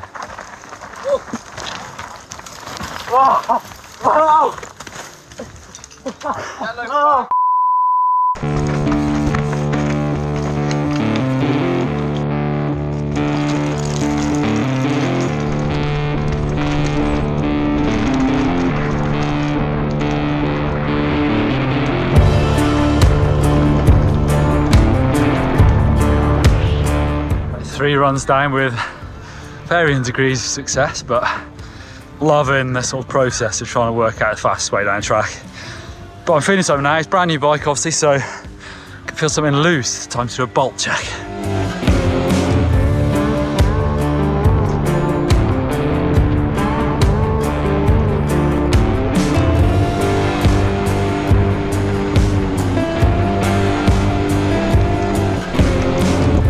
Well, that's Saturday's practice done. The bike's set up as good as I think I can, and it's time for me to get fueled up and get a good night's sleep, ready for race day tomorrow.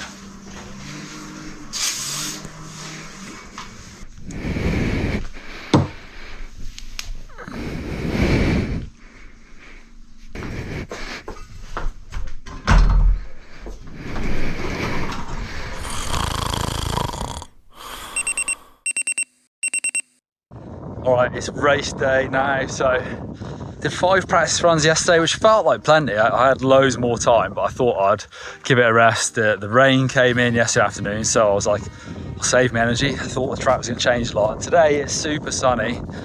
It's going to be dry all day apparently, so the track is probably going to be greasy this morning. There's some new parts.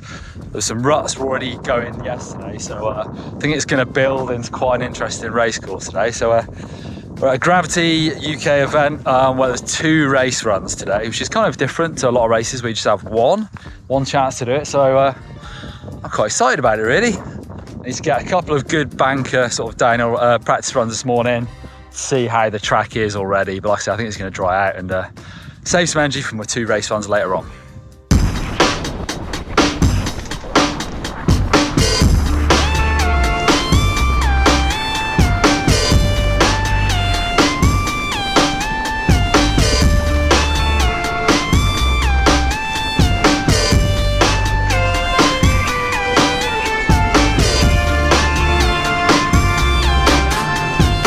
Done 3 practice runs now and I'm feeling pretty good on the track. The track is drying out quite a lot, so it should keep getting faster throughout the day as long as those bottom ruts don't blow out. So let's head up for race run 1.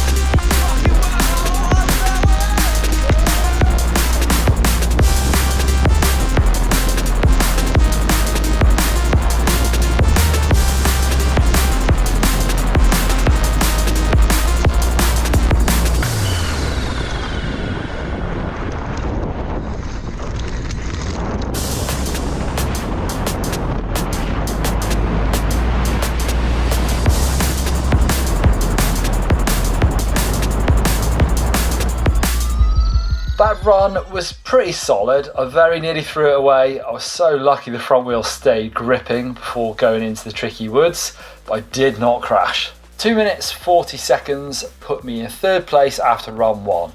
2.5 seconds off 2nd place James Hughes, but 7 seconds back from Leon Rosser in 1st. I don't think I have that up my sleeve, even if I can correct that small mistake. But a couple of hours later, I regrouped and headed up the hill once again, keen to tick off a faster run.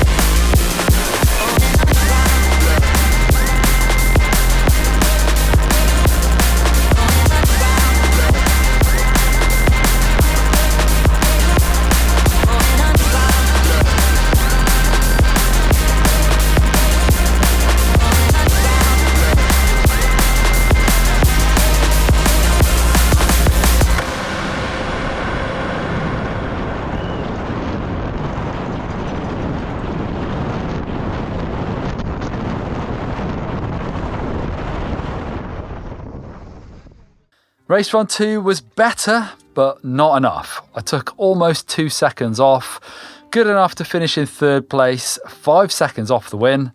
That went to Leon Rosser with James Hughes in 2nd place.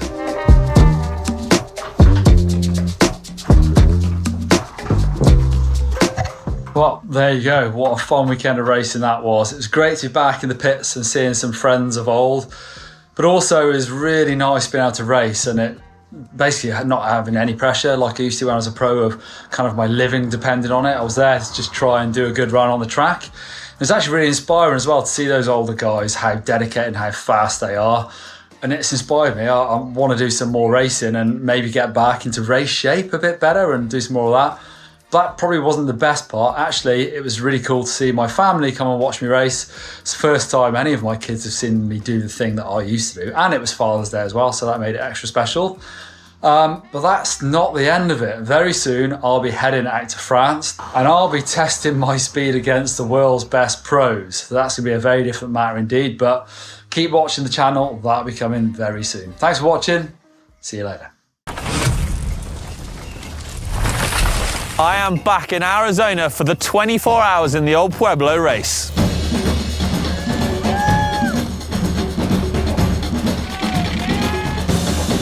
Last time, I ended up in hospital. I feel dreadful. I've got nothing. You pissing blood?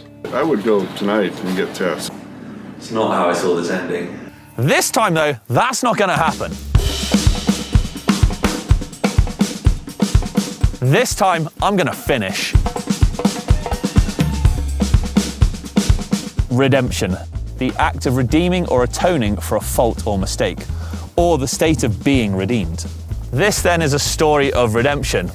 My redemption, in fact. Thanks to Manitou then for supplying their brand new R8X C4 to give me the best chance out there on course. I'm back here in the Sonoran Desert, but what actually happened last time? What am I going to do different? Last time's mishap. I thought I was recovered from Strathpuffer. The effects from that were probably deeper than I realised, even though I felt healthy. And I just don't think my sort of more immediate prep, like I said that week before, even though filming, I didn't sleep well, I didn't eat as good as I normally do.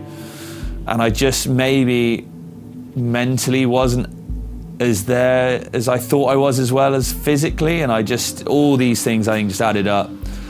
And I really struggled. So I had 3 laps. I've never had it 3 laps in where I was like, I'm cooked. Like, this is not going to go well.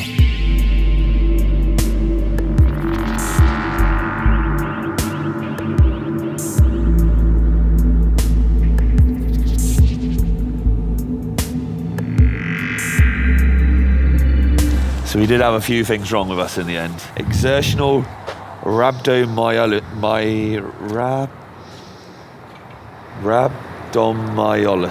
rhabdomyolysis, or let's just call it rhabdo, is a pretty nasty condition where essentially muscles can break down. That can be triggered by lots of different things.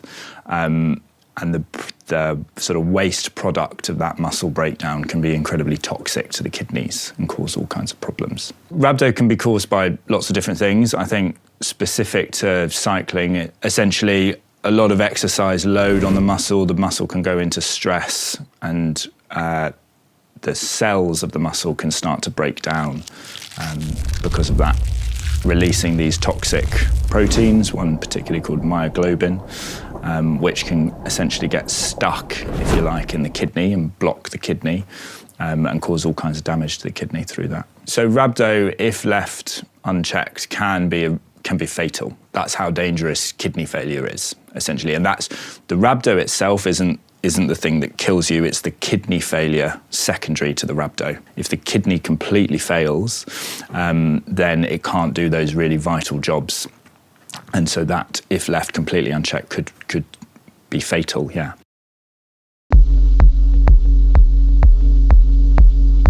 The reason I've gone back to the old Pueblo is plain and simple, redemption.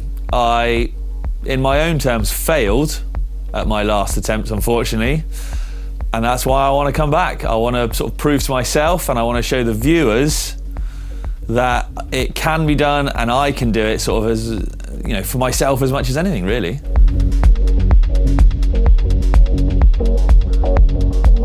We're in the sort of the coming weeks, and I've not done a 24-hour race already.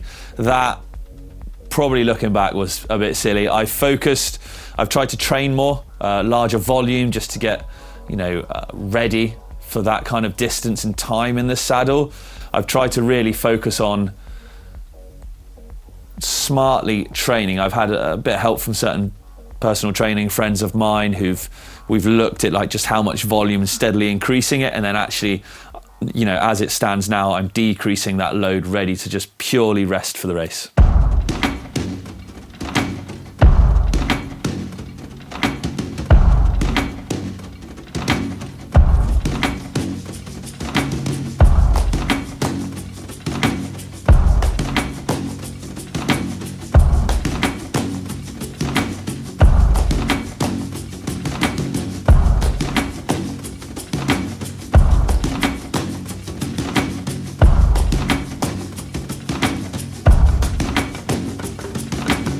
But what about the very special bike I'll be riding? It is, of course, my Orbea Ois. But what makes it extra special this time is the brand new Manitou suspension, an R8 fork and Mara Pro inline Gen 2 shock.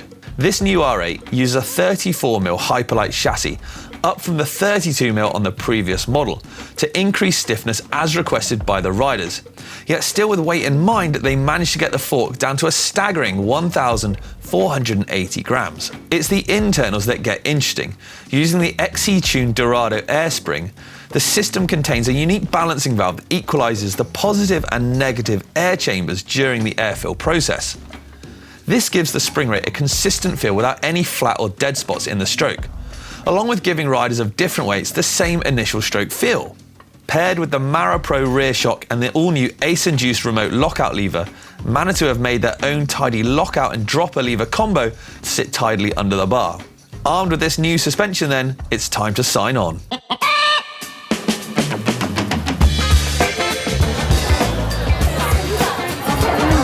Oh, that was easy enough. That's sign on done, we got a goodie bag.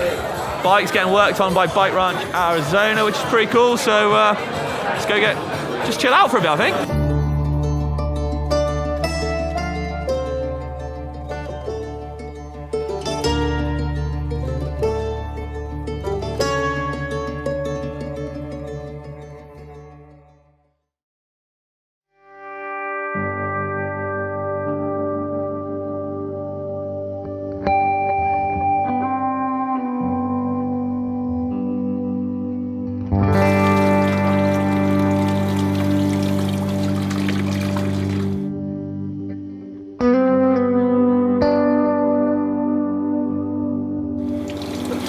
How do you think Richard's going to do today? Amazingly well. Yeah, so do really good. It's not going to go out like a frog out of a box, are you? No promises, Captain Mace. Well, yeah, you'll smash it. Thanks, darling. And what do you want him not to do? Not to go out like a frog out of a box. End up in hospital. Not to end up in hospital. No, you won't end up in hospital. Just to know... You won't drive me there? No, I can't. We won't be able to get out of this desert anyway. Not to take breaks, to eat properly, to drink right, and to just recognise when your body is telling you to have a break. I think good egg, isn't she? She's a good egg. Good job, Poppet, thank you. Are you a good egg? I'm a very good egg. The problem is that I'm not very good at listening. It's so important to have an amazing support crew. And I don't want to discredit Owen's last year, but when someone knows you so well and has seen you through highs and lows, it just, you can't make up for that in any way. Like that's worth its weight in gold. And yeah, she knows me better than anyone. So to have her there, yeah, was irreplaceable.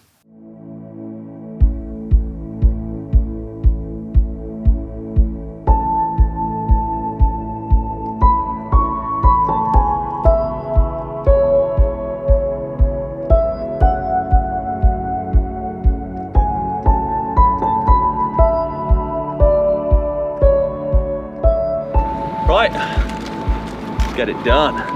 go pick up the old baton and then get to the start line. Go and pop it.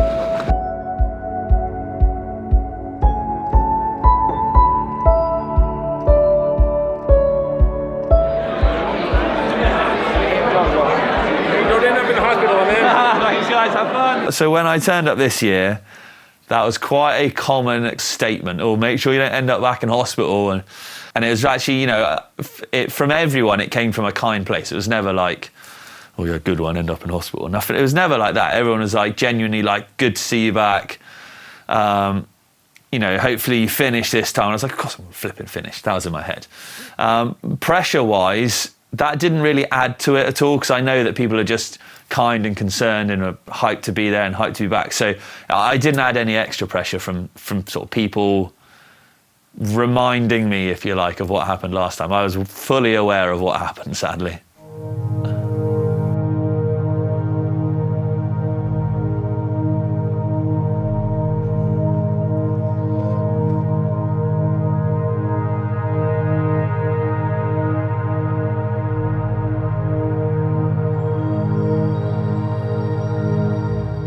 I actually think I could be a genius. I've got a life hack moment of these Le Mans style start races here. Even just we're walking to the start, I actually already feel better just wearing my normal, I'm going to call them running shoes. I don't really run in them, but that's what they are. And it's just way comfier. I don't know why I didn't do that last year. That seems stupid, because this is about a half-mile run, which for me might as well be a 30-mile run. So yeah, I actually feel better just even on the walk there. So that's pretty cool. Everyone's in there. Everyone's like vibing. I don't really like that word, but it's cool. Everyone's like enjoying themselves. There's a little party going on here. That's like local radio or something. How sick is that? And it's just going to be good fun, I think.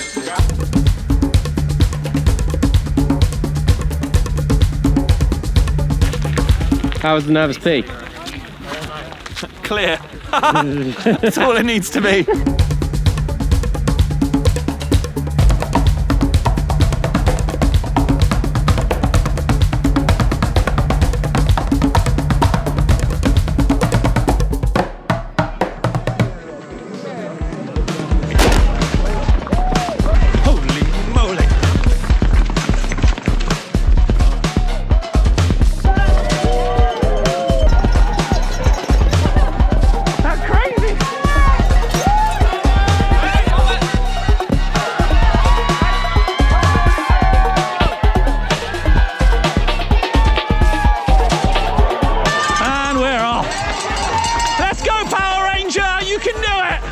Now we can choke on dust for the first 10 miles.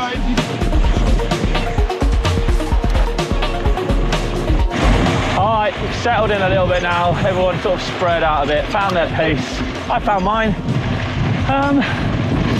You know what? I'm having a good time. I mean, it's only 15 minutes in, but it's all good. And funnily enough, as I pay attention to where I'm going, I'm starting to recognise it all again. It's all coming back to me, which is pretty cool.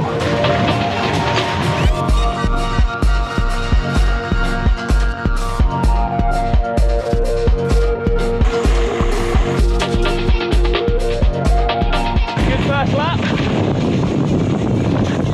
This bit back towards the rock slab and stuff is cool. You kind of stand up, give your legs a bit of a break. Probably the most consecutively long downhill bit. Oh dear, that didn't sound good in front.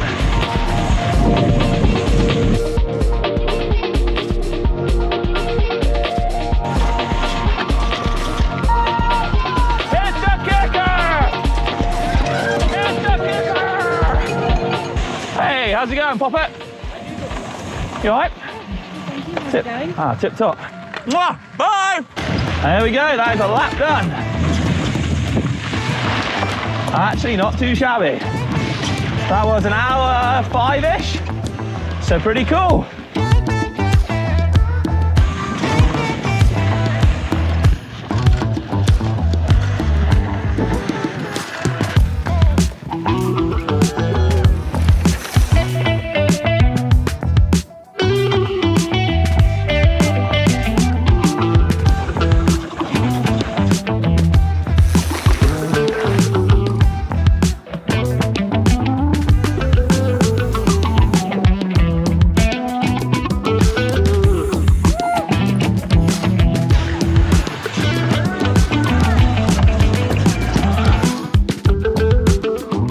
this time last time I was like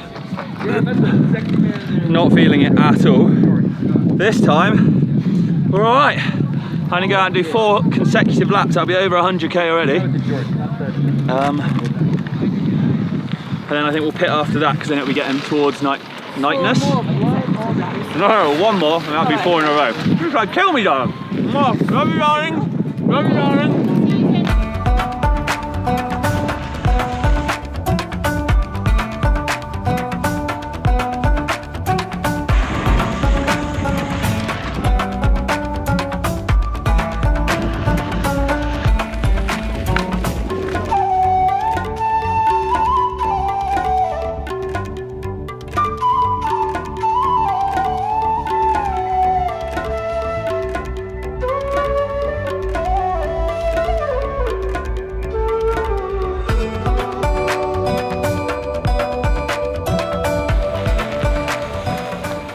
Smashing it. I'm feeling pretty good actually. So we've just done the first 105k. But I've done it non-stop. So last time I had to have some breathers. I was feeling rotten. This time we've just done Don. Thinking of the Don. Non-stop 105k. The only time so I quickly pitted was to obviously get supplies off Amy. Bike's feeling good. This time I do need a bit of a break. No hand going, no hand, no glove going. Boom! Yeah, we're cool. Ah, no way! Look at that! The time has come, I need a pee. Pop it, we're going in. It's a one-man job though, darling. The colour of my pee will be a kind of clearish yellow, hooray! Do you know what, I think that's the longest non-stop ride I've ever done, as in like 100k. Without stopping. That's quite far.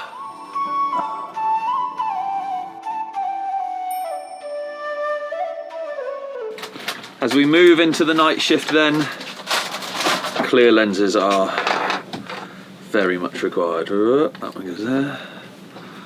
So we'll just switch these, super simple. No big deal. Like I say, it gets super cold at night here, so hence the base layer and the warm top, and then we might have to go more on top again later.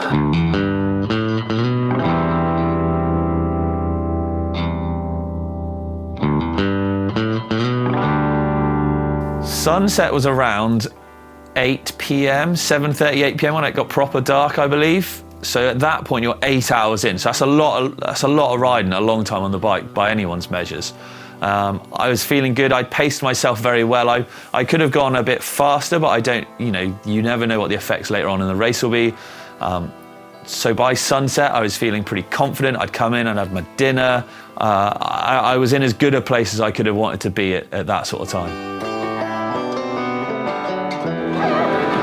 All right, the time has come to get illuminated, shed some light on the situation. And once again, thanks to Outbound Lighting, they're going to be supplying lights for me for the duration of this race. So we're going to go get them fitted up.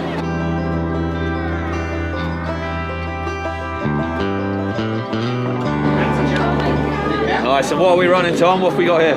This is the Trail Evo, or Trail handlebar light, and then your hangover on the helmet. Optimized for where they're going to be mounted. Okay. Should be rock solid for you. Out of the way your Garmin, clears the cables. Easy to change. Yep. Awesome, right? This thing's really cool. I've got a date with the trail then. Good luck. Godspeed. All right, boys, I'll see you in a bit.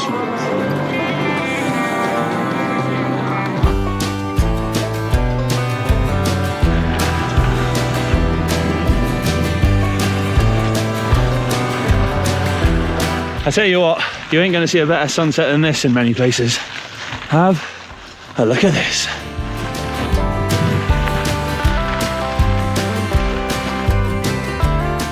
Richard Payne from GMBN. Welcome back, Rich. So much better than last year. Thank you very much. Really good.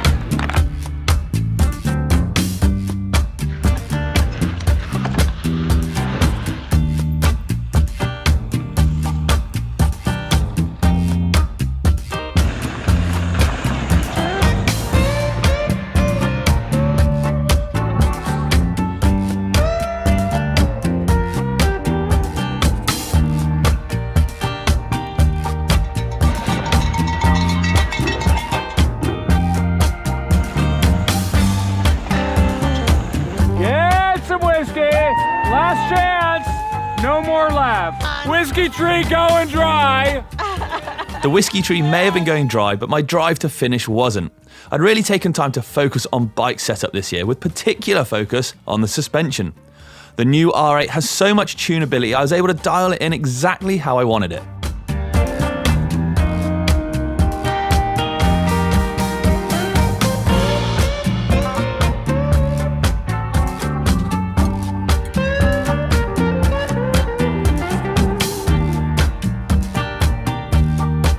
Oh, lovely bit of squirrel jacking.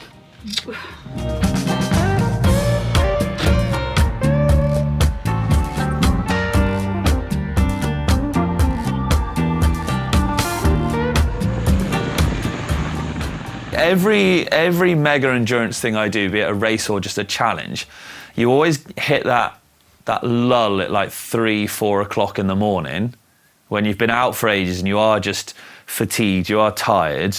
But that happens at every single one, so I almost expected that. It didn't make it any easier, it's still really hard, but I knew that there would be a lull, or there is always a lull in motivation and willingness to keep going.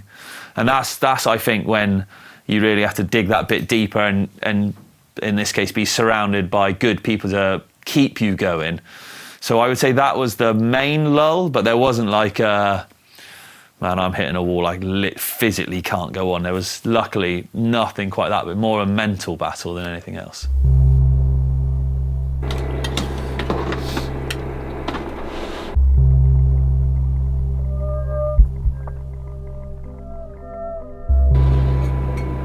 Holy moly, some people are flying. So out of 111, we are top 10 at the moment. Good job. How do you feel about that? Oh, that's cool, isn't it?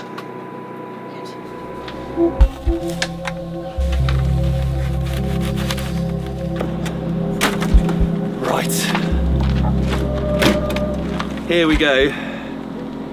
Into the abyss.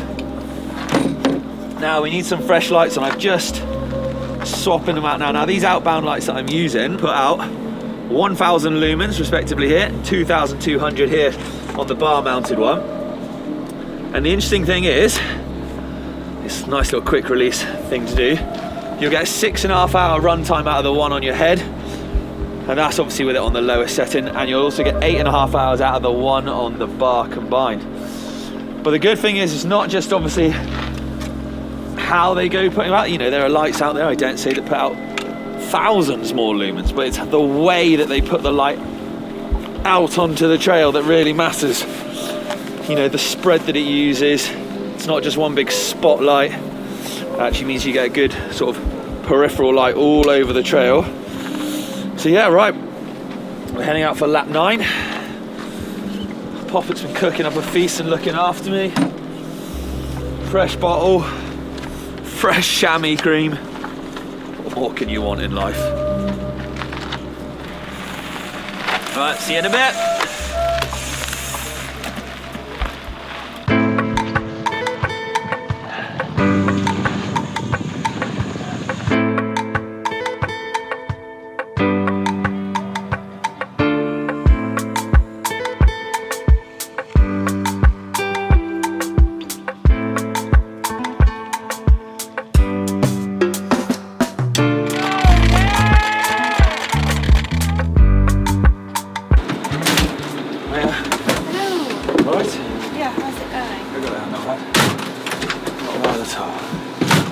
I'm alright.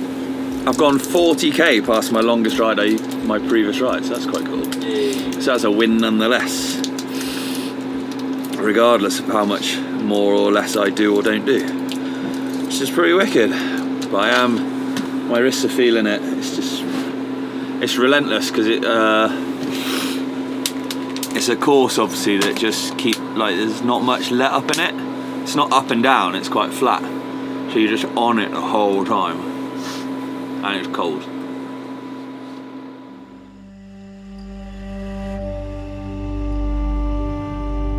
Sunrise is elation. It is happiness. It's a little bit of sadness, because you're like, oh, well, God, we're nearly there. But as a whole, When sunrise hits, as I said, you're just hyped because you can see where you're going, the end's in sight, it's the home stretch, it's warming up, you don't have to have as many layers on. You start, everyone's mood picks up when the sun rises. You start seeing all the other riders more people pop out on track, and just the whole, I don't like to say it, but the vibe, it gives me the heebie-jeebies saying vibe, I don't know, but it's just better. That is sunrise. This big smile is because I just surpassed the 300-kilometer mark.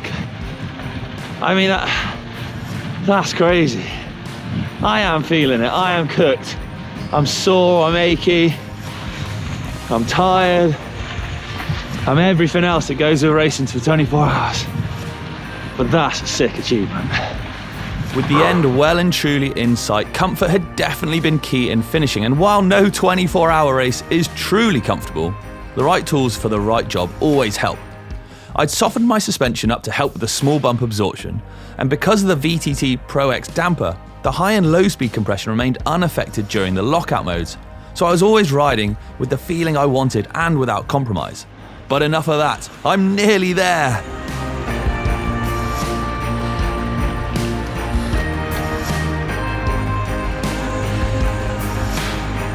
This is it then, the final descent of the race. Get in, you beauty.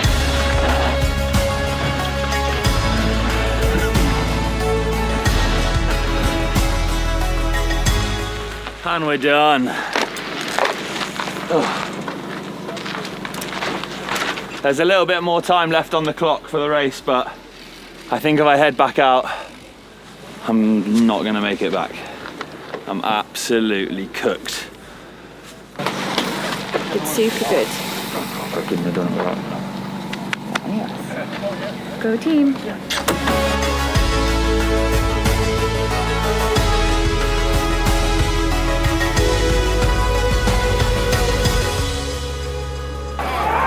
Thanks very much. So my result for this race in solo men's was 13th out of 111 or 12, I believe. So yeah, hyped for that. At this race, in total, I rode 317.8 kilometers, by far the furthest and will probably ever cycle a bicycle. Calories burned, 9,400 calories I burnt in that. So that earned me a Big Mac, didn't it? And I climbed half an Everest as well. So yeah, looking back at them now, I'm gonna go for it. I'm gonna say it in some impressive stats. I'm pleased with those. 5 words to summarize the race. Exhausting. Oh man, you have to bear with me here. So, I mean, I don't want to just say fun, tiring, sunny, hot, dust. Those are just, because those are poor descriptive words for something that's way more. So, 5 words to summarize the race. See you next time, maybe.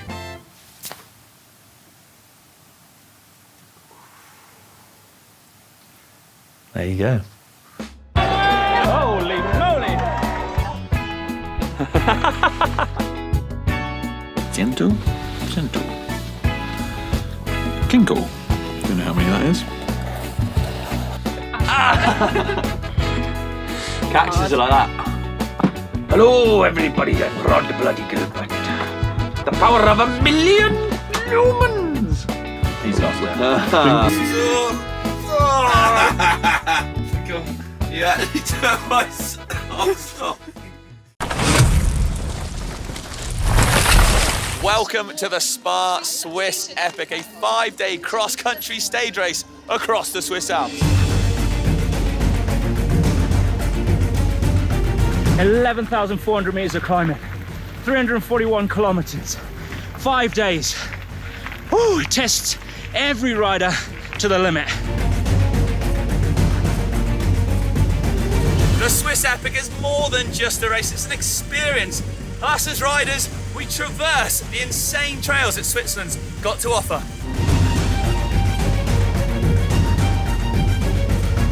Can we make it through this? This is day one. We've got 4 more days to go. Question is, can I get through it?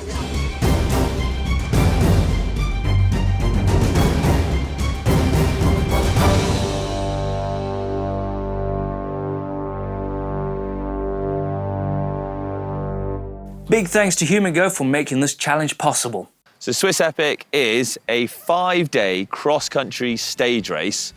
Uphill, down dale, it goes literally everywhere, starting and finishing in 3 different locations. It's the best way, I think, to kind of explore the Swiss Alps, see some single track, see some trails you'd never see, and do it with loads of cool, like-minded people. The format's a pairs race, so that means it's just you and your partner. You always have to be within 2 minutes of each other, so it's quite a close race. So this event is a big one. It's 11,500 meters, just shy of climbing in total, over 345 kilometers. So the average time for the elite race is about 16 hours. But for most of us that just finished the race, it can be up to 30 hours. My partner this year, and I would like to say this is my first ever team race, so I'd had to choose wisely, was Senior Sampson, Blake Sampson. There's something like this is completely new to him. I've never done this before, so I don't know what I'm doing. He was up for the challenge.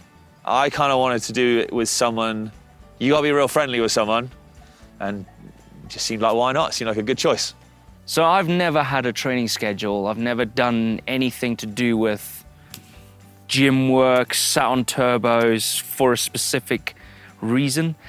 So about 3 months ago, maybe 4 months ago, we got in touch with HumanGo, an AI-generated app that generates a training plan, which I really, really enjoyed doing because having a plan to stick to is key when it comes to challenging yourself for a big event like this.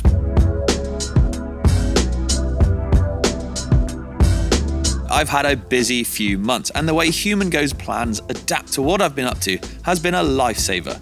The 2 biggies are fatigue detection and time in zones. Fatigue detection uses all of my health data taken from my Garmin to see how ready I am for training.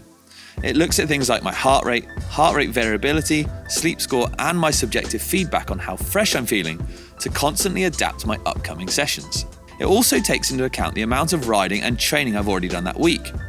It works out how much time I've spent in different heart rate zones and offsets that so I'm hitting the numbers I need to be hitting, even if I don't stick exactly to the training sessions or I get a little bit carried away and squeeze in an extra ride or 2.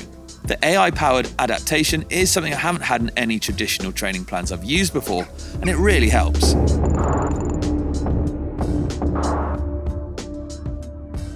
How are we feeling then, Blake? Oh, nervous! I'm nervous. I'm nervous. Yeah. It's gonna be good. I got your back. We'll be all right. Yeah. Look at that. Full of water. Newbie. Hey, yours says the same. Right? Yeah, it's very much true. It's very much true. So, yeah, I think it's gonna be a good day. I'm looking forward to it. I'm looking forward to it. We're on the HumanGo app. And, got them percentages. We got the percentage. I am 95% ready. I don't think I've got it, boys. Well, you're fired up. I'm ready as rock and rolling, right? Where's Richard? Look, so my project readiness is 94%. Yep, but this is the best one. Freshness, 100%, dude. Kicking off the week, stage 1, sort of joint biggest stage of the week, 74K. I think it was 2,300 or 2,200 meters of climbing. So it's a hell of an induction to the week. And I think obviously this is where my partner was a little nervous, and rightly so. I mean, that's a big day for anyone to do, let alone someone who's never really done that.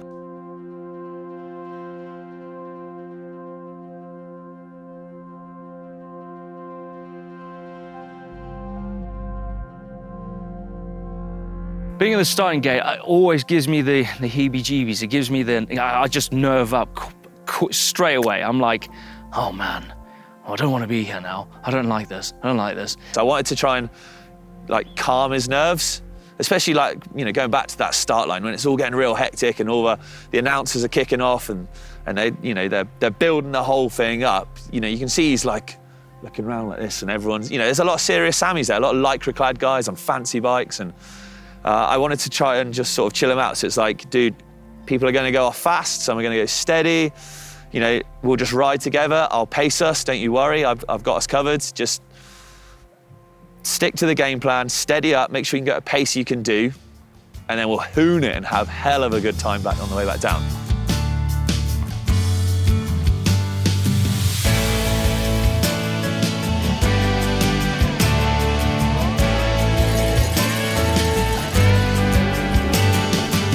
Everyone just sprints off and you're like, oh, do I have to join in? Do I have to do this? But we actually caught them up on the descents.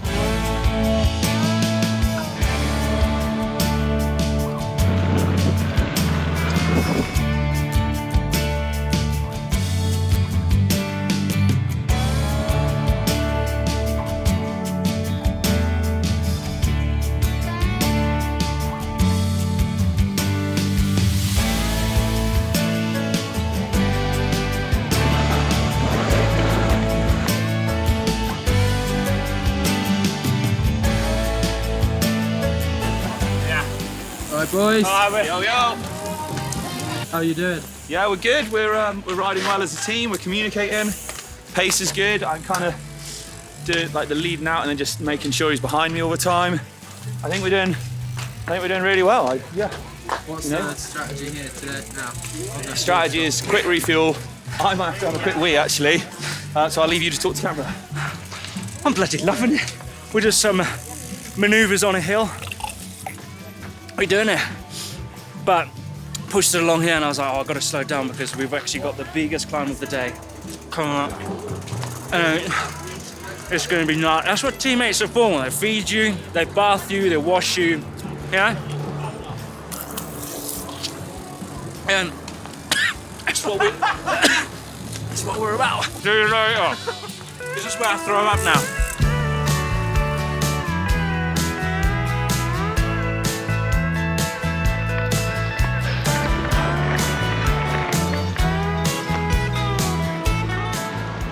Let's go, dude. Oh, cramped up there. Feed station's literally there. He's got this. We're doing good. You're doing good, man. So I started suffering from cramp pretty high up on one of these climbs, and I was like, man alive, how the hell am I gonna get through this? Because we were far away from the finish line. We were nowhere near. So this one bloke, a South African guy, we came up to the second feed station, and he was like, I was like, but just squirt water on your legs, cold water, just put it on your legs. And I was like, what's this bloke talking about? So I thought, well, I need to try this. As soon as I stopped, I got my water bottle out the bike, I squirted my legs, and within seconds it would gone. And I was like, how's that happen? He was like, yeah, the cold water just reacts with the muscles and makes it really nice, like your blood flows really quick. And I was like, sharp, I'm gonna do that. So basically the water bottle on my bike was just to spray my legs, and I was spraying all over it. And he was like, yeah, just spray all over your legs, all over your crutch and everything. And I did that for the rest of the ride, and that was the best way to get through that stage, was just drenching my legs in cold water.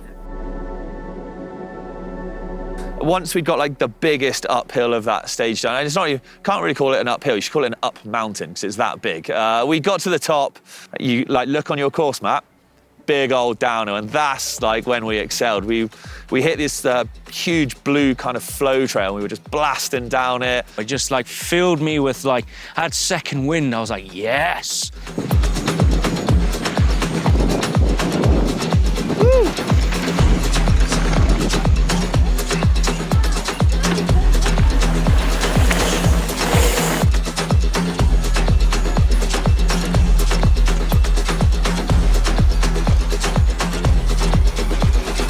After second wind, I got cramp again. It just comes. I feel tired and knackered, but it's just the cramp that gets me.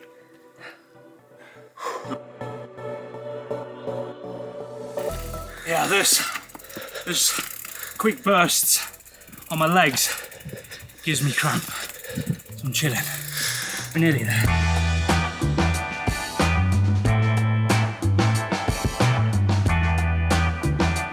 Got, I think it was like 10K to the finish, and it was fairly flat. It was actually like a big old time trial, essentially. So I was like, right, buddy, I got you. All aboard the pain train. Getting stuck behind the pain train is the best thing ever. Rich is actually a hell of a machine when it comes to that. He's just tucked down, forearms on his bars, he's tucked up like that. And then I'm just like, let's go, let's do it. And then he just drags myself all the way to the finish line.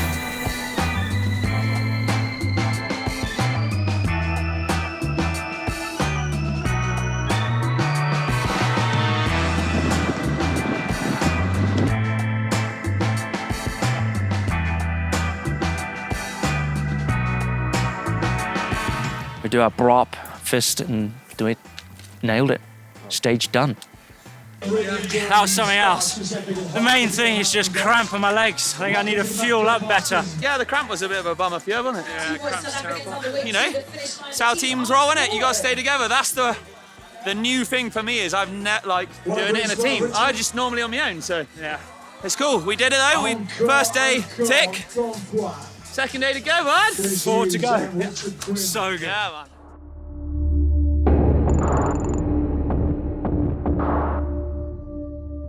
Nutrition. So the other day I suffered heavily from cramp. So inside here I've put 2 tabs of 1500. Inside there I've got a spare one in there, so when I fill up my bottle, my bladder and my camelback, I can replenish my electrolytes. I've got a chew of 30 grams of carbs, but then I've got 5 of these gels here, and then 15 minutes before we start, I kickstart the motor with 100 milligrams of caffeine.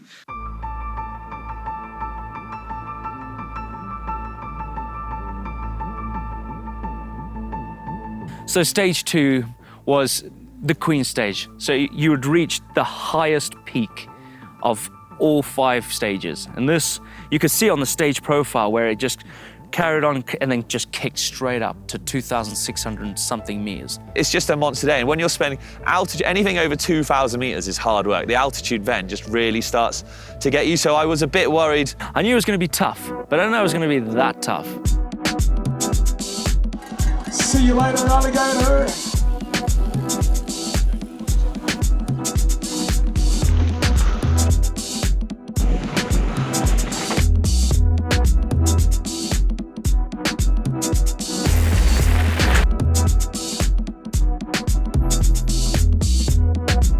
Not too shabby. So after that climb, it's like straight into the clouds and descending. It's quite cold.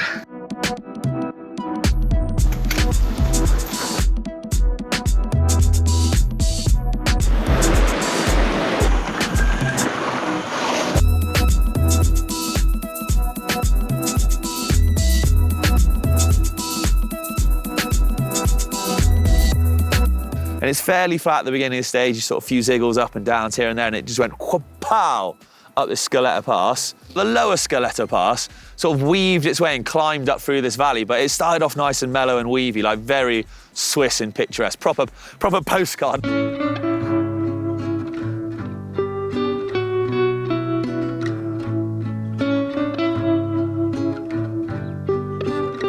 But then the further that you got into the valley, it then started to kick more and more and more and more. And it just got really steep by the end of it. It was like a proper first gear, like hunched over the bars, just, and you're kind of in your head then, that's when you're just ticking off like 1, 2. It literally felt like it was going on and on and on.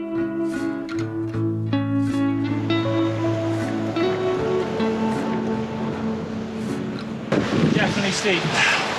Well, it's not an easy climb. When I got to the feed station, I was like, flipping, thank goodness, I need to refuel. And then whilst I was refueling, I just looked over and I looked up and I was like, my goodness me. You would look up the hill and it'd just be like, just like a little ant farm, just a row of ants just snaking their way all the way up.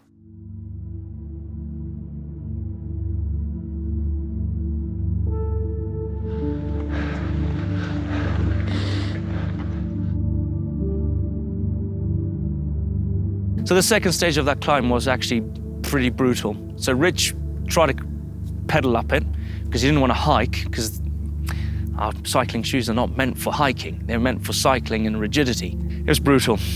I literally just wanted to get on my bike and just ride and pedal.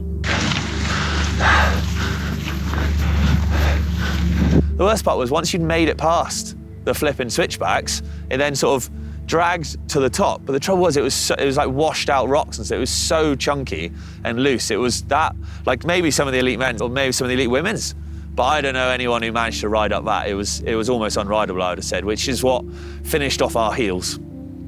Pushing. We're pushing up this brutal climb. It's loose, hardly anyone's riding. Basically a hiker bike for about 2k. I wouldn't say 2k, about a k. Some of it's rideable, some of it's not. But oh, the views are stunning.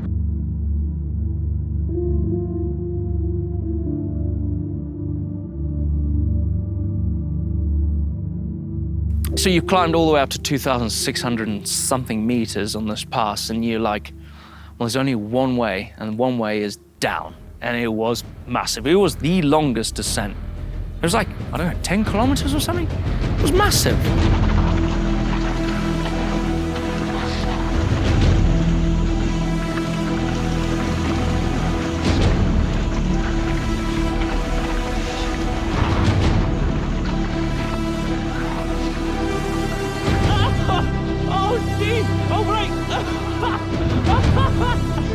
Thank you, dude. You okay? Hey, right. Thanks, Roadie. So we were just, following each other down that, switching lines. He'd go high, I'd go a bit low, and vice versa. We're behind each other and shouting at each other like, "Oh, and you got it!" and just all getting real hyped and just like literally having the best time ever. And just literally going flat out, literally death grip, and just full gas, man. Yeah, boys!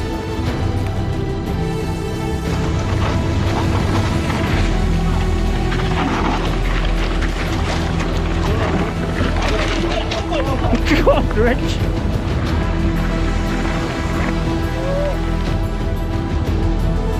Blake was way better today. He did really well because we'd made sure he'd drunk loads of electrolyte tabs the night before and the morning of, and he was eating right. It was just making sure to stay on top of it, and it did manage to hold off the cramps completely on this day.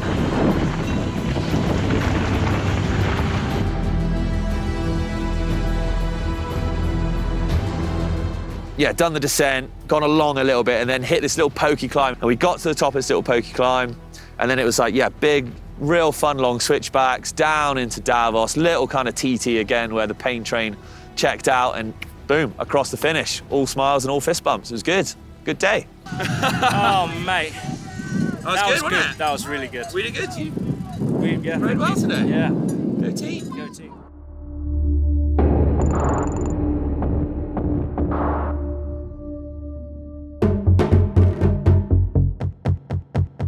Day 3, 2,100 meters, not as much climbing, 64k. What more could you ask for? Simples.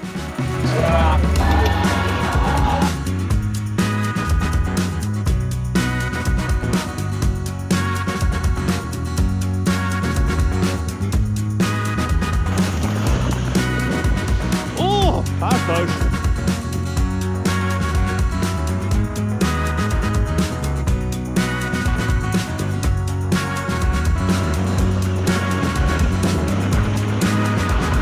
God.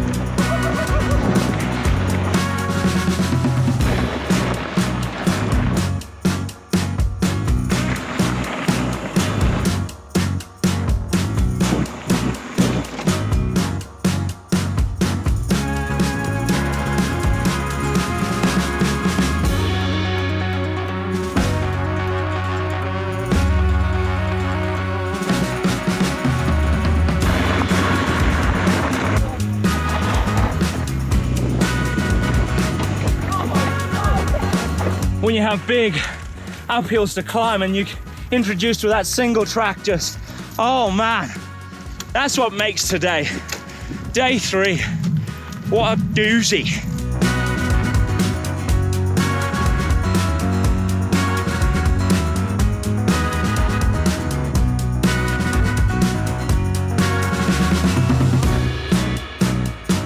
We struggled a little on that last climb. It had some big old kicks in it, some quite steep like punchy bits, so Yeah, there we go. Holy crap, that was steep and a long drag.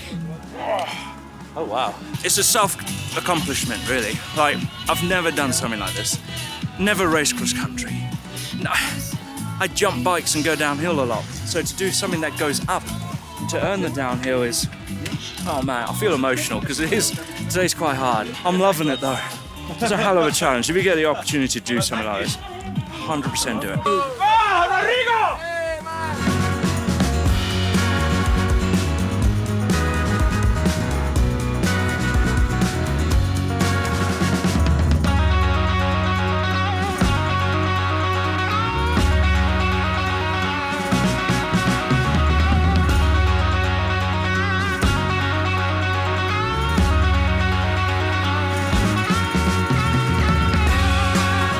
Oh, incredible stage. The last bit was, why did they put that in? Yeah, that was a bit of an eye-opener going back up what we came down, but yeah, a bit nasty. Nice one. Yeah, it's cool. Yeah, pushed you on, I reckon. Yes. Just, you know. You did. What? It worked, yeah.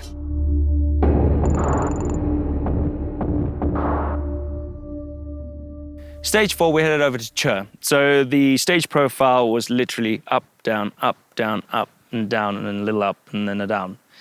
So there's a lot of climbing, big climbs as well.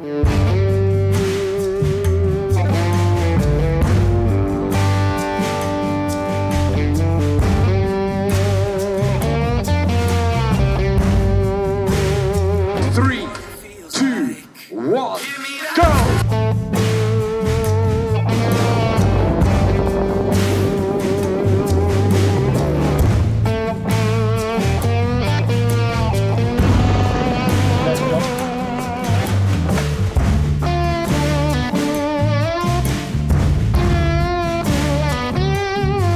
As we're mashing our way up the first big climb of the day, I've got Garmin's Climb Pro. They'll give me a few stats and keep me updated as we go here. So I know gradient, distance to the top, distance I've climbed, and also it kind of gives me a color graded chart, if you like. Green, yellow, red, orange. Red being really hard. Currently, we're in the orange.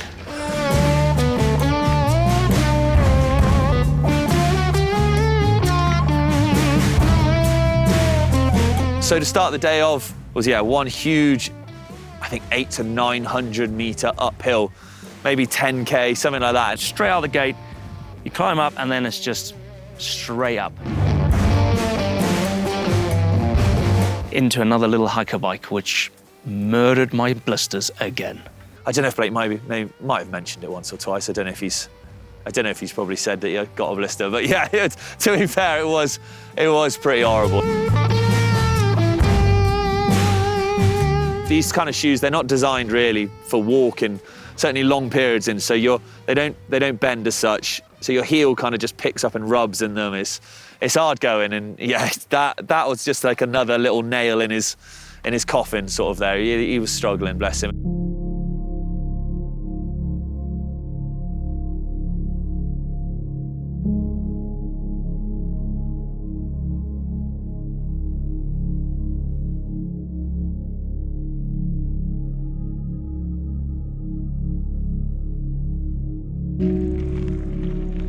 That's how hot.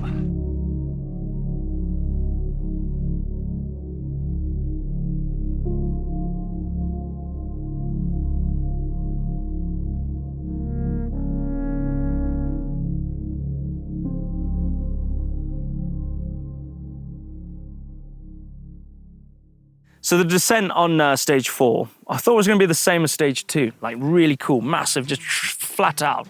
But it wasn't. We got stuck behind quite a few riders because we were all in a bunch, creeping our way up to the point where we all dropped in. So we were stuck behind quite a few people. It's super fun getting past people, but we realized that as the stages went on, we would meet up with the same people, and we didn't want to them off, because if we did, they're going to be overtaking us on the climbs, and we'll be overtaking them on the descents. So we started making friends on these descents. Hey, Roy. How's it going? Oh, thank you very much, dude.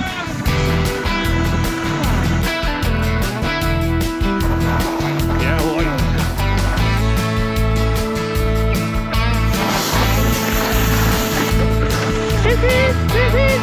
Thank you. One corner we saw this, I think it was an elderly bloke. He was on a hardtail. He just went out the front doors and slid down, and I was like, oh boy. His face, his arms, and we were like, are you okay? He was like, he just got up and started muttering to himself. I think he was, yeah, he walked down a bit, and I was a bit like, oh my gosh, this bloke's in pain.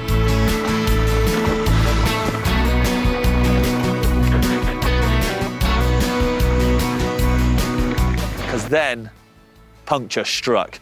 Not a full, like, tyre explosion. Basically, we were just charging through these rocks, and I just heard tung, and I was running an inset in the rear, but it was just I just pierced a hole in the top of the tyre annoyingly, and it held, and we carried on going a bit, got some really fast fire roads, and I could feel the tyre squirming, and bearing it, like, we're doing like 50k or something, like 50k an hour, and you can feel the tyre just going, and I'm shouting at Blake because he was ahead of me. I'm like, dude, I've got to stop. So we got up this little climb, and yeah, like, just got to work, like, teamwork, just tools out, plug it, crack on.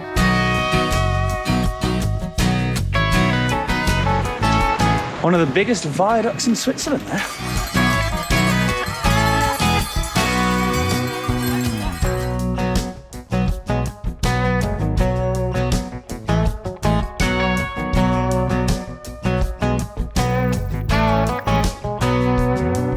It did feel like a never-ending climb. So we would climb across one way, and then you do this big U-ey, and then it would just keep going the other way, and you're like, oh man, the poor bugger. Like, Blake's just trooping. He's just head down doing it, and that's the cool thing. He would just put his head down and keep going. But yeah, you'd get around another corner, and you'd be like, oh God, then that's where we go. You'd get to there. Oh Christ, and they just kept doing that, and it was just, yeah, it just felt a bit relentless.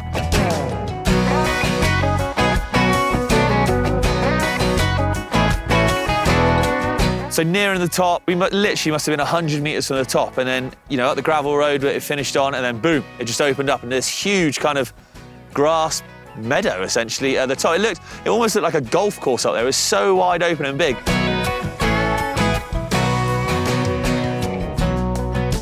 We'd done the meadow, and then it was pure Loma for ages.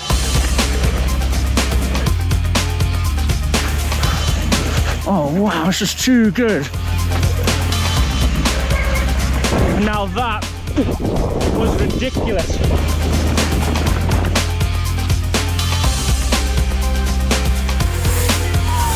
On the last pokey climb of the day. It's really tough.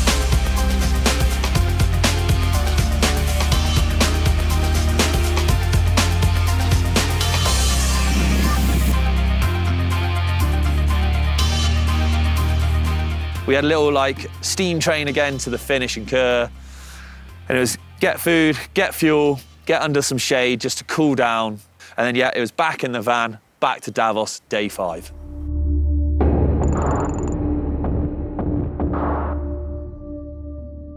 So stage 5 was survival stage for me. The final countdown, so it was kind of a weird feeling in the morning. We were, like, both pretty tired now, both pretty run down, both pretty worn out, but it was one day to go, and that's kind of like all the motivation you need to know. The problem was we started the day again with another monster climb, and when you're pretty run down, that is not an exciting feeling, that you've basically got the same climb as you had the previous day to start the final day. I got this far. I was super proud of myself. Super proud of our team that we got through this. But I literally just wanted to get to the end because personally, I felt dead. My legs were burning. I was suffering a little bit in my knee on stage 4, on my left knee. But the worst thing about the whole day today, there was nothing in my legs. I had nothing.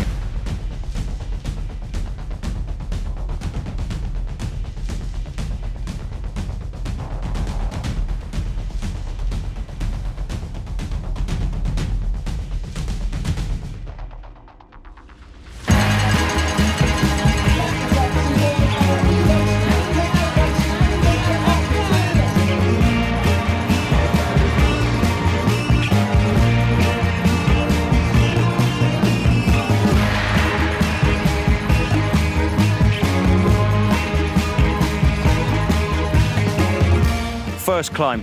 Pretty much started on the same climb as stage 4, but then it veered off to the right, up to Hohenweg, right up the top there. At 2,300 meters, it was about 800 meters of climbing, roughly 8 kilometers of it. Right off the bat, Team GMBN was steady, shall we say. And it was tough, perpin tough. Knee is sore, feet are killing. That's the first climb. Right, there we go. Has set the mood for the day. Just the fatigue in the bodies and the legs and just keeping them turning was yeah, gonna be the biggest challenge of the day, should we say.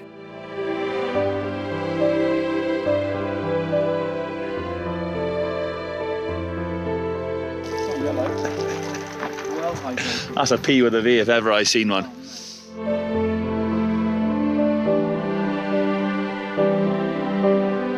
Luckily, there was no pushing on this climb, so the blisters, got a bit of time off. The views were incredible, so we could just kind of plod along and take in kind of what we were going through.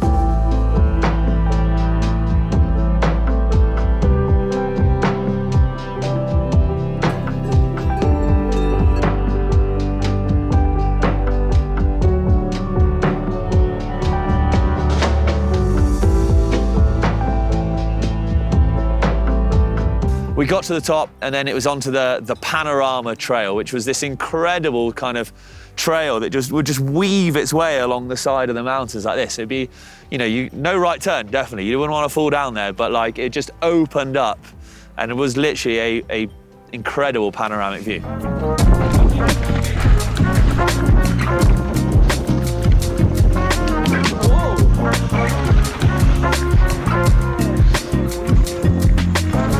It's just beautiful.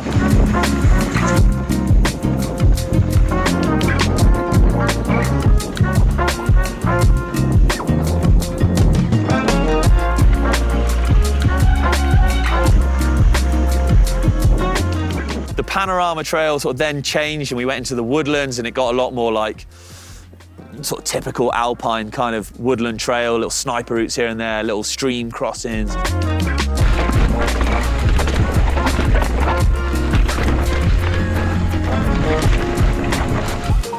My blisters are making my foot twinge, that's all.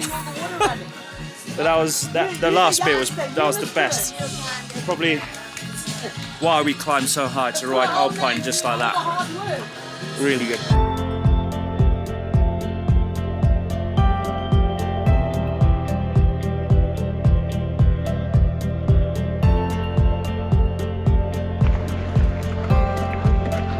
Last day, we're bang on all the halfway points. About halfway distance, half of the climbing, half of the legs left. None of the legs left. None of the legs left. It was definitely the toughest day. Yeah, Blake was pretty cooked. The guy had been just been smashing it. He'd been literally pushing 100% of what he could.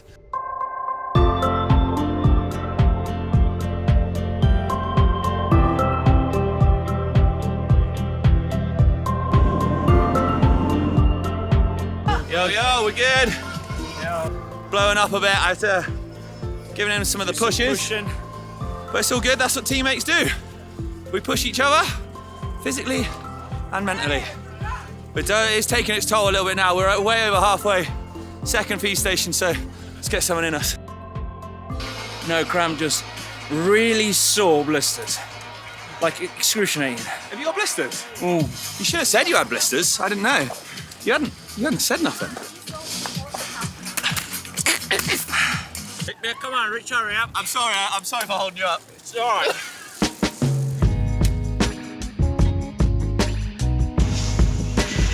Oh my God, that was way too high.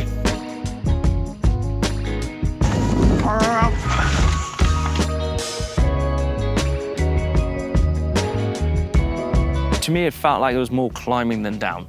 There was a lot of climbing, really steep stuff. It really started playing havoc on his back and like on his knees as well. And I was pushing him, but like with my knuckles in his lower back to try and press on like where it was really tight and knotty. So I wasn't just like pushing him like this all the time. I'd like just literally go in there, he'd be like down a bit, left a bit, right, just to try and ease the pain on him and help him out.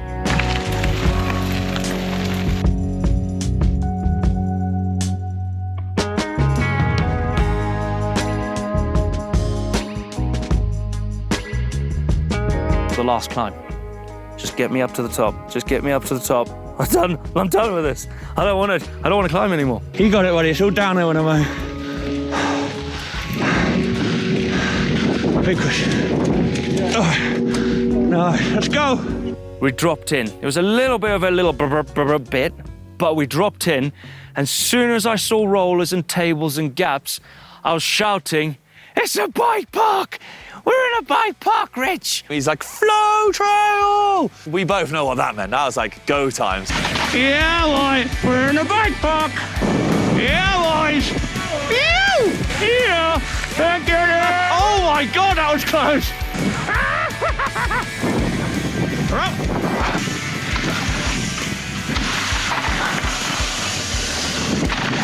Oh God.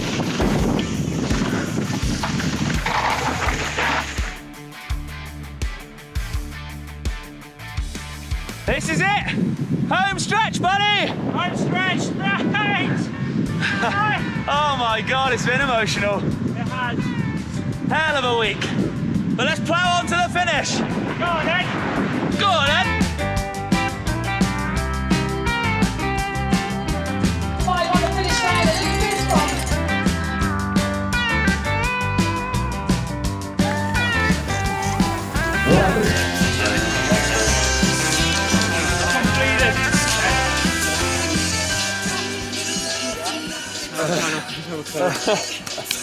Well done, mate. Well done. Well done.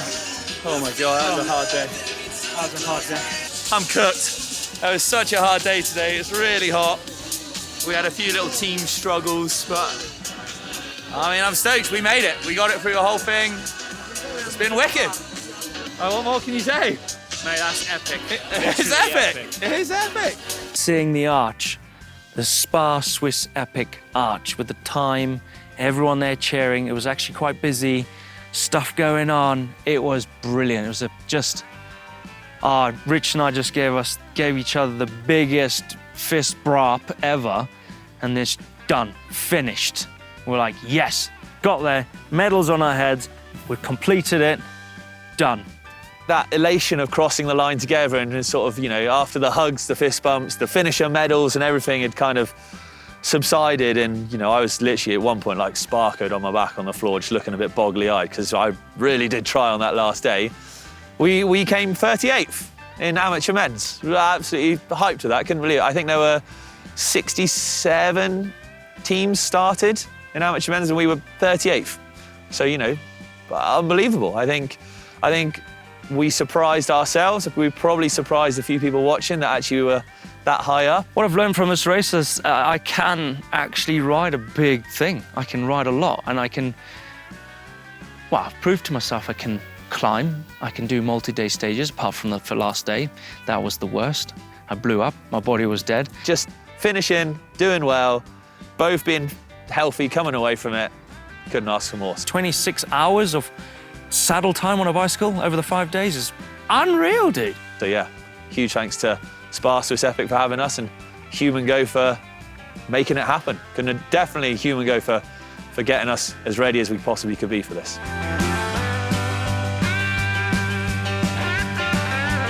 Oh.